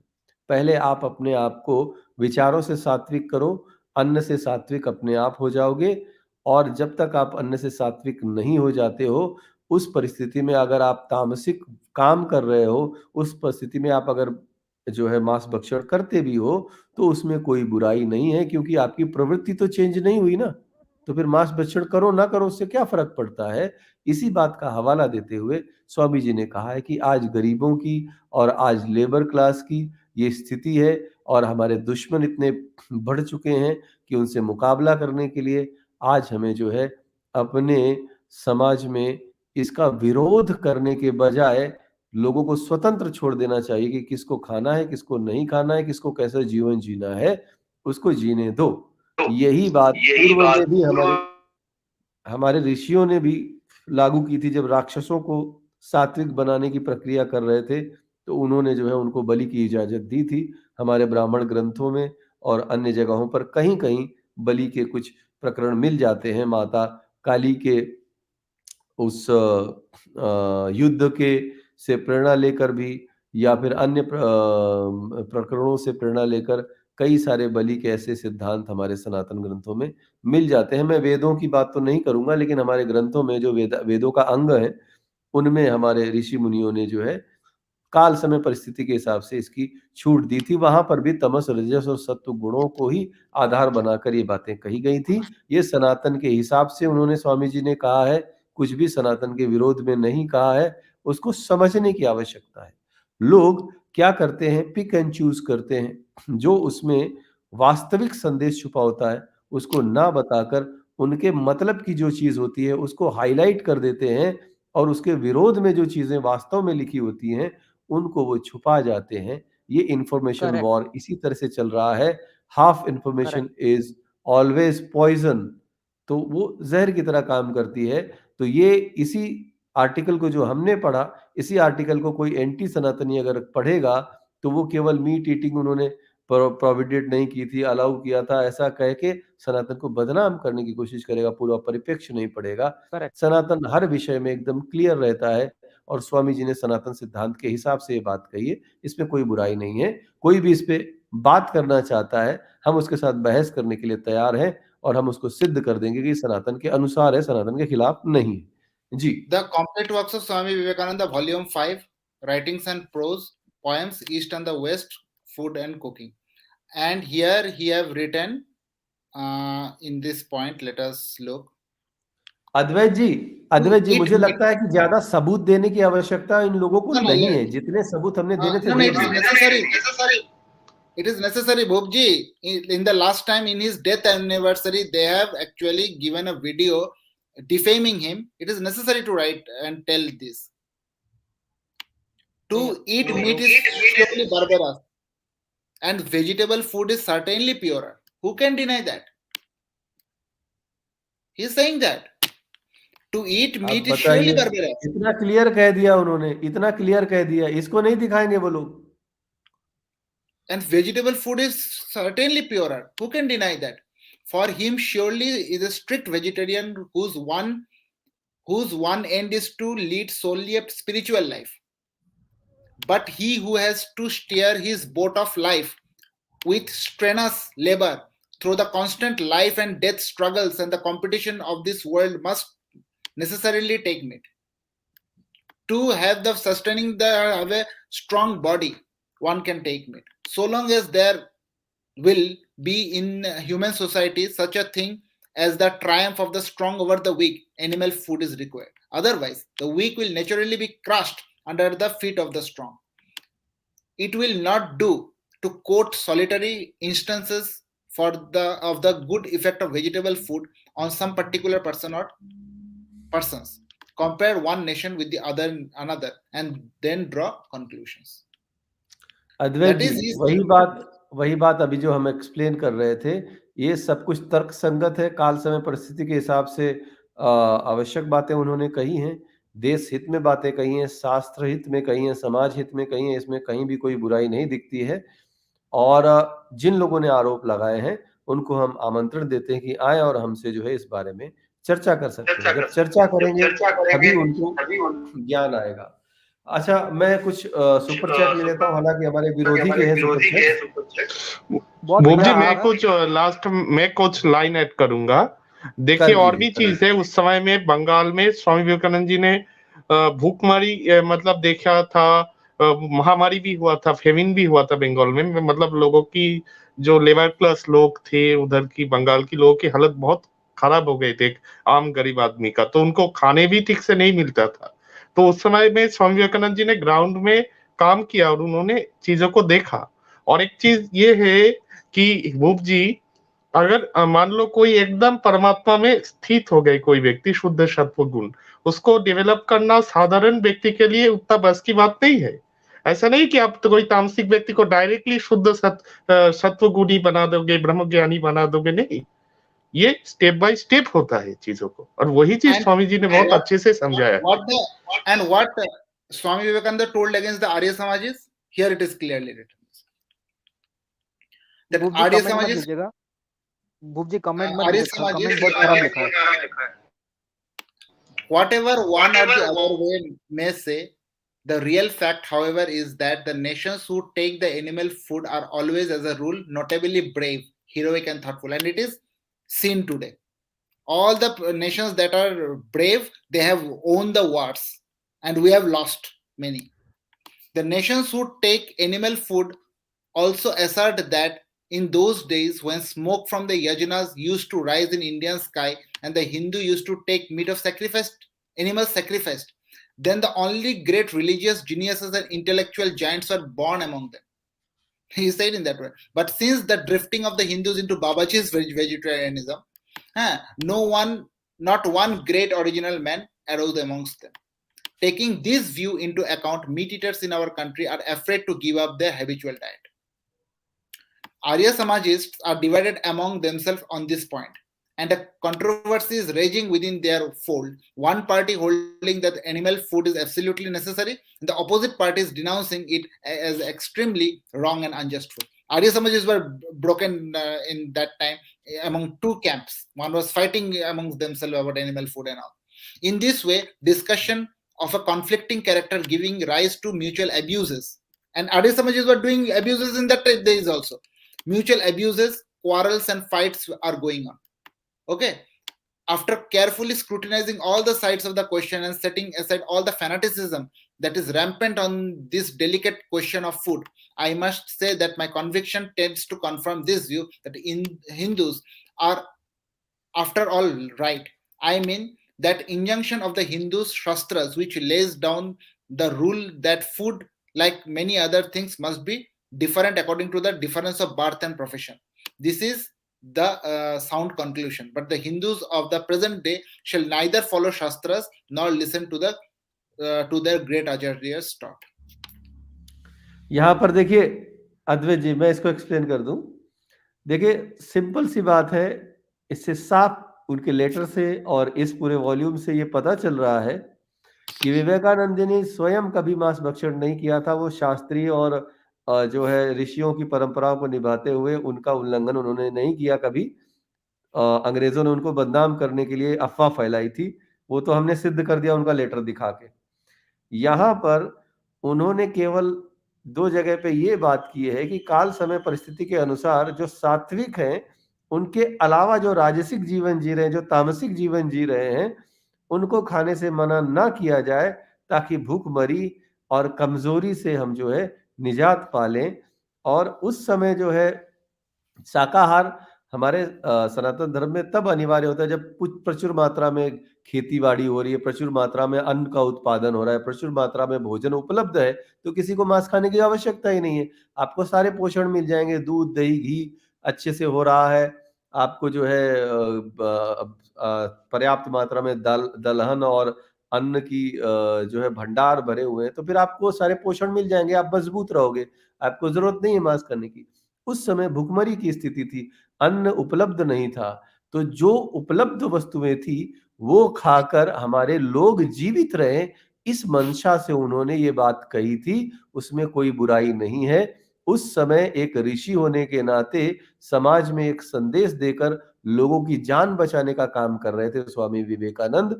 उसको, इस बात को पकड़कर गलत तरीके से डिफेम करने वाले लोग जो है धूर्त होते हैं, और उन्होंने यहाँ पर आर्य समाजियों का स्ट्रांगली खंडन करके ये भी बता दिया कि आर्य समाज हमेशा से सनातन विरोधी रहा है और रहेगा। ये बात लोगों के समझ में नहीं आ रही है। अच्छा, यहाँ पर वैदिक आर्यवर्त जी ने पूछा है कि क्या विवेकानंद जी मांस और गौमांस खाते थे? नहीं भाई, मैंने अभी इसका उत्तर आपको दे दिया है। और थोड़ा सा पीछे जाओगे स्ट्रीम, तो हमने विवेकानंद जी का वो खंडन करने वाला लेटर भी दिखाया है, जिसमें अंग्रेजों के उस षड्यंत्र को खंडन करते हुए उन्होंने जो है बाकायदा लेटर लिखकर इसका खंडन किया है। वो भी लेटर हमने शो किया है, और बाकी चीजें भी हमने क्लियर कर दी हैं। ठीक है। और अब मैं सुपर चैट ले लेता हूं, क्योंकि वो विरोधी के हैं, लेकिन लेना इसलिए जरूरी है बहुत क्योंकि उसका खराब लिखा जवाब है, देना है। सुपर जी चैट हाँ। बहुत खराब है। अरे नहीं, सुनिए महान जी, आप टोका मत करिए प्लीज। इसने बोला है कि डोनेट नहीं करेंगे ये ले भीख, फ्लॉप एक्टर, मुझे फ्लैप एक्टर बोला है, और इस तरह की बातें कह रहा है। इससे देखो, इस बुद्धिज्म साइंस के इस बंदे का ये इसकी फ्रस्ट्रेशन छलक रही है कि जब हम उनके आकाओं के एजेंडे को बेनकाब करते हैं, उनको जब हम जो है उनके झूठ को पकड़ते हैं और उसको जो है जनता के सामने लाते हैं, तो बौखला कर इस तरह की हरकतें करने के लिए यहाँ पर आए हुए हैं कि अपनी उनकी बात कह ली जाए यहाँ पर। तो पैसे भी देते हैं, भाई तुम्हारे पैसे हमको नहीं चाहिए, हमारे समर्थन में यदि कोई है वो पैसे देगा, ठीक है, नहीं देगा कोई बात नहीं, हम अपना काम करते रहेंगे। अपने पैसे बर्बाद मत करो भाई। तुम्हारे ये जो 40-40 करके 3 बार अब तुमने पैसे दिए हैं, मैं किसी गरीब को डोनेट कर दूंगा, मैं इस्तेमाल नहीं करूंगा, तुम्हारे पैसे मुझे नहीं चाहिए। नंबर 1। दूसरा, इसने आक्षेप लगाया है कि kills gay, Bhoop also said he is gay. ये कौन सी बात है? मैंने कब क्या कहा है? ये किस परिप्रेक्ष्य में कह रहा है? कम से कम आकर बात तो करे। इस तरह का झूठ मत फैलाओ, झूठ फैलाने से तुम्हारा जो है कुछ भला नहीं होने वाला है भाई मेरे। ठीक है, तो ये झूठे वक्तव्य मत दो। ये भूप कौन जी, है इन यार लोगों को अपनी बात एंटरटेन को मत ले? कीजिए। ये लोग अपने एजेंडा के साथ आते हैं स्ट्रीम को खराब करने के लिए। देख रहे हैं कि एक अरे नहीं नहीं, शांति कोई से बात नहीं। डिस्कशन हो रहे। सुनिए तो सही, क्या होता क्या है कि अब जो चीज है, हम सत्य के साथ खड़े हैं, तो हम विरोध को भी उसी तरह से लेंगे, जो है पॉजिटिव तरीके से लेंगे जिस तरह से समर्थन को लेते हैं। इसी से जो है सत्य का प्रचार होगा। जब विरोधी क्या सोचते हैं, विरोधियों के मन में क्या चल रहा है, वो भी तो हमें जानना चाहिए, हमारे लोगों को जानना चाहिए। इनके ऐसा कहने से ना मैं ऐसा हो जाऊंगा ना ऐसी चीजें हो जाएंगी।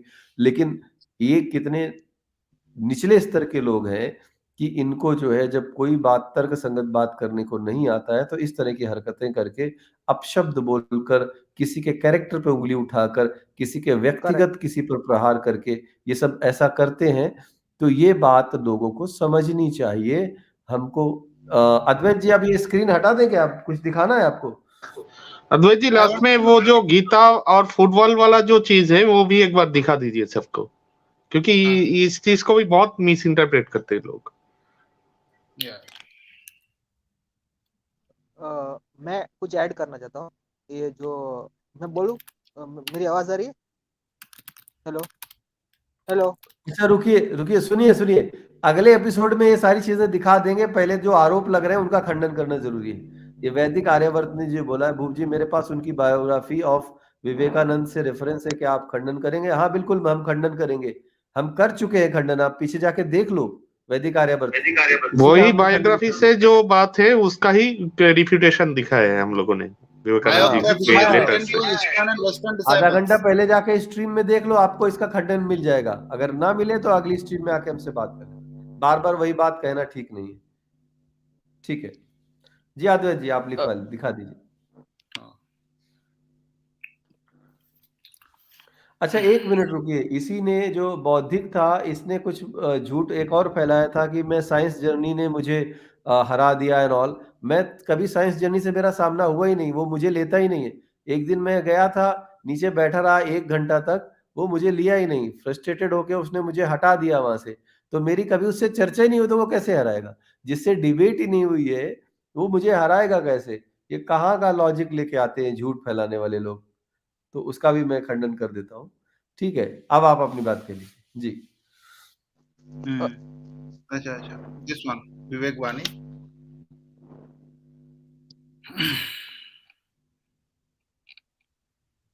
First of all,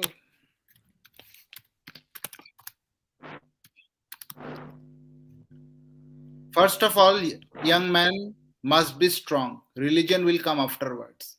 Be strong, my young friends. That is my advice to you. You will be nearer to heaven through football than through the study of Geeta. These are bold words, but I have to say them, for I love you. I know where the shoe pinches. I have gained a little experience. You will understand Geeta better with your biceps, with your muscle a little stronger. So, because of this thing, Sri Krishna and Arjuna were all Kshatriyas. They had rigorous practice of martial arts. Okay, then they understood the Gita. So, being in a tamasic mind, you cannot understand things like Gita. And reading Gita will make you more tamasic. To become a sattvic, you will have to become rajasic first. Then you will become sattvic. This is the idea. For being rajasic, Another thing is that एक minute I रुको want रुको to say अद्वैत जी मेरे ऊपर personal आक्षेप लग रहा है, मैं इसका खंडन कर दूंगा। ये देखिए, इतना नीच व्यक्ति है कि अब मुझे गुस्सा आ रहा है इस पे। ये मुझे बोल रहा है मैंने अपने इंटरव्यू में बोला है कि मैं गे हूं। देखो इसकी Oh my इतनी हिम्मत। goodness. ये सरासर Who are दर्शकों, you? ये सरासर No, झूठ you बोल रहा है। banned him from the channel. No, you banned him from the channel. you banned him, Mukji. I told you I'll na, ban this type him. of people come with agenda. हाँ, इतना झूठ फैला रहा है। देखो ना, झूठ की कोई हद होती है, कोई सीमा होती है यार। इतना बड़ा झूठ फैला रहा है। ये जो आप अब ये आपको जवाब नहीं दे पा रहा है, इसलिए आपका नाम खराब कर रहा है। हाँ, ये यही करते हैं ना लोग। अरे दर्शकों को समझ में आना चाहिए, यही करते हैं वो लोग। अरे अब this एक is नया not प्रोपेगेंडा लेकर आए। this is not an upvote. This is not an upvote. This is an Sanatani Arya warrior Samaji. Ji, Sanatani This is warrior an ji, Arya आप Samaji. अपना यूट्यूब बंद क्यों नहीं कर देते हैं? केवल स्ट्रीम यार्ड से जुड़िए। आप एक बार एग्जिट होइए, यूट्यूब बंद करिए, स्ट्रीम यार्ड से जुड़िए, तभी आपके इको नहीं आएगा। आपका शुरू से इको आ रहा है। अभी प्लीज अभी एक बार ठीक exit है? होइए। No, नहीं no. नहीं, अभी भी आ रहा है। Echo is coming. Echo. आप यूट्यूब बंद करके आइएगा सनातनी वॉरियर जी। ठीक है, Whole अद्वैत day जी, हम you are यही कहना talking. चाह रहे थे कि इनका नया नया षड्यंत्र चलता रहता है। अब मेरे देखो कितने पर्सनल लेवल पर मेरे ऊपर अटैक कर रहे हैं। अब देखिए, अरे these are I'm शर्म telling आनी you, चाहिए I'm telling इनको। you. Bhubji, हाँ, these are calling themselves to be Navbodh, but these are not Navbodh. These are Arya Samajis. These Arya Samajis, actually you yeah, got alleged it, you got it, you got it. मुझे भी यही लग रहा था। because the ये Arya लोग Samaj frustrated है, frustrated. ये लोग फ्रस्ट्रेटेड हो गए हैं कि उनको उनको इनका आपका जवाब नहीं दे पा रहे, इसलिए ये लोग आप पर्सनल अटैक कर रहे हैं। हाँ हाँ हाँ। So another thing you see here and what is the Shruti Praman? Shruti Praman is this. On what basis he told that you will have to develop your own body. Then leave aside theories, all that. Just reflect calmly on your own acts and dealings with others and find out whether you are not a species of beings intermediate between animals and human planes of existence. First, build up your own physique, that is your body. Then only you can get control over the mind. Nyayatma balahinena lavyaha. The self is not to be attained by the weak, clearly said in the Kathopanishad. And being weak in the body, you are flying in the air. When the air comes, you are dangling like a twig, and you think that you will get the Atma Gyan. Is it that easy? Halwa or what? Huh? It is so easy or what? इसको अद्वैत जी, इसको simply मैं समझा देता हूँ, दर्शकों को समझ में आ जाएगा। आज के परिवेश में यदि गजवाए हिंद करके लोग आक्रमण कर दें तो जो मठों में साधु लोग बैठे हुए हैं उस टाइम पे वो ध्यान करते रहे, वेद पढ़ते रहे, भगवत गीता पढ़ते रहे, तो उनके वेद पढ़ने, भगवत गीता पढ़ने का क्या अर्थ है? वही उस वक्त विवेकानंद जी संदेश दे रहे थे, समझा रहे थे कि भाई आज आपको मसल पावर की जरूरत है, आपको मजबूत होने की जरूरत है, क्योंकि आप गुलाम हो। आपके देश में जो है दूसरे लोग आकर आप पर कब्जा करके आपकी संस्कृति को नष्ट कर रहे हैं। तो पहले आप अपने आप को मजबूत करके, यूनाइट होके उनसे लड़कर अपनी संस्कृति को मुक्त कराओ, अपनी संस्कृति को बचाओ। बाद में आप भगवत गीता पढ़ते रहना, बाद में आप जो है सन्यास धारण करते रहना। ये एक व्यंग्यात्मक लेटर था, एक व्यंग था, समाज को जगाने वाली बात थी। यदि आज कोई जो है माइक पर खड़ा होकर कह दे कि ऐ सनातनियों, अपने धर्म की रक्षा के लिए और अपने जो है आत्मसम्मान के लिए जो है आप ऐसा ऐसा करो, उसके उस वक्तव्य को आज से 100 साल पहले किसी और परिप्रेक्ष्य में कहकर उसको जो है डिफेम करने की कोशिश की जाए, ये ठीक वैसी ही स्थिति लग रही है। विवेकानंद जी ने यहाँ पर भी शास्त्रों में मीट खाना किसको मना है, कौन खा सकता है, वो एग्जैक्टली बताते हुए ये बात बोली है कि आज आपको सशक्त होने की जरूरत है। आज आपको जो है पूरी तरह से अपने आप को संभालने की जरूरत है। ये धर्म का ज्ञान जो है वो बाद में लिया जाएगा। ये सारा कुछ है। वो जी मैं करेक्ट कुछ ऐड करूंगा इधर। मैं योग जी। दर्शन के हिसाब से आपको बता रहा हूँ ये चीज क्या है। आप योग दर्शन में जानते हैं कि पहले अब ये ध्यान, धारणा, समाधि बाद में आता है। पहले आता है यम, नियम, आसन, प्राणायाम, प्रत्याहार। तो पहले ये सारे चीज के द्वारा हम अपने मन और शरीर को सशक्त बनाते हैं कि उस आध्यात्मिक सत्य तक जाने के लिए, ध्यान, धारणा, समाधि तक जाने के लिए इतने सारे स्टेप्स हमें उतर कर आना पड़ता है। तो वही चीज स्वामी जी समझा रहे हैं। और ये योग दर्शन का भी राय यही है कि अगर हम मानसिक रूप से सशक्त नहीं होंगे, शारीरिक रूप से सशक्त नहीं होंगे, तो हम उस परम सत्य तक नहीं जा सकते। बस मैं इसमें मानसिक एक ही रूप बात सनातनी वर्य, इसमें एक ही बात जोड़ूंगा। मांसाहार केवल एकमात्र विकल्प नहीं है। शाकाहार से भी अपने शरीर को और मस्तिष्क को हम मजबूत बना सकते हैं। स्वामी जी ने ये उस समय कहा था जब हम खाने की समस्या से जूझ रहे थे, जब हमारे यहाँ कुपोषण था, जब भुखमरी थी, महामारी थी, लोग अंग्रेजों ने और मुगलों ने हमारे धन को लूट लिया था, हमको भूखे मरने के लिए छोड़ दिया था। मैं ये ये उस गीता समय और का वक्त फुटबॉल है। की उस कॉन्टेक्स्ट में कह रहा हूँ कि फुटबॉल खेलने को स्वामी जी ने क्यों कहा था, वो चीज हाँ मैं हाँ, तो वो समझा भी, रहा हूँ। हाँ हाँ ठीक ठीक है, वो भी वही बात है। ठीक है, you are right, I got the To point. them, चलिए। to them, you show this Shastra Praman. Naya Atma Valahinena Lavyaha.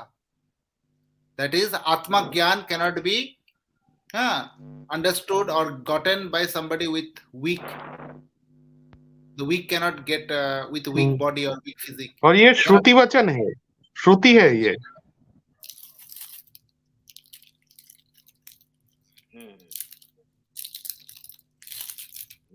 तो हमने विवेकानंद जी पर लग रहे झूठे आरोपों का भी खंडन कर दिया, और इस बात को भी हमने जो है संक्षेप में बता दिया कि कौन उनका खंडन करता है, कौन उनके विरोध में है। क्या स्वामी विवेकानंद का विरोध करने कोई मुसलमान आता है? नहीं आता है। क्या इस्कॉन का विरोध करने कोई मुसलमान आता है? नहीं आता है। क्या हमारे अवतारों का विरोध करने कोई मुसलमान आता है? नहीं आता है। क्या हमारी मूर्ति पूजा का विरोध करने कोई मुसलमान आता है? नहीं आता है। सबसे ज्यादा विरोध हमारे अंदर से होता है। मेरे प्यारे दर्शकों, मेरे प्यारे दोस्तों, उस छलावे, उस भ्रम से दूर आओ, वापस आ जाओ अपनी जड़ों पर, वापस आ जाओ अपने मूल सनातन के सिद्धांत पर। तभी हम अपनी रक्षा कर पाएंगे, तभी हम यूनाइट हो पाएंगे। हम एक ऐसे खोखले विचार के बैनर तले यूनाइट नहीं हो सकते जो हमें घुन की तरह हमें खोखला कर रहा है या हमारी जड़ों को कमजोर कर रहा है। एक ऐसे विचार के साथ हम स्वयं को यूनाइट और स्ट्रांग नहीं बना सकते हैं। यही मैं कहना चाहता हूं। सॉफ्ट, मेरा किसी से कोई विरोध नहीं है, मेरा विरोध केवल विचारधारा का है और ये विरोध मेरा रहेगा, और मैं सही रास्ते पे हूँ, क्योंकि स्वामी विवेकानंद ने भी इन लोगों को विरोध किया था। इसलिए स्वामी विवेकानंद के व्यक्तित्व को, उनके चरित्र को खराब और धूमिल करने का प्रयास आज भी ये लोग कर रहे हैं, लेकिन हम ऐसा नहीं होने देंगे। हमारे जो सच्चे महापुरुष थे, हमारे जो सच्चे महारथी थे, हमारे जो सच्चे योद्धा थे, हम उनका गुणगान करते रहेंगे। हम जो हमारे सच्चे योद्धाओं का विरोध करते थे, उसी परंपरा के मानने वाले आज जो हमारा विरोध करते हैं, हम उनका खंडन करते रहेंगे, चाहे वो अंदर के हों, चाहे बाहर के हों। दुश्मन दुश्मन होता है, शत्रु शत्रु होता है, वो कोई भी हो, अंदर हो चाहे बाहर हो, उसके साथ जो है आप मित्रवत व्यवहार करेंगे तो आप धोखा खाएंगे। मैं सबको ये आह्वान करता हूं कि सत्य को जानो और स्वयं आकलन करके अपना निर्णय लो। मैं नहीं कहता हूं कि आप मेरे साथ खड़े हो जाओ, मैं ये नहीं कहता हूं कि मेरा समर्थन करो, मैं ये कहता हूं सत्य को जानकर सत्य के साथ खड़े हो जाओ, धर्म के साथ खड़े हो जाओ, धर्म की सही परिभाषा जान जाओ। बस मेरा कर्तव्य यही है। मैं तो, मेरे जैसे हजारों लोग आए और चले गए और आगे भी आएंगे और चले जाएंगे, ये समाज का और प्रकृति का नियम है। लेकिन जो समाज को सच्चाई के साथ सही दिशा दिखा सके, वही सच्चा सनातनी है। जो सच के साथ खड़ा हो सके, निडर होके, धर्म के 5 मूल आधारों में न्याय, सत्य, समर्पण, सामर्थ्य और धैर्य, इसमें एक सामर्थ्य भी होता है। आपको मैं उसी सामर्थ्य का परिचय देते हुए मैं हर उस व्यक्ति का विरोध करने के लिए खड़ा हूं जो सनातन को नुकसान जाने या अनजाने में करने की कोशिश कर रहा है। इसलिए मेरा चारों ओर से विरोध हो रहा है, लेकिन मेरे अंदर सामर्थ्य है इस सच के साथ इन सारे विरोधों का सामना करने का, और मैं करता रहूंगा। मैं अद्वैत जी और कुछ कह रहे हैं तो कह लीजिए, स्क्रीन हटाइए, अंत में कुछ वक्तव्य लिए जाए, लोगों से चर्चा की जाए। हमारे साथ सिग्मा मेल भी जुड़े हुए हैं, उनसे बात की जाए, फिर और लोग जुड़ेंगे, उनसे बात की जाएगा। Okay, I have shown it. And one Swami Vivekananda and mass energy equivalence, this thing was there, E equal to mc square, and I think so it won't be possible today, right? भूप जी एक दिन एक stream कीजिएगा। स्वामी विवेकानंद जी ने माता के बारे में भी बहुत सुंदर सुंदर चीजें लिखा, तो वो भी, आप भी माता का भक्त हो तो वो भी चीज एक दिन स्ट्रीम की कर दीजिएगा, तो हम लोग आप लोगों को दिखाएंगे, अद्वैत जी दिखाएंगे। सनातनी वॉरियर जी, हम अलग से स्ट्रीम करेंगे, उसमें साइंस इन सनातन का जो सेक्शन रखेंगे, उसमें विवेकानंद जी ने साइंस को किस तरह से सनातन में प्रूव किया है, उसके विषय में जब उन्होंने इक्वेशन भी दिया है, साइंटिफिक इक्वेशन सनातन धर्म की विज्ञान को। जी, तो अगली कोई स्ट्रीम इसी पर रखेंगे तो उसमें फिर सब सारे विषयों को कवर कर लेंगे। उनका व्यक्तित्व इतना बड़ा है कि एक स्ट्रीम में कवर नहीं किया जा सकता है। 3.5 घंटे हो गए हैं। कुछ लोग इवन 10 स्ट्रीम में नहीं कवर हो सकता। इवन 10 स्ट्रीम में स्वामी विवेकानंद जी का वो व्यक्तित्व कवर नहीं हो सकता, इतने बड़े ज्ञानी है। और उनके कंप्लीट वर्क्स में पढ़ा हूँ भूप जी, वो एक वर्ल्ड एनसाइक्लोपीडिया की तरह है, मतलब पूरे विश्व की, मतलब इतना डीप चीजें है, अगर कंप्लीट वर्क्स को कोई समझ लिए तो मतलब बहुत बड़ी बात है। जी बिल्कुल बिल्कुल, यू आर राइट। अच्छा, सिग्मा मेल जी हमारे साथ जुड़े हुए हैं, स्वागत है सिग्मा मेल जी, आप क्या कहना चाहते हैं? आपका स्वागत है जी। Yes, thank you very much for you, all of you gentlemen who have welcomed me here. Very warm welcome. So sir, Mr. Bhoop, I would like to ask you one thing. There is a question which has just arrived. If you can speak in Hindi, you can speak in Hindi. Yes, of course I can, but the gentlemen on the panel, will they understand? I understand Hindi, मुझे हिंदी समझ में आती है। Everyone will understand. आप हिंदी में बोलिए। Okay, got it sir। जी अवश्य sir. जिस प्रकार सभी महानुभाव ने अपने वक्तव्य दिए, तो सर मैं तो ये कह रहा हूँ कि सनातन में कई सारी विचारधाराएं हैं, जैसे कि ये भी है अपना अद्वैत है, द्वैत है, और ये मुझे नहीं पता ये जो लेमन सनातनी है या जो ऑर्डिनरी सनातनी है, एक रेगुलर सनातनी है जो मूर्ति पूजा भी करते हैं, आइडल वर्शिप भी करते हैं। So do you think according to the Upanishads or the Vedanta, is it wise for a man to worship or bow down to a sculpture or a created thing, a human formed thing, something which is made by a human being? Would you agree with this philosophy or this thought? I am totally Anybody agree could with this. मैं answer this. Yeah. I got your question. मैं बता दूं, मैं पूरी तरह से मूर्ति पूजा का समर्थन करता हूं और मूर्ति पूजा ही सबसे सार्थक और सबसे श्रेष्ठ माध्यम है परमात्मा की साधना करने का. ये मैं आपको अभी वेद से, पुराणों से और उपनिषदों से सबसे सिद्ध करूंगा. सारे आपके जो है शंकाओं को मैं समाधान कर दूंगा. ये जो भ्रांति है, इसको खंडन करने से पहले मैं एक बात आपको बताना चाहता हूं, उसके बाद मैं पीपीटी दिखाकर इसका खंडन करूंगा आपकी बात का. कि देखिए, परमात्मा ने कहा है कि वही साकार है, वही निराकार है, वही आदि है, वही अंत है, वही सूक्ष्म है, वही विराट है, वही कण कण में है और संपूर्ण ब्रह्मांड में भी उसी में समाया हुआ है. उसके बाद ऋग्वेद का 1090 जो पुरुष सूक्त है, उसके 16 के 16 मंत्र जो है परमात्मा के स्वरूप सिद्धि की बात ही कर रहे हैं, उसके साकार स्वरूप की बात कर रहे हैं.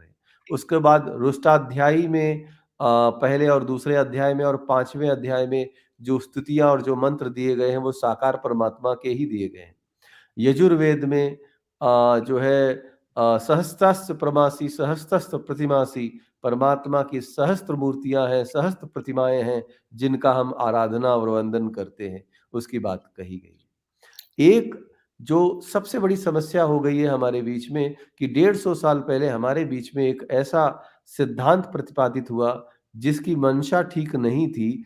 उसने जो है बहुत ही गलत तरीके से हमारे मूल सिद्धांतों की का खंडन करते हुए और आपत्तिजनक भाषा का प्रयोग करते हुए पुस्तकें लिखी और केवल मूर्ति पूजा में परमात्मा को साथ दिया, जो कि गलत था. इसलिए गलत था कि परमात्मा की जो 8 प्रकार के जो है उसके चित्रण मैंने आपके सामने किए हैं, उन सारे के सारे स्वरूपों में निराकार, साकार, आदि, अंत, सूक्ष्म, विराट सब कुछ है. यदि आप ये कह देते हैं कि परमात्मा केवल निराकार है, तो ये ठीक उसी तरह से है जैसे हमारा शरीर है, उसके शरीर के 8 अंग हो गए, 2 हाथ हो गए, 2 पैर हो गए, 2 आंखें हो गई, 2 कान हो गए. इनको 8 तरह से आप अगर हम इनको समझ लें तो आप उसमें से अगर निराकार को 2 आंखें मान लें या निराकार को 2 हाथ मान लें, तो आपने 2 हाथ अलग निकाल लिए और बोला कि यही परमात्मा है. ये 2 हाथ जो है यही वास्तव में परमात्मा है.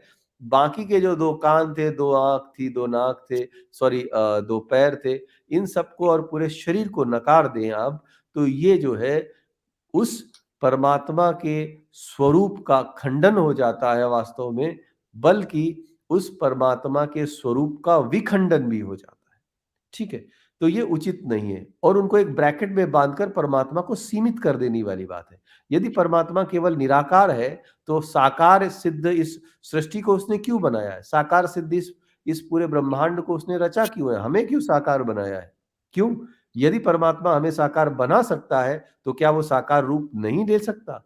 क्या वो साकार हमें दर्शन नहीं दे सकता है? क्या परमात्मा की शक्ति इस कण कण में जो विद्यमान है, क्या पल पल हमें अपना एहसास नहीं कराती है?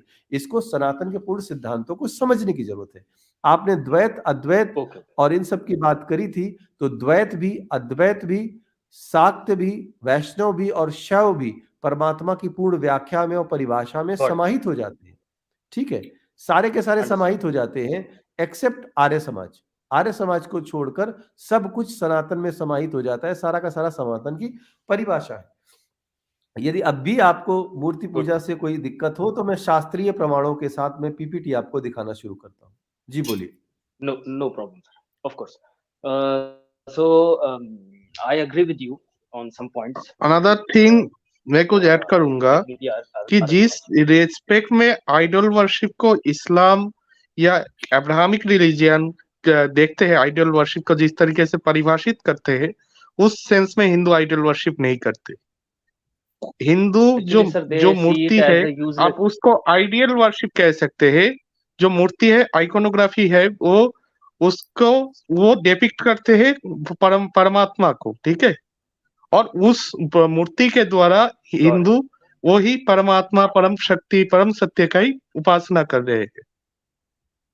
और वो जो मूर्ति है वो परमात्मा का सिर्फ एक डिपिक्शन है। इसको विग्रह के कॉन्सेप्ट कहते हैं। I got your point, sir. I would like to अच्छा Yeah, yeah. Advait ji, warrior ji, Yes, let him please go ahead. Speak, let him speak. हम want सारे to एक say साथ only- बात Yeah, ना करें। there is one question which is been asked by the most of the theologians or the epistemologians. They say that can a potter be a pot? Are those things separate or the same? Of course, I'll A answer pot can this. be a created thing, but a potter cannot be a created thing, or cannot be created by can be created here by is some a logical higher force, fallacy. but the potter cannot be a pot. Logical, no, logical I'll fallacy. अच्छा Here is a Advaita ji, logical you answer it. I'll answer. Advaita ji, you For can example, answer. a potter is also made upon with the same tattvas that a pot is made. A potter's body is made about the panchabhuta or any element you say. A potter cannot make a pot out of nothing. In the vacuum, a potter cannot make a pot. That means the reality is that the clay that is falling in front of you has the potential of being a pot. The clay in front of you has the potential of being a pot, and the potter is just releasing that potentiality, hidden potentiality. This is known as the nimitta karan. So basically, they both are not a single unity or entity. They are different entities with different properties. No, they are not That's what different you're entity. saying? They are not different entity. They are basically Also, one is the I'm telling you, the whole universe that has come, the potter also have come from the universe only. You cannot find a potter outside of the universe. Did you find the potter outside of the universe? The potter's body is made up of the same matter as the pot is made. yes, Show but me a potter. one thing is No, show me. First of all, you have to show me a potter that is one thing is outside of the created by the universe. another. Yeah, one thing Obviously, is created by the another. मैं इसका समाधान एक The सूत्र pot से is कर made देता by हूं। the potter, not vice versa. That's what I'm saying. भाई, There's a Pot, contradiction no, which the arises. pot has the If they're no. if we are considering Can them a potter same, listen? Can a potter? I'm giving the here. Can a potter make a pot out of nothing?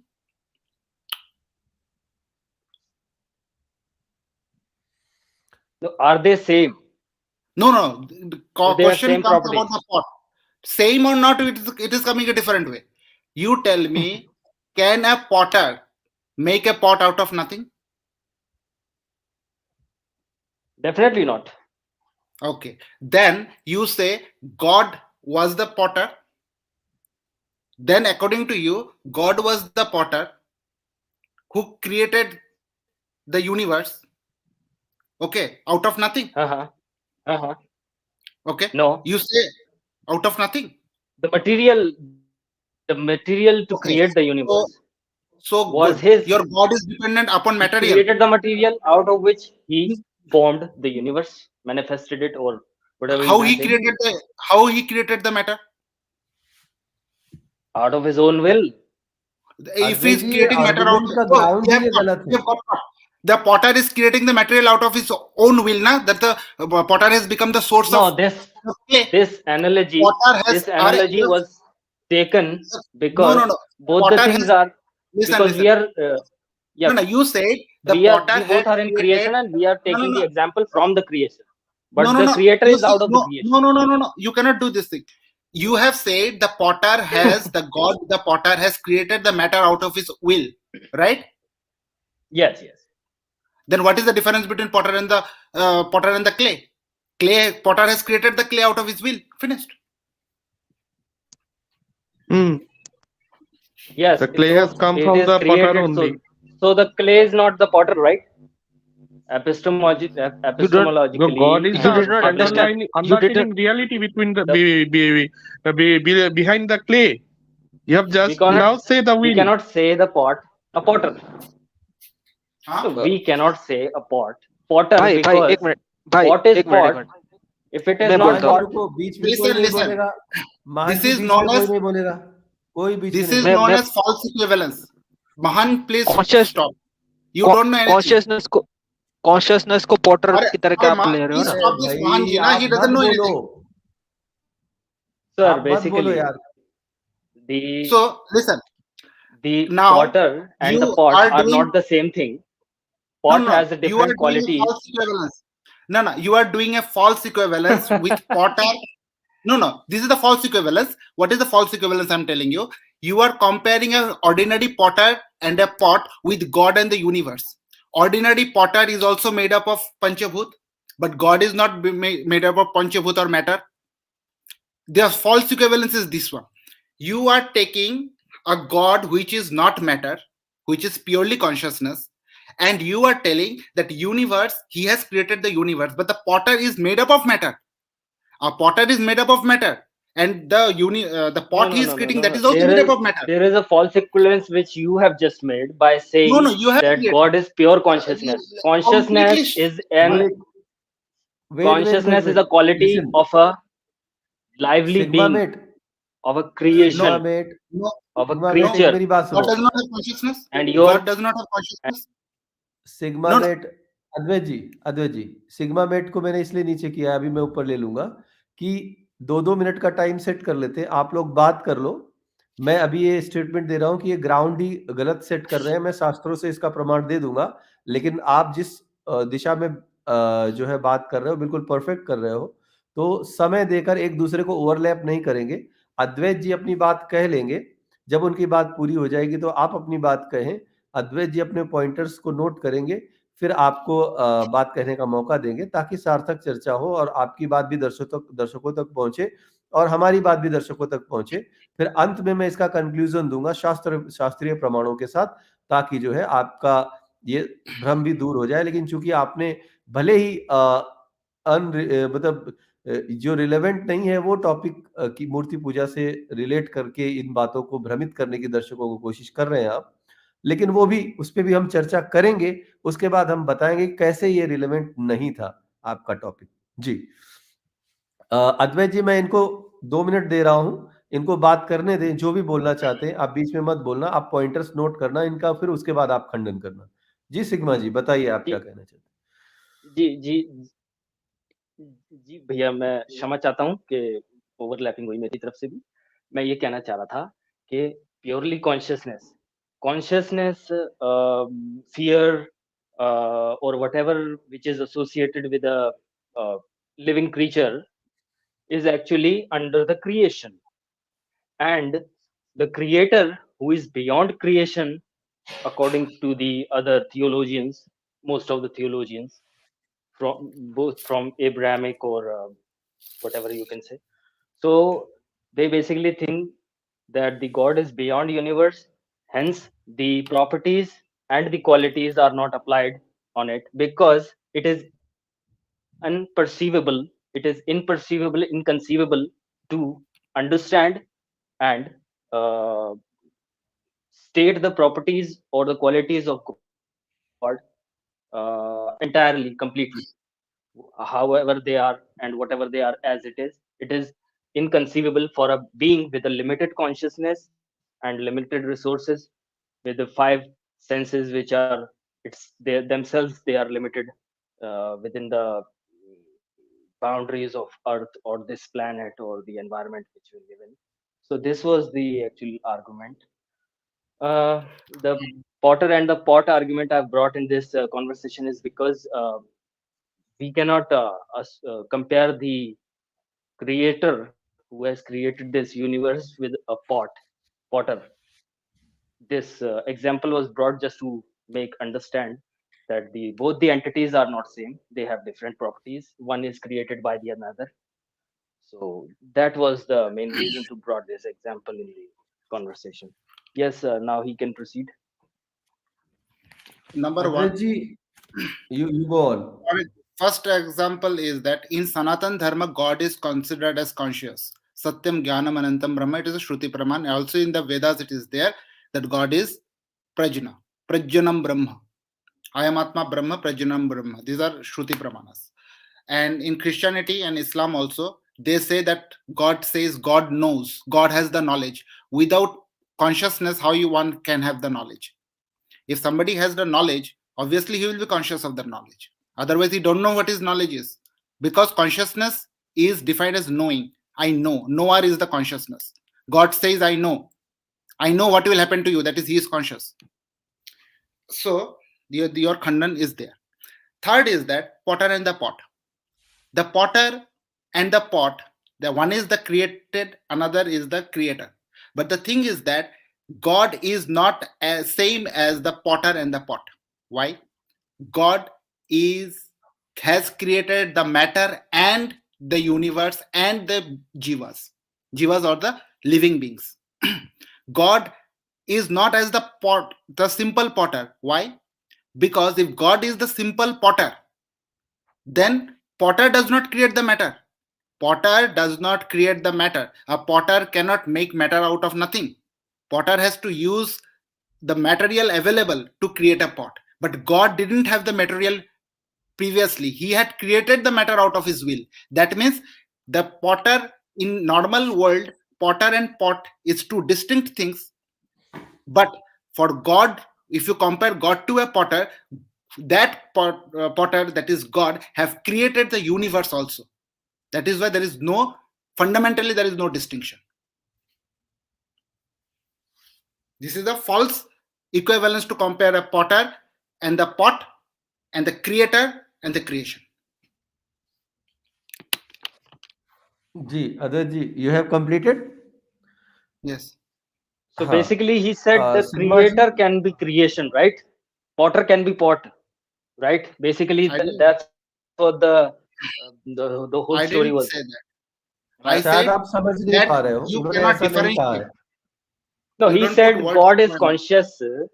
No, you said God is conscious. Conscious, actually the living beings are conscious, okay? The living beings are conscious. When they go to coma or some structural damage to their brain, the consciousness doesn't stay there. The awareness does. No, I'm that is not awareness. denying. We don't But the defend consciousness our doesn't stay there. Sanatan Dharma, They cannot respond when... Sir, your Sanatan Dharma, I'm just clarifying the language here, epistemology here. Okay? How you understand or perceive. Am I audible? मुझे लगता है मैं इनको सरल शब्दों में बता देता हूं अद्वैत जी. ये जो है सैद्धांतिक भाषा को सर नहीं समझ पाएंगे. मैं आपसे हिंदी में थोड़ा सा इस पर मैं वजाहत कर देना चाहता हूँ. सर देखें, बात ऐसी है कि बहुत सारे थियोलॉजियंस और विचारक, दार्शनिक लोग ये कहते हैं कि जो ईश्वर है, परमात्मा है, वो रचनाकार है. रचना उसकी है. रचना के लिए जो रचने के लिए सामग्री इस्तेमाल हुई है, वो उसको भी उसी ने ही रचा है. और इस रचना को उसने रचने के बाद एक समय काल परिस्थितियों तक वो ले जाएगा और उसके बाद उसका डिसोल्यूशन करेगा या क्या करेगा वो जानता है. ठीक है. कॉन्शियसनेस वाली बात यहाँ पर इसलिए नहीं आती है क्योंकि कॉन्शियसनेस एक बाय प्रोडक्ट है ब्रेन का, और वो ब्रेन और बॉडी और ये 5 सेंसेस के बिना कॉन्शियसनेस पॉसिबल नहीं है. अब गॉड को 5 सेंसेस और ब्रेन और बॉडी का बोल नहीं सकते हम, क्योंकि God then how God knows, सर्वव्यापक. how God will know? God because says he is God. We have consciousness, but we don't know everything. We have consciousness. We also have consciousness, but do we know everything? You don't know everything. That is not. God knows everything. That is their predestination. Without consciousness, so that's not. अभी फिर से overlap होने लगा. Overlap होने में अच्छा नहीं लगता. अद्वैत जी, ये आपने अपनी बात कह दी, दर्शकों को समझ में आ गई होगी, लेकिन इनका पॉइंट ऑफ व्यू है ना, दृष्टिकोण जो है इस्लामिक दृष्टिकोण है, इसलिए इनको सरल भाषा में समझाना पड़ेगा. तो मैं इनको, आपने जो बात कही है उसको शास्त्रों के अनुसार जो है सरल भाषा में इनको समझा देता हूं. ठीक है, मैं ऐड कर रहा हूं. सिग्मा भाई, मुझे लगता है हिंदी में आपको ज्यादा समझ में आएगा. आपने जो बात कही थी उसमें लास्ट में जो आपने बात कही, वहां पर आपका कंफ्यूजन है. शुरुआती बातों में कोई कंफ्यूजन नहीं है. जो हम कह रहे हैं वही आप कह रहे हैं, लेकिन लास्ट में जो आपने कहा कि भाई कॉन्शियसनेस और इन सब की जो बात कर रहे थे वो हम बाद में करेंगे। पहले आपको सनातन का सिद्धांत बताते हैं। सनातन के सिद्धांत में परम तत्व एक है, वो गुणात्मक है। जो गुणात्मक परम तत्व है वो जो है अनंत से अनंत कुछ भी निकाला जाता है तो वो अनंत ही बचता है। तो अनंत से परमात्मा स्वयं को जो है मूल रूप से विभक्त करके इस अनंत ब्रह्मांड का निर्माण करता है। जो अनंत ब्रह्मांड का निर्माण करता है तो यत पिंडे तत् ब्रह्मांडे, तो हमारे शरीर में की संरचना जो है उसमें जो एलिमेंट्स यूज हुए हैं, उसमें जो कॉन्शियसनेस यूज हुई है, उसमें जो चेतना यूज हुई है, वही चेतना इस ब्रह्मांड में भी इस्तेमाल हुई है। परमात्मा जिस प्रकार से इस ब्रह्मांड में विद्यमान है, शक्ति और चेतना के रूप में इस ब्रह्मांड को चलायमान करता है, ऊर्जा के तौर पर आदि शक्ति जगत जननी जगदम्बा के रूप में ऊर्जा के तौर पर इस ब्रह्मांड में जिस तरह से विद्यमान है, उसी तरह से हमारे शरीर में भी वो विद्यमान है। दोनों बातें एक जैसी हैं। इसलिए हम कहते हैं कि आत्मा चेतना रूप में परमात्मा के स्वरूप में हमारे अंदर है, और हम ये भी कहते हैं कि आत्मा परमात्मा चेतना या शक्ति के रूप में जगत जननी जगदम्बा के रूप में इस सृष्टि के अंदर भी है। सृष्टि को वही चलायमान करती है, वही परिवर्तनशील बनाए रखती है, वही उसकी चेतना है। वही परमात्मा विराट स्वरूप जब लेता है तो इस सृष्टि के परे भी हो जाता है, टाइम एंड स्पेस से परे, या यूं कह लें, टाइम एंड स्पेस की बात तो हम बाद में करेंगे, ये कह लें कि जो है अपने, जो आप बोल रहे थे ना कि अपनी क्रिएशन से अलग हटकर वो क्रिएट करता है, तो उससे परे वो है। लेकिन परमात्मा के लिए, परमात्मा नहीं को हम मतलब सीमा में, क्रिएशन और क्रिएटर अलग है, ये है बात। नहीं नहीं अलग नहीं है, मैं बात पूरी ये, बात सुन लेंगे तो आपको समझ में अच्छा आएगा। अच्छा, अब अभी मैंने बोला ना कि अनंत से अनंत को निकालते हैं तो अनंत ही बचता है। तो जो परमात्मा ने अपने आप को विभक्त किया था, तो जो विभक्तिकरण हुआ उसमें से जो क्रिएशन हुआ वो भी परमात्मा है, जिसने क्रिएट किया वो भी परमात्मा है। उन दो बातों को समझाने के लिए अभी मैं जो है वेदों के मंत्र आपको दिखाऊंगा, लेकिन पहले मैं उसके पहले ग्राउंड आपको बता देना चाहता हूं, शायद आपको सनातनी पॉइंट ऑफ व्यू ऑफ समझने की आवश्यकता है। तो अभी जो मैं बोल रहा था कि अनंत से अनंत को निकालने के बाद क्रिएशन भी परमात्मा है, क्रिएटर भी परमात्मा है। चूंकि क्रिएशन भी अनंत है, यानी ब्रह्मांड भी अनंत है, वो भी परमात्मा का एक स्वरूप है, और क्रिएटर परमात्मा, विराट परमात्मा, वो भी परमात्मा है। उस विराट परमात्मा ने अपने आप को अनंत भागों में विभक्त करके इस सृष्टि का निर्माण किया, और उसी ने अपने आप को अनंत भागों में विभक्त करके हम जैसे जीव प्राणियों को बनाया, जल जड़ और चेतन को बनाया। इस जड़ चेतन में ऊर्जा के रूप में और चेतना के रूप में विद्यमान होकर समान रूप से अपनी उपस्थिति वो दर्ज करा रहा है। सनातन का ये मानना है कि परमात्मा को केवल इस सीमा में अगर बांध दिया जाए कि वो केवल केवल और केवल जो है निर्माण करेगा, क्रिएशन करेगा, लेकिन वो क्रिएशन के अंदर नहीं आ सकता है, तो इससे परमात्मा की शक्ति क्षीण हो जाएगी, वो फॉल्सिफाई हो जाएगा, परमात्मा परमात्मा नहीं रहेगा। क्यों? क्योंकि परमात्मा के लिए कुछ भी असंभव नहीं है मेरे भाई। परमात्मा यदि क्रिएशन कर सकता है तो वो क्रिएशन के अंदर भी आ सकता है। ठीक है, तो जो तो आपने मतलब मूल परमात्मा जो प्रश्न अपने आपका जैसा था, एक और परमात्मा भी बना सकता है ना फिर? बिल्कुल बना सकता है, बिल्कुल बना सकता है। मैं आपको परमात्मा उसके एक नहीं रहा उदाहरण ना देता फिर, हूँ। दो हो गए ना? नहीं नहीं, वो दो नहीं हुए। यहाँ यही यही छोटा सा आपका कंफ्यूजन मैं अभी दूर कर दूंगा। मैं आपको अब दिखाता हूं, अब जरा मैं वेद प्रमाण दिखाऊंगा तो आपको समझ में आएगा। ठीक है, infinity plus infinity is equal to हाँ, इंफिनिटी। मैं दिखाता हूँ उनको। उनको ऐसे समझ में नहीं आएगा, उनको स्क्रीन शेयर करके दिखाना पड़ेगा, क्योंकि एक्चुअली क्या होता है, दृष्टि और दृष्टिकोण की बात होती है। स्क्रीन मैं शेयर कर रहा हूँ आपको दिखाने के लिए, और इसको ध्यान से समझिएगा। देखिए, हमारे परमात्मा का यह स्वरूप है। इस स्वरूप में हमने ये समझाने की, विराट परमात्मा के इस स्वरूप में ये समझाने की कोशिश करी है कि ये परमात्मा अनंत परमात्मा है, ये क्रिएटर के तौर पे है, इसके अंदर ही सब कुछ समाया हुआ है, इसने अनंत भागों में अपने आप को विभक्त किया हुआ है। ठीक है, यही परमात्मा चतुर्भुज रूप में भी है, यही परमात्मा आत्मा के रूप में अर्जुन के अंदर भी है। ठीक है, अब ये परमात्मा अनंत है, अनंत से कुछ भी निकलता है तो वो अनंत ही रहता है, उसके गुण और उसकी क्वालिटीज और उसकी शक्तियां कम नहीं होती। और वही इस अनंत से और अनंत भागों में विभक्त होकर आत्मा के रूप में अर्जुन के अंदर भी अगर जाता है तो उसके भी आत्मा की चेतना का जो गुण है वो परमात्मा के गुण से, पर इस परमात्मा का प्रकाश जो है, तेज जो है, करोड़ों सूर्यों के तेज से भी अधिक है। उसी परमात्मा का तेज, ये परमात्मा जब चतुर्भुज रूप में आता है तो भी उसी के अंदर उतना ही तेज रहता है। अच्छा, जब वो ठीक। आत्मा के रूप सर बुद्ध सर, में आपने इस कहा शरीर कि में आता है। सर सुने, जी आपने कहा कि है ना परमात्मा अनंत है, तो जी, क्या सृष्टि अनंत है? सृष्टि अनंत है? ऑफकोर्स सृष्टि हमारे अनंत ब्रह्मांड है। अभी मैं आगे दिखाऊंगा ना आपको, वो क्रिएशन सारा अनंत है दिखाऊंगा। क्या? क्रिएशन भी अनंत है। Yes, नहीं, तो creation is आप ये infinite मानते हैं कि universes सृष्टि are का there. प्रारंभ हुआ है?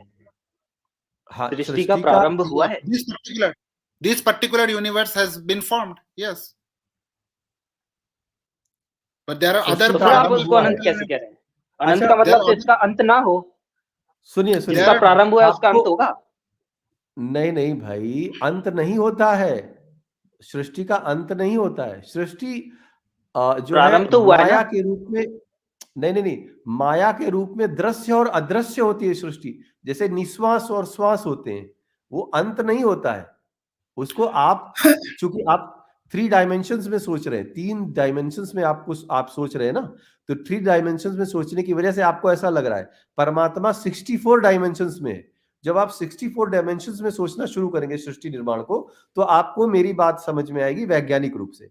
एक में बृहदन अरण्यक उपनिषद, ईशोपनिषद, शुक्ल यजुर्वेद और हमारे सारे पुराणों में ये मूल मंत्र है। जैसे आपका कलमा होता है, उसी तरह से हमारा ये मूल मंत्र है। ओम पूर्णमदः पूर्णमिदं पूर्णात् पूर्णमुच्यते पूर्णस्य पूर्णमादाय पूर्णमेवावशिष्यते।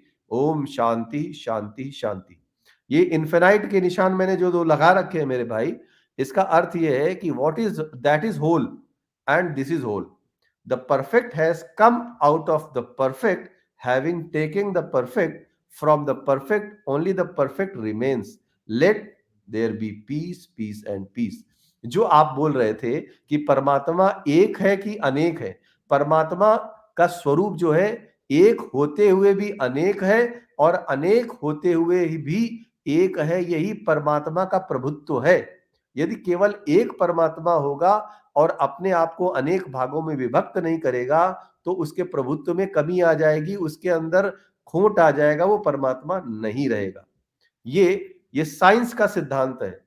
इसी सिद्धांत के हिसाब से मेरे भाई, ये जो अनंत परमात्मा है अपने आप को अनंत भागों में विभक्त करता है। उसमें से अभी जो आपने प्रश्न किया था कि परमात्मा सृष्टि के अंदर भी और बाहर भी है, तो ये जो महाविष्णु ब्रह्म संहिता के 4:47 में हमारा जो श्लोक है, या कारणार्ण वजले भजति स्मा योग निद्रामंत जंद दंड सरोम कूप, यानी उनके एक एक रोमकूप में एक एक ब्रह्मांड है।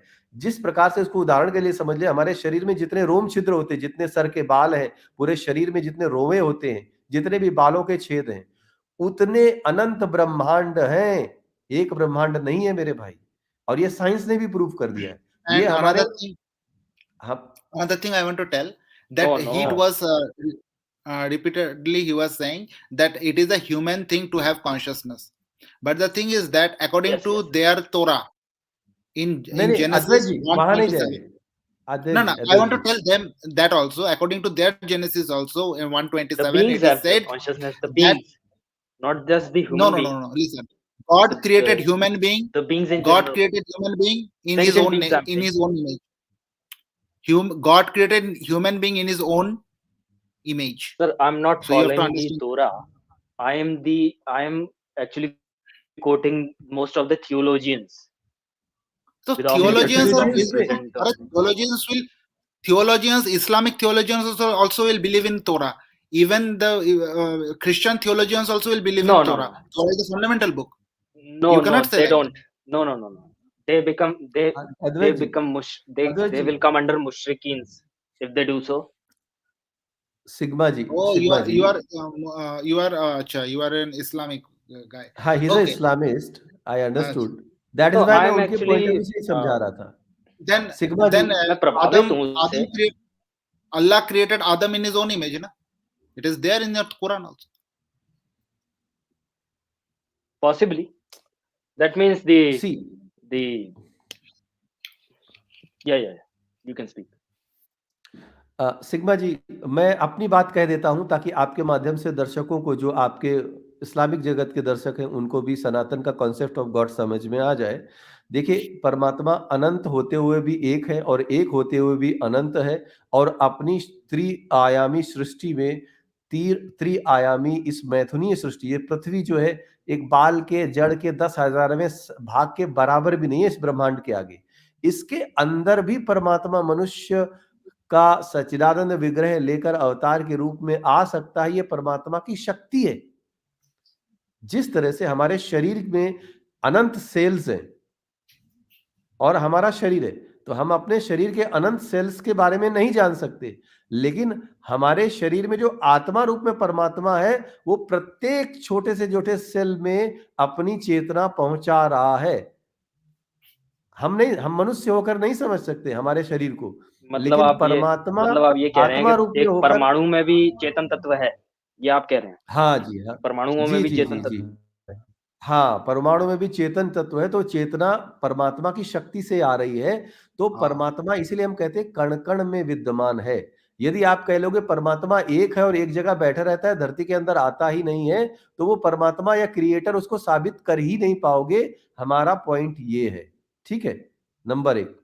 बात तो ऐसी है, जो जी थियोलॉजियंस है ना, जो ये कहते हैं, वो बात ये है, वो थोड़ा थोड़ा आप के जैसा ही बोलते हैं। जैसे आप लोग बोलते हैं हिरण्यगर्भ, तो वो ये कहते हैं कि सृष्टि के अंदर परमात्मा नहीं आ सकता, क्योंकि परमात्मा के अंदर सृष्टि है, या परमात्मा के क्षेत्र के अंदर सृष्टि है, क्योंकि उसने बनाया सृष्टि जी को। जी, तो परमात्मा, बिल्कुल सही हाँ, बात। तो अद्वैत जी, आप परमात्मा रुको से जरा, मैं छोटी है इनको सृष्टि, समझाता हूँ। ठीक है ना? परमात्मा Can I सृष्टि से can बड़ा I है, tell it? बात ये है। Can I tell it? Let him complete, बीच में मत No, no. बोलो जी। I will give the answer, Bhubji. अच्छा ठीक है, आप दे लो, फिर मैं बताता हाँ, तो हूँ। Okay. हाँ See, हाँ हाँ, God is आप लोग बोल दे, आप लोग बोल दे। in according to theology, in any system of theology, God is a maximal being. God is a maximal being. That is, God cannot have any restriction. The moment you put any restriction, he will cease to become a maximal being. If he ceases to become a maximal being, then your model logic will not work. Now, because you are talking in terms of logic theory with me, your model logic will not work. S5 model logic will not work. You will have to make God a maximal being, highest possible powerful being. And if you make it, then what will happen? You cannot put any restriction that God cannot come there, God cannot enter the universe, he cannot go outside the universe. The moment you do, then we will devise another God, God G1. That G1 will be doing all the things that your God cannot do. That means that God will be theoretically higher. And therefore your God, your perceived God will not be logically valid. This is the simple thing. Understood. Because exactly इसी बात को मैं हिंदी में समझा देता हूं। मैं यही बात कहने वाला था अद्वैत जी, सेम थिंग यू पोर्ट्रेड हाँ, कि मतलब कि देखिए, ईश्वर कुछ भी कर सकता है, तो वो सृष्टि में भी आ हाँ, सकता है, यही उन्होंने कहा। मैं आपके दृष्टिकोण से बता रहा हूं। हमारे यहाँ तो उसका साइंटिफिक एक्सप्लेनेशन है, लेकिन चूंकि आप इस्लामिक पॉइंट ऑफ व्यू से सोच रहे हो, तो आपके पॉइंट ऑफ व्यू से मैं ये बता रहा हूं कि ये भी सत्य है कि यदि गॉड को आप एक बताकर और ये बोल दोगे कि नहीं यार वो तो ये कर सकता है और ये करेगा, तो ये कर ही नहीं पाएगा, ये करता ही नहीं है, तो उसके रीजनिंग में आप वैलिड रीजन नहीं दे पाते हो और आपका गॉड जो है अपने आप ही फॉल्सिफाई हो जाता है, कॉन्सेप्ट ऑफ गॉड। सनातन ने साइंस, ज्ञान, ध्यान और विज्ञान तीनों को ध्यान में रखते हुए परमात्मा की जो परिकल्पना की है, और अवतारों ने आकर हमें जो परमात्मा के अपने स्वयं के बारे में बताया है, जो हमारे ऋषि मुनियों ने जो अपने योग ध्यान से दर्शन प्राप्त किए हैं परमात्मा के, उसकी जो परिकल्पना है विज्ञान से भी मैच खाती है। थियोलॉजिस्ट भी उसकी ओर इशारा करते हैं, और दुनिया का जितना भी बौद्धिक संपत्ति रखने वाले लोग हैं, उन सब ने कहीं ना कहीं सनातन के इस कॉन्सेप्ट ऑफ गॉड को अप्रूव किया है। उसकी वजह ये है, एक उदाहरण के तौर पे अवतार पर आप आरोप लगाते हैं कि अवतार नहीं हो सकता है।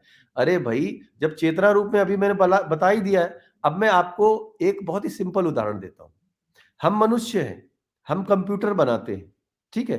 कंप्यूटर बनाने के बाद कंप्यूटर के सिद्धांत होते हैं, उन सिद्धांतों के हिसाब से वो कंप्यूटर चलता है कि भाई ये कीबोर्ड होगा, ये इसकी जावा लैंग्वेज होगी, इतनी इसकी मेमोरी है, इतना ये है। उसी तरह से समझिए कि परमात्मा ने एक ब्रह्मांड बनाया, उसके अंदर उसने पूरे सिस्टम फिट कर दिए।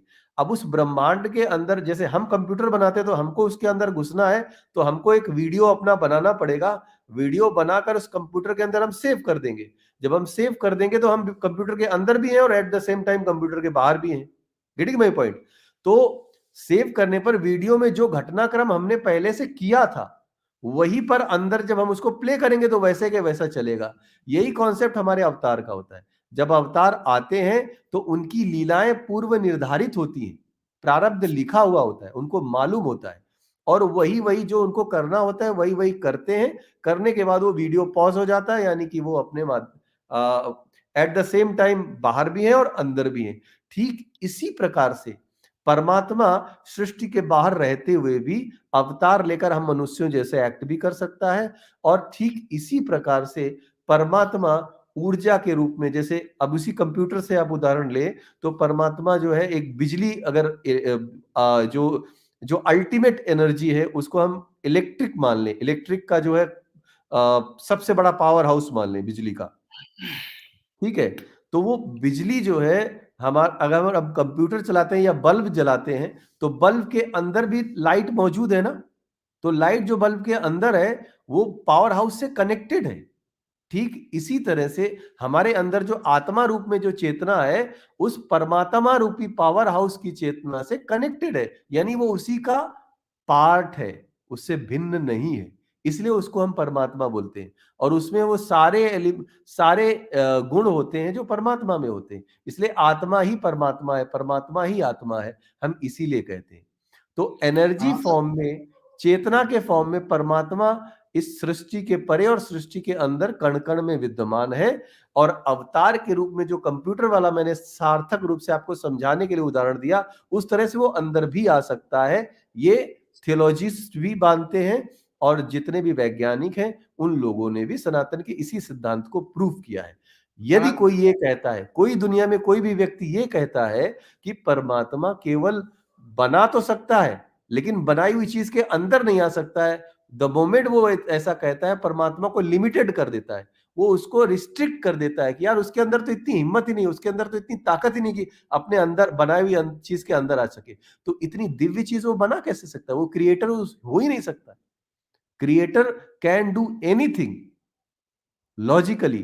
तो ये जो आपका प्रश्न था उसका उत्तर मैंने बहुत ही सार्थक तरीके से दे दिया, मुझे लगता है आपको समझ में आया होगा। जी Another thing I want to add. हाँ जी, Another thing I want to add.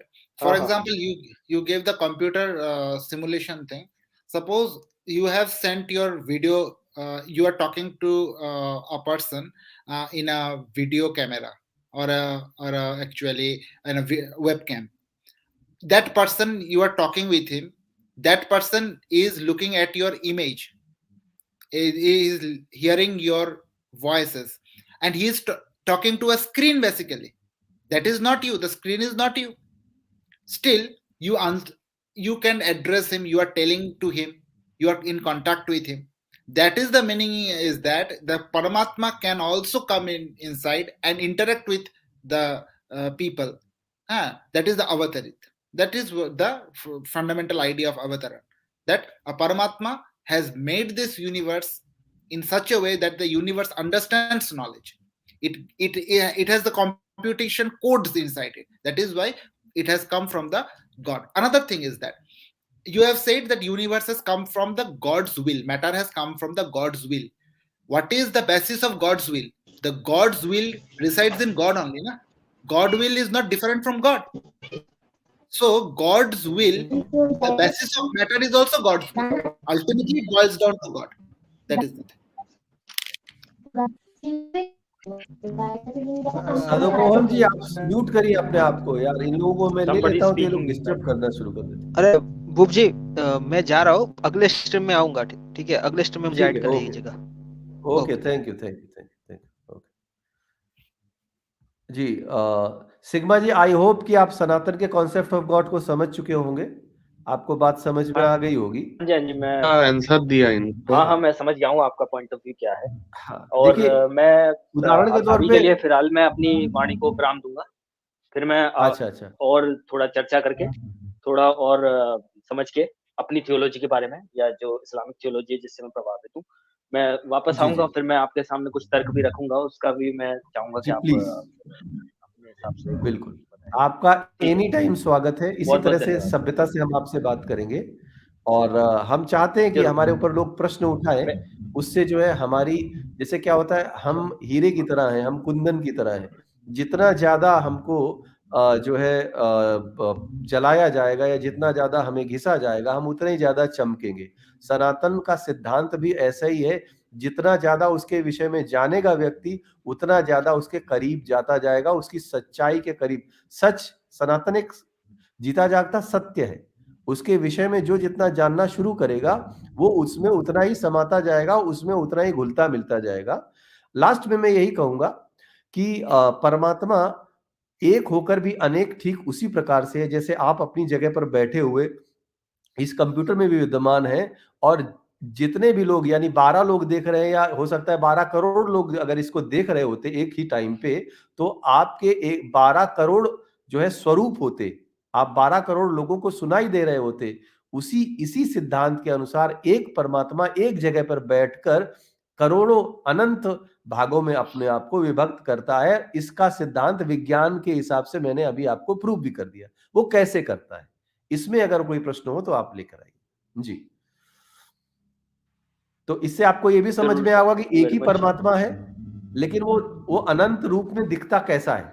अब मैं उसका रूप दोबारा से आपको दिखाता हूं, तो आपको समझ में आएगा। 1 मिनट रुकिएगा आप जरा, मैं स्क्रीन ऐड करके आपको दिखाता हूं कि अब सोचिए, अभी जैसे मैंने ये उदाहरण दिया, अब ये वाला परमात्मा है, एक जगह पर है, लेकिन इस रूप में, इस रूप में, इस रूप में अनंत कंप्यूटर्स के अंदर जो है वो एक ही समय में दिख रहा है, एक ही बात कहता हूं, वो सब जगह विद्यमान हो गया ना। ये सिद्धांत से भी आप समझेंगे तो आपको समझ में आ जाएगा।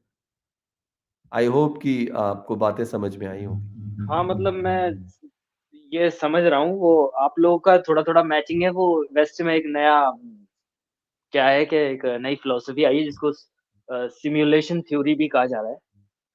उसमें ये कहा जा रहा है कि सिमुलेशन मतलब थ्योरी, जो हाँ, हाँ, मतलब ये जो दुनिया है, ये एक ऐसे ही सिमुलेशन की तरह है, जैसे हम कंप्यूटर वर्चुअल 3D गेम्स वगैरह खेलते हैं, उसमें जो कैरेक्टर्स होते हैं, उनको प्रॉपर्टीज दे दी जाती It हैं। is God as तो किसी yes, हायर yes. बीइंग ने They have taken from us. Quantum world. Quantum world, quantum simulation. हाँ, हाँ, उसको वो भी समझ सकते हैं, और भी है उसमें। But हाँ, Brahma Satya Jagat Mithya. Eka Brahma Ditya Nasti. There is one अब Brahma. इसमें एक चीज, अद्वैत जी बड़ा अच्छा पॉइंट है, रुकिए सब लोग रुकिए। इसमें एक चीज और समझ लीजिए। अभी अद्वैत जी ने बोला सनातन का सिद्धांत कहता है ब्रह्म सत्य जगत मिथ्या।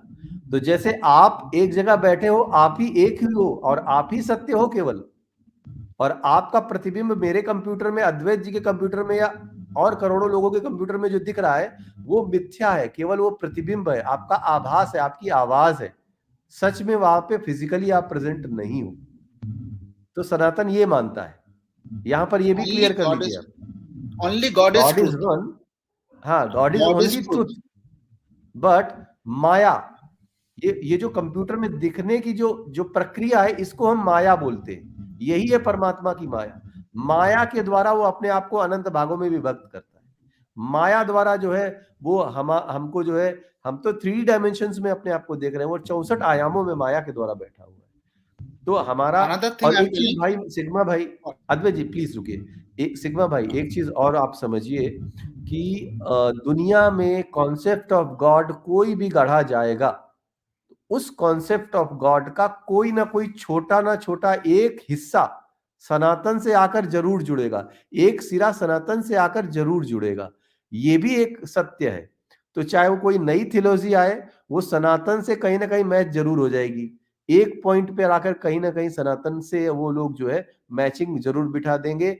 इस्लाम का भी कॉन्सेप्ट कहीं ना कहीं एक पॉइंट पे सनातन से जरूर मैच करता है, बाकी सारा डिफर कर जाता है। तो इससे ये पता चलता है कि सनातन एक समंदर है, इस समंदर से निकली हुई छोटी छोटी नदियां हैं सब। सिग्मा भाई, ये And बात another समझिए। thing.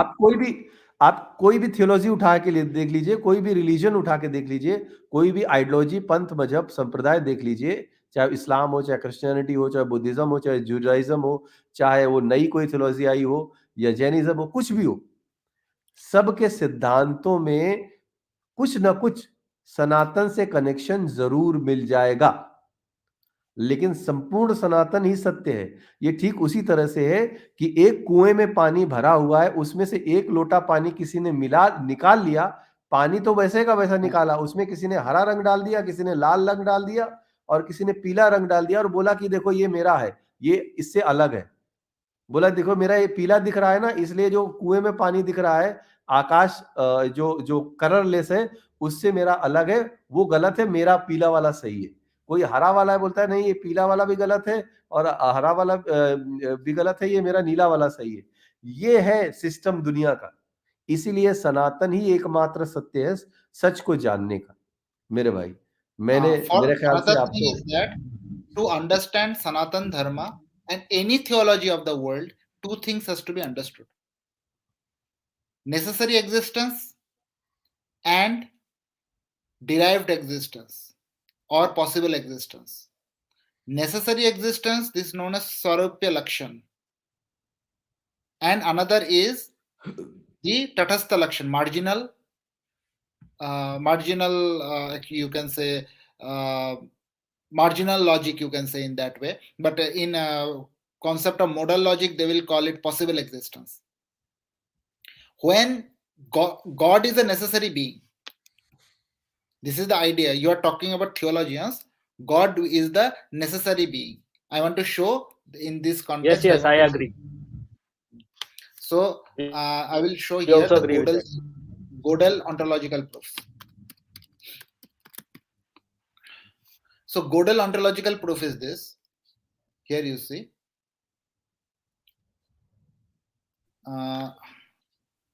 This is the Shankara's dictum. Basically, ontological proof needs Shankara's idea also. Shankaracharya gave the first Gödel. The screen is shared, Bhubji?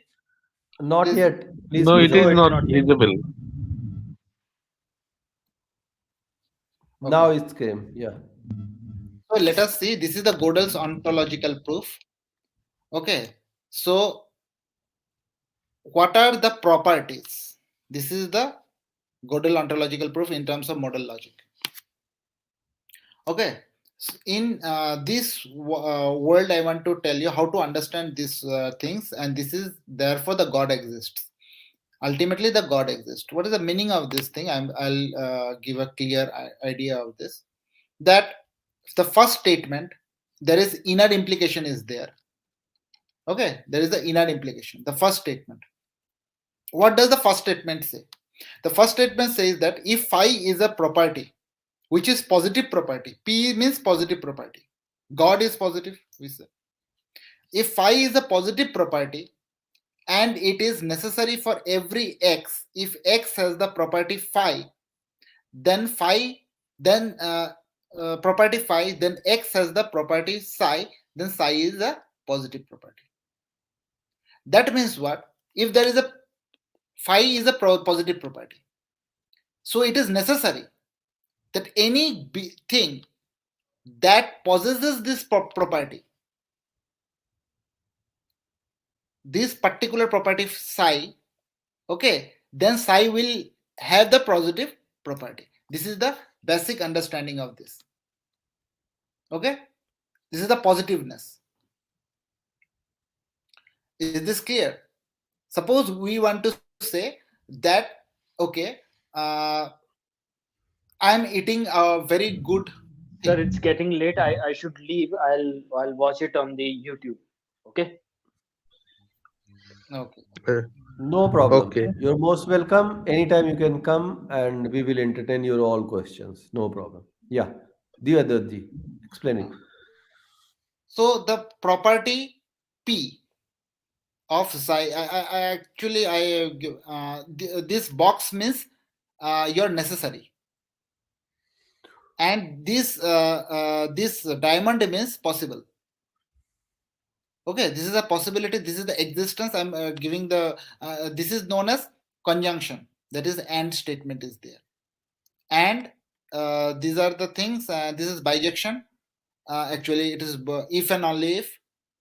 Okay, both way it is valid. And This is the essential property X. Now, what does the first property mean? First property mean in this way, that suppose I am taking some good food.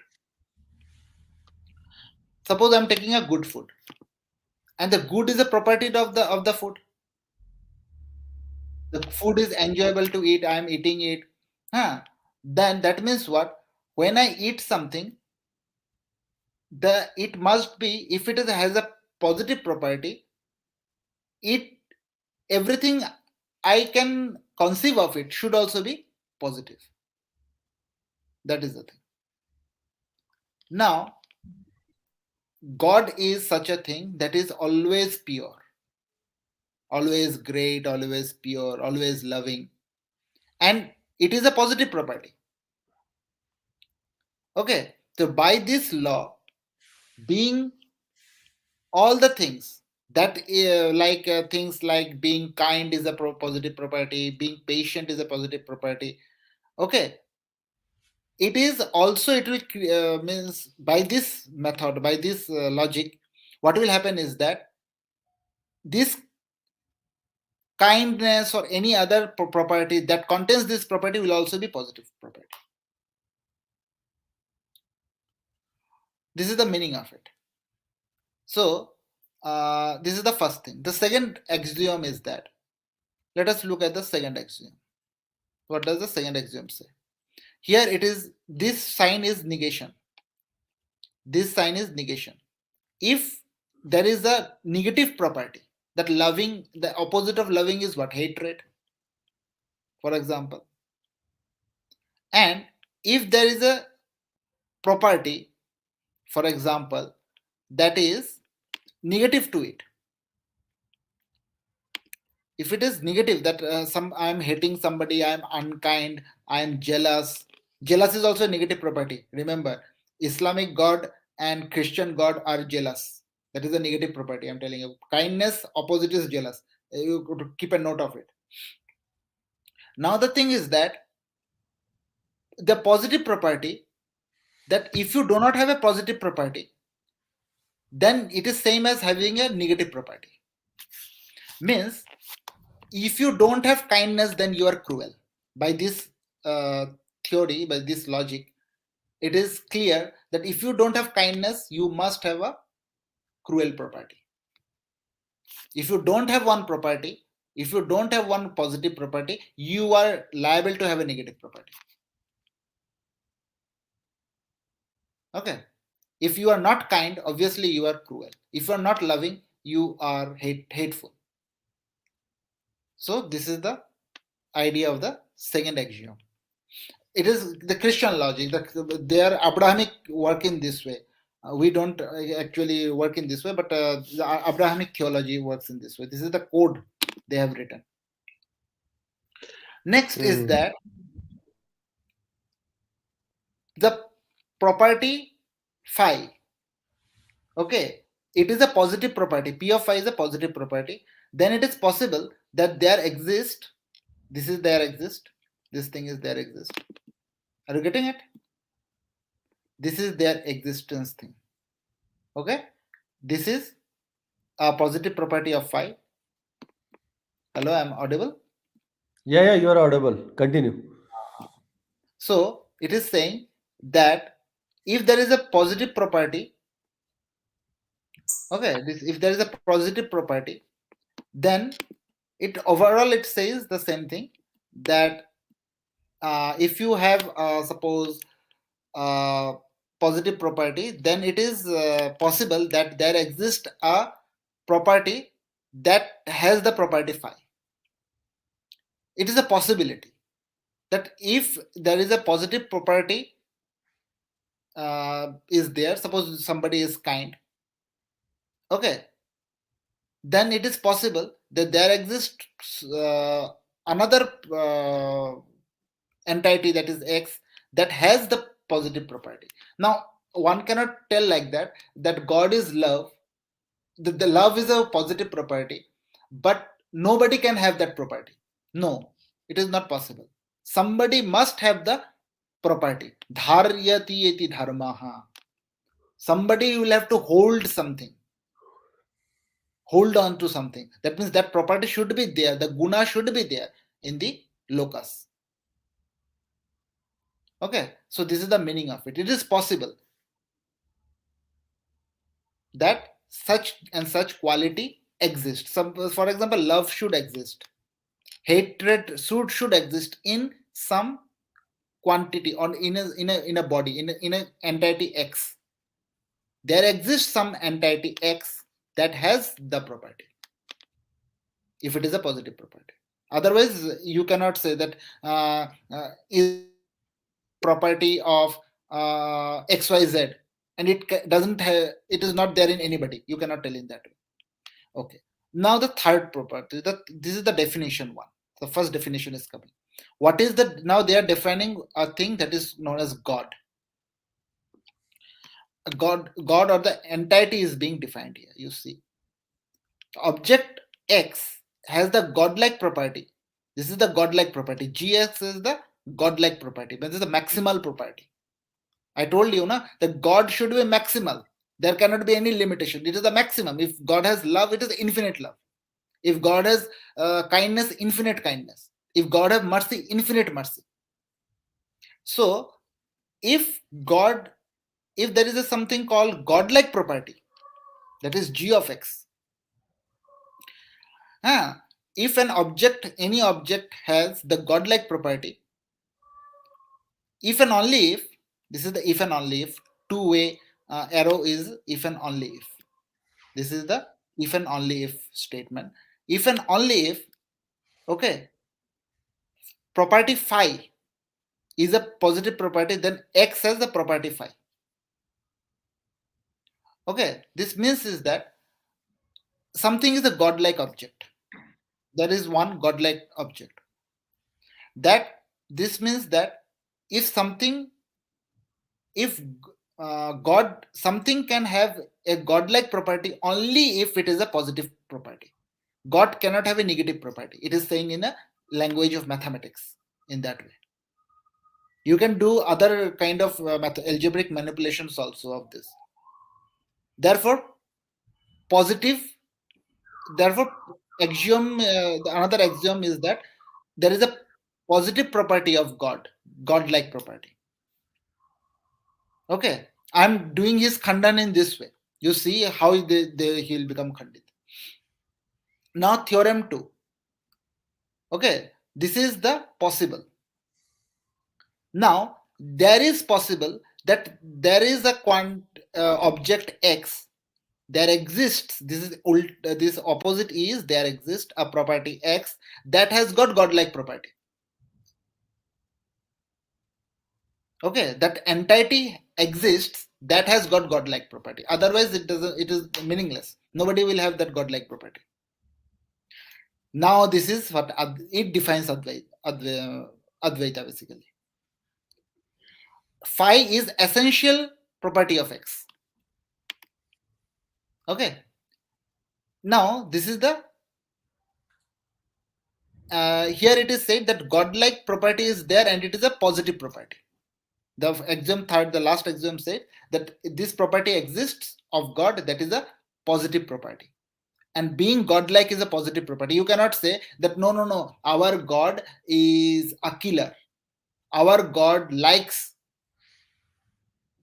people to be thrown in hell and burned. You cannot tell, because being unkind is a negative property. According to your theology, you cannot make your God lover of people burning in hell. God cannot get any kind of entertainment or any kind of happiness by sending anyone to hell, because your God is devoid of any negative property. Okay, property, God is a positive property, or godness is a positive property. Now this is the theorem. So now this is the most important thing that I want to tell. It will prove Shankara's dictum basically. Now what it says, phi is essential property of X. Yes, phi is an essential property of X if and only if, this is the if and only if portion. Okay, this is if and only if is the This is the bijection. This is both way. If and only if means what? Both way it is possible. I will tell what is if and only if. Only if essential property, that is phi, will be defined as essential property of X if and only if the object X has the property phi, and for every psi, if object X has the property psi, then it is necessary that for every Y, if the object has the property phi, then the object has the property psi. Now what does it mean? Now it is the definition of the Sarupya Lakshan. When we say Sarupya Lakshan, what is the Sarupya Lakshan of Brahma? Satyam Jnanam Anantam Brahma. This is the Sarupya Lakshan, essential property of Brahma. This is the essential nature of Brahma. Satyam Jnanam Anantam Brahma. Sarupya means it tells what is God. Now essential property is that, suppose you have taken a good food, okay, and you know that the food is very taste. If something, a restaurant gives a good food, there is a restaurant called good restaurant, and whatever food that restaurant will give you should be good. Okay, that being a particular nature of that. For example, you are telling that it is a very good food. A particular food is a very good food, and it belongs to a particular hotel. That hotel is, suppose, McDonald's. It is a good hotel. Okay, Haldiram. Haldiram is a very good hotel. The food given by Haldiram hotel, the food given by Haldiram hotel, the Sarupya Lakshan of the food is the Haldiram's food. This is the Sarupya Lakshan of that food. Because the moment you say it is Haldiram's food, it is all the good properties that is there in the Haldiram's food, that is hygienic. I'm not doing any kind of propaganda here. I don't want to bring a Western restaurant. I'm just giving a name. Haldiram's or XYZ restaurant has got very tasty food. And that tasty food means that all the good things that is there in the hotel is the property of the hotel. That what comes out of the hotel is also a very nice food. And that is the Sarupya Lakshan of the food. That the food belongs to that hotel that has all the positive properties. Okay. This is the essential. Okay. It's a beautiful scientific description. Now, and शुरू में ही आपने उसका खंडन कर दिया था, तो बहुत सारी चीजें जो है हमें अपने सारे ज्ञान को जो है विरोधियों को नहीं देना है। जो वो लेना चाहते हैं, जो उनका तर्क है, उसको ही हमें देना चाहिए। क्योंकि जिसकी जितनी गागर होती है उतना ही पानी भरें, ज़्यादा डालेंगे तो वो बाहर से निकल जाएगा, उनके ऊपर से बह जाएगा। तो अभी जो बेसिक कॉन्सेप्ट हमने उसको समझाया है, वो उसको उस पे तर्क अपने लेके आने दीजिए। फिर ये सारे चीज़ें जो है उसको जब वो स्क्रीन पे होगा तभी उसको जवाब देंगे, तो मेरे ख्याल से बेटर है। ये हमने तो कई बार लोगों को बताया, अपने लोगों को तो समझ में आता है, उनको तो हमने कई बार बताया है। तो इसमें लास्ट का कुछ बचा हो तो कर लेते हैं, फिर 4.5 घंटे 5 घंटे होने वाले हैं। I'm just telling that having a positive property, that means having a positive property. This is having a positive property, right? So if there is a positive property, okay, then it is necessary that the positive phi will be also a positive property. It is necessary. Necessary means it is essential. It will become essential. That is, if there is a property, if there is an object X that has got godlike property, okay, if this has got godlike property, then the godlike property is essential property of that object. It cannot be that a godlike property cannot be a possible or a non-essential property of an object. That is, if Satyam, Jnanam, Anantam, Brahma is there, Gyan and Brahma, Satyam, Jnanam, Anantam, these three things should be essential property of or Swarupya Lakshana of the Brahma. It cannot be like is one of the gunas of the Brahma. No. If it becomes, then it will contradict the other parts. Okay. This is the idea. And the final point is this. This is the most important thing. One of the most important things. Now, it is said that if the here the another thing has come, that the existence basically. So necessary existence. If the X, this is any entity that is X, has necessary existence. Okay, this is the existence. This is showing the existence of that particular thing. For all, okay, this is the inner implication. This part is known as the inner implication. I will take one logic theory class, then you will understand what is inner implication. Inner implication means, you hear what does it mean? That if the object X has necessary existence, okay, if and only if for every property phi, if phi has an essential property of X, if phi is the essential property of X, okay, that is when X exists, and phi is the essential property of this thing, okay, then it is necessary that for all Y,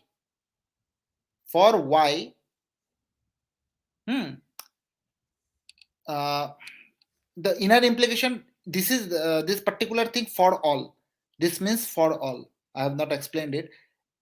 Opposite of A is for all, every, for all. Okay, you cannot do a particular thing. It is not possible. It is for all. Then there exists the object Y. Okay, that has the property phi. It is necessary. It becomes necessary thing. Okay, this means what? That if an object exists, necessarily exists. For example, a god-like property or something, if necessarily it exists, if its essential property also exists, that means if God is there, if God exists, then love will also exist, because love is God. Or if God exists, then only Satya will exist. Without God, there cannot be Satya. Without God, there cannot be Satyam Jnanam. Jnanam cannot be there without God. Without God, there cannot be Anantam. Infinity also cannot be, is not possible without God. So beautiful this, you see, when you will understand in this way, that without God it is not possible. That means what? If it is said in that way, that means, जी अरज जी, I guess कि इसको हम फिर और complete कर लेंगे, काफी समय हो गया है. For example, I want to give a nice example. For a Haldiram, there is a Haldiram bread is there. If that Haldiram bread has all the properties, if the Haldiram bread exists, okay, then that bread, at least one object of that bread will have the Haldiramness in it. You will have that property, the essential property of that bread, that is Haldiram's bread. And this is positive. This is the most important. And the necessary existence is a positive property. Very important thing. Necessary existence is a positive property. This is what Advaita Vedanta is, basically. Necessary existence. If there is a necessary existence, then it will be a positive property. And therefore, what? This is the final conclusion. What is the conclusion? The conclusion is God necessarily exists. Because there is a maximal. We have already said that God has the maximal existence. So this is a basic idea. What is their theology? Okay, that what did it prove? It proved only one thing, that God can be known if there is a thing, object that is X, that is God. God must have necessary properties, and they must have essential properties, and these essential properties are same as that of God. It is undetachable from God. God is not possible. The concept of God is not possible without having the essential properties of God. That is, you cannot tell in any way that Satyam, Jnanam, Anantam, Brahma. If you are removing Ananta, that will be God. No, it will not be God.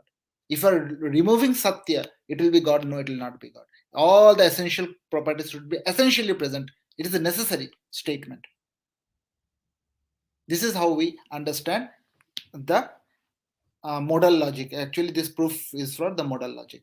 We will go for the S5 proof. S5 proof is more advanced than this.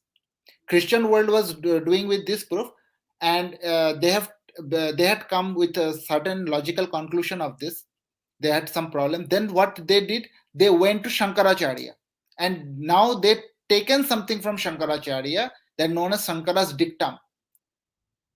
And after taking that, they have established what is known as S5 modal logic.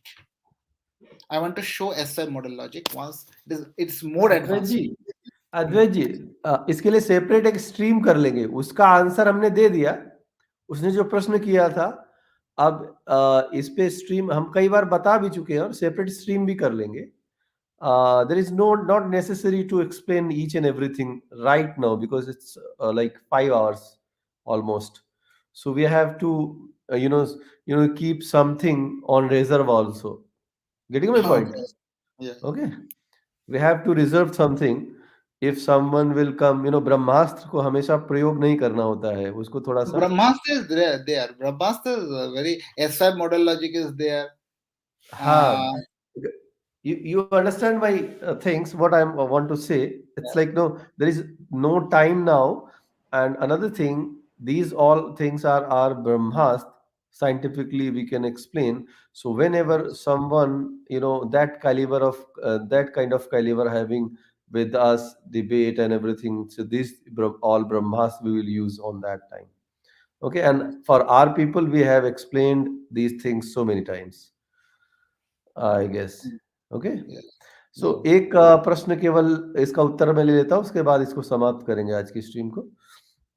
Rigveda में एक सूत्र में सृष्टि, जीवात्मा, प्रकृति, ब्रह्मा तीनों को अलग माना गया है, उसी वचन को लेकर ब्ला ब्ला ब्ला. भाई नहीं, इसका खंडन तो ऋग्वेद के पुरुष सूक्त से ही हो जाता है, और इसका खंडन रुद्राष्टाध्याय शुक्ल यजुर्वेद से ही हो जाता है, और वेदों में इसका खंडन भर भर के है. और ये जो जिसका वो बता रहा है, इसको उसने अलग तरीके से उसका मतलब समझा है. उसकी अलग ही दुनिया थी, उसने अलग ही मतलब निकाल लिए थे अपने हिसाब से. तो उसके लिए क्या कहें, हम नहीं कहना चाहते. ठीक है. लास्ट कमेंट किया है. God is cleared in Vedas.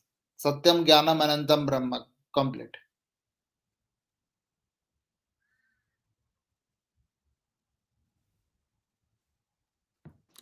इसका आंसर कर दो अद्वैत जी आप. Which book you recommend for Indian philosophy like Samkhya, Nyaya, Vaisheshik, Vedant, etc.? Yeah, Radhakrishnan ji book is very good. Very good. You can read. Ankit Kumar ji, Radhakrishnan की books भी पढ़ लीजिए और अन्य बुक्स भी पढ़ लेना, कंपेयर कर लेना.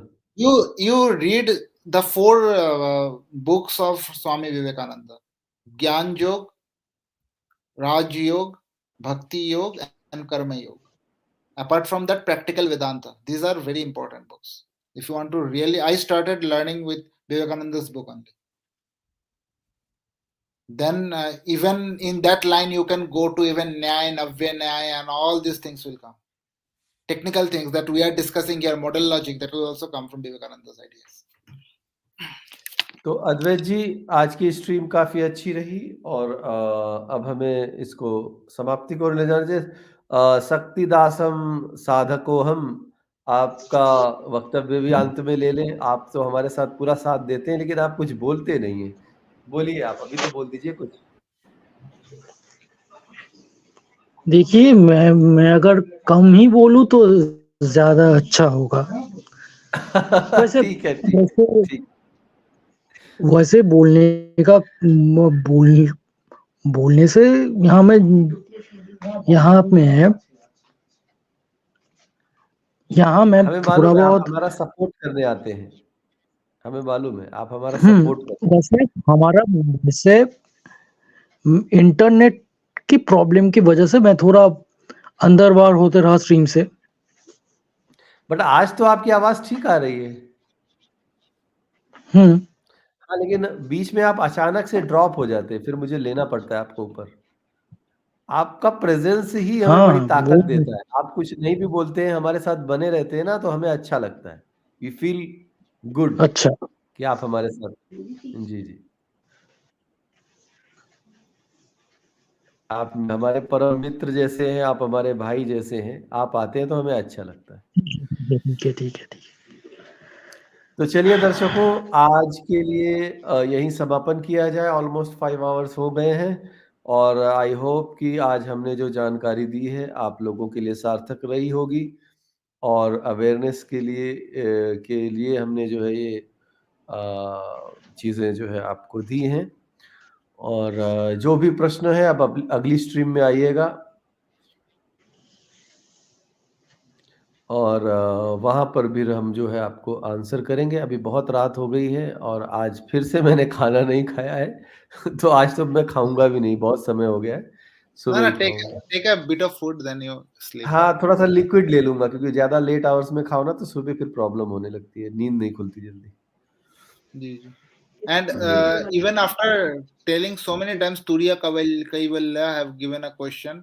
आर्य समाज कहते हैं विवेकानंद बीफ खाते भाई दी. कितनी बार आंसर करें बाबा, इसका तो हमने 3 बार इसी स्ट्रीम में आंसर कर दिया है। इनको बोल दो कि पीछे जाके देख लेंगे, हमने शुरू में ही आंसर कर दिया था। You tell, he told in Hindi. You tell please. हाँ भाई साहब, ये वाले जवाब को हमने उनका लेटर दिखा के खंडन करके पूरा दिखा दिया है। आप स्ट्रीम को बैक करके देख लेना, इसी स्ट्रीम में उसका आंसर मिल जाएगा शुरुआती 1-1.5 घंटे में। तो आप उसी को देख लेना और आपको सारी जानकारी मिल जाएगी। वो ऐसा कुछ नहीं करते थे, ये सब झूठ फैलाया जा रहा है उनके खिलाफ और उसका खंडन सबूतों के साथ आज ही हमने किया हुआ। ठीक है, और उसका क्योंकि ये प्रश्न बार बार आ रहा है तो इसका शॉर्ट वीडियो बनाएंगे ही बने। मुझे एक्चुअली टाइम नहीं मिल रहा है यार, नहीं तो मैं शॉर्ट वीडियोस बना लेता। बट एनीवेज अब मैं बना लूंगा। ठीक है, And तो did you get चलिए। your Final Cut Pro? अभी नहीं यार, उन्होंने तो $100 ही भेजा था और वो 24,000 का आ रहा है ना। तो अभी मैं ट्रैवलिंग भी कर रहा हूँ तो मेरे अपने पर्सनल खर्चे भी बहुत सारे हैं, तो वो जो धर्म के काम के लिए जो मुझे डोनेशन मिलता है उसको अपने पर्सनल खर्चों में यूज नहीं करता हूँ। वो तो पैसा वैसे के वैसे रखा हुआ है। लेकिन मैं कंप्यूटर का ईएमआई भी मैंने दे दिया था 10,000 रुपये अपने पैसों से। तो अब मेरे पास ज्यादा एक्सेस नहीं है कि मैं लगा सकूं, तो अभी मैं अच्छा सोच रहा हूँ भूप थोड़ा जी, और पैसे। जी। one person had asked you the question, why did you buy such a costly computer? You could have purchased means 60-70,000 computer also, right? नहीं एक्चुअली मेरा काम ऐसा है ना, और जो मैंने फ्यूचर प्लानिंग करी हुई है अभी अपने इसी एक्टिविज्म को लेकर, उसमें जी. मुझे इसी कंप्यूटर की आवश्यकता थी क्योंकि Oh, final because cut of pro Final और Cut Pro. हाँ, फाइनल कट प्रो प्लस आगे चल के मैं जो है एक मैंने धर्म सेवा संघ के नाम से जो चैनल खोला है ना, उसमें वो आधे आधे घंटे की जो है एक जो एनिमेटेड वीडियोस और ये सब डालूंगा। तो उसके लिए इसी कंप्यूटर की आवश्यकता थी, तो मैंने लॉन्ग टर्म Oh, के लिए सोचा है। oh, लॉन्ग टर्म के you लिए। have learned only Apple softwares basically. या I am very much comfortable from the beginning, I am only using Apple. तो बाकी चीज़ों में मैं कंफर्टेबल ही नहीं हूँ। और एक्चुअली आईपैड भी है, आईफ़ोन भी है और ये एप्पल का लैपटॉप भी हो गया, तो अब क्या है ना कि तीनों का सिंक्रोनाइज़ेशन अच्छे से हो जाता है। कौन-सी चीज़ कहाँ अच्छा. सेव है, इधर से उधर ट्रांसफ़र करना, बहुत कुछ ईज़ी हो जाता है, जी, सॉफ्टवेयर yes, पढ़ने। that is very important. iPad, iPhone. Exactly. So that's why. तो एनी व्हिच वेज़ अद्वैत जी, बहुत-बहुत धन्यवाद आज की स्ट्रीम धन्यवाद की सलाह धन्यवाद देने के लिए, और अब हम हर फ्राइडे को भी स्ट्रीम किया करेंगे ताकि जी भूप जी. एल्गोरिदम में थोड़ा-सा तो आगे बढ़ें हम। ठीक जी है? जी जी भूप. तो सभी दर्शकों को जिन्होंने देखा उनका भी बहुत-बहुत धन्यवाद और जो बाद में देखेंगे उनका भी बहुत-बहुत धन्यवाद।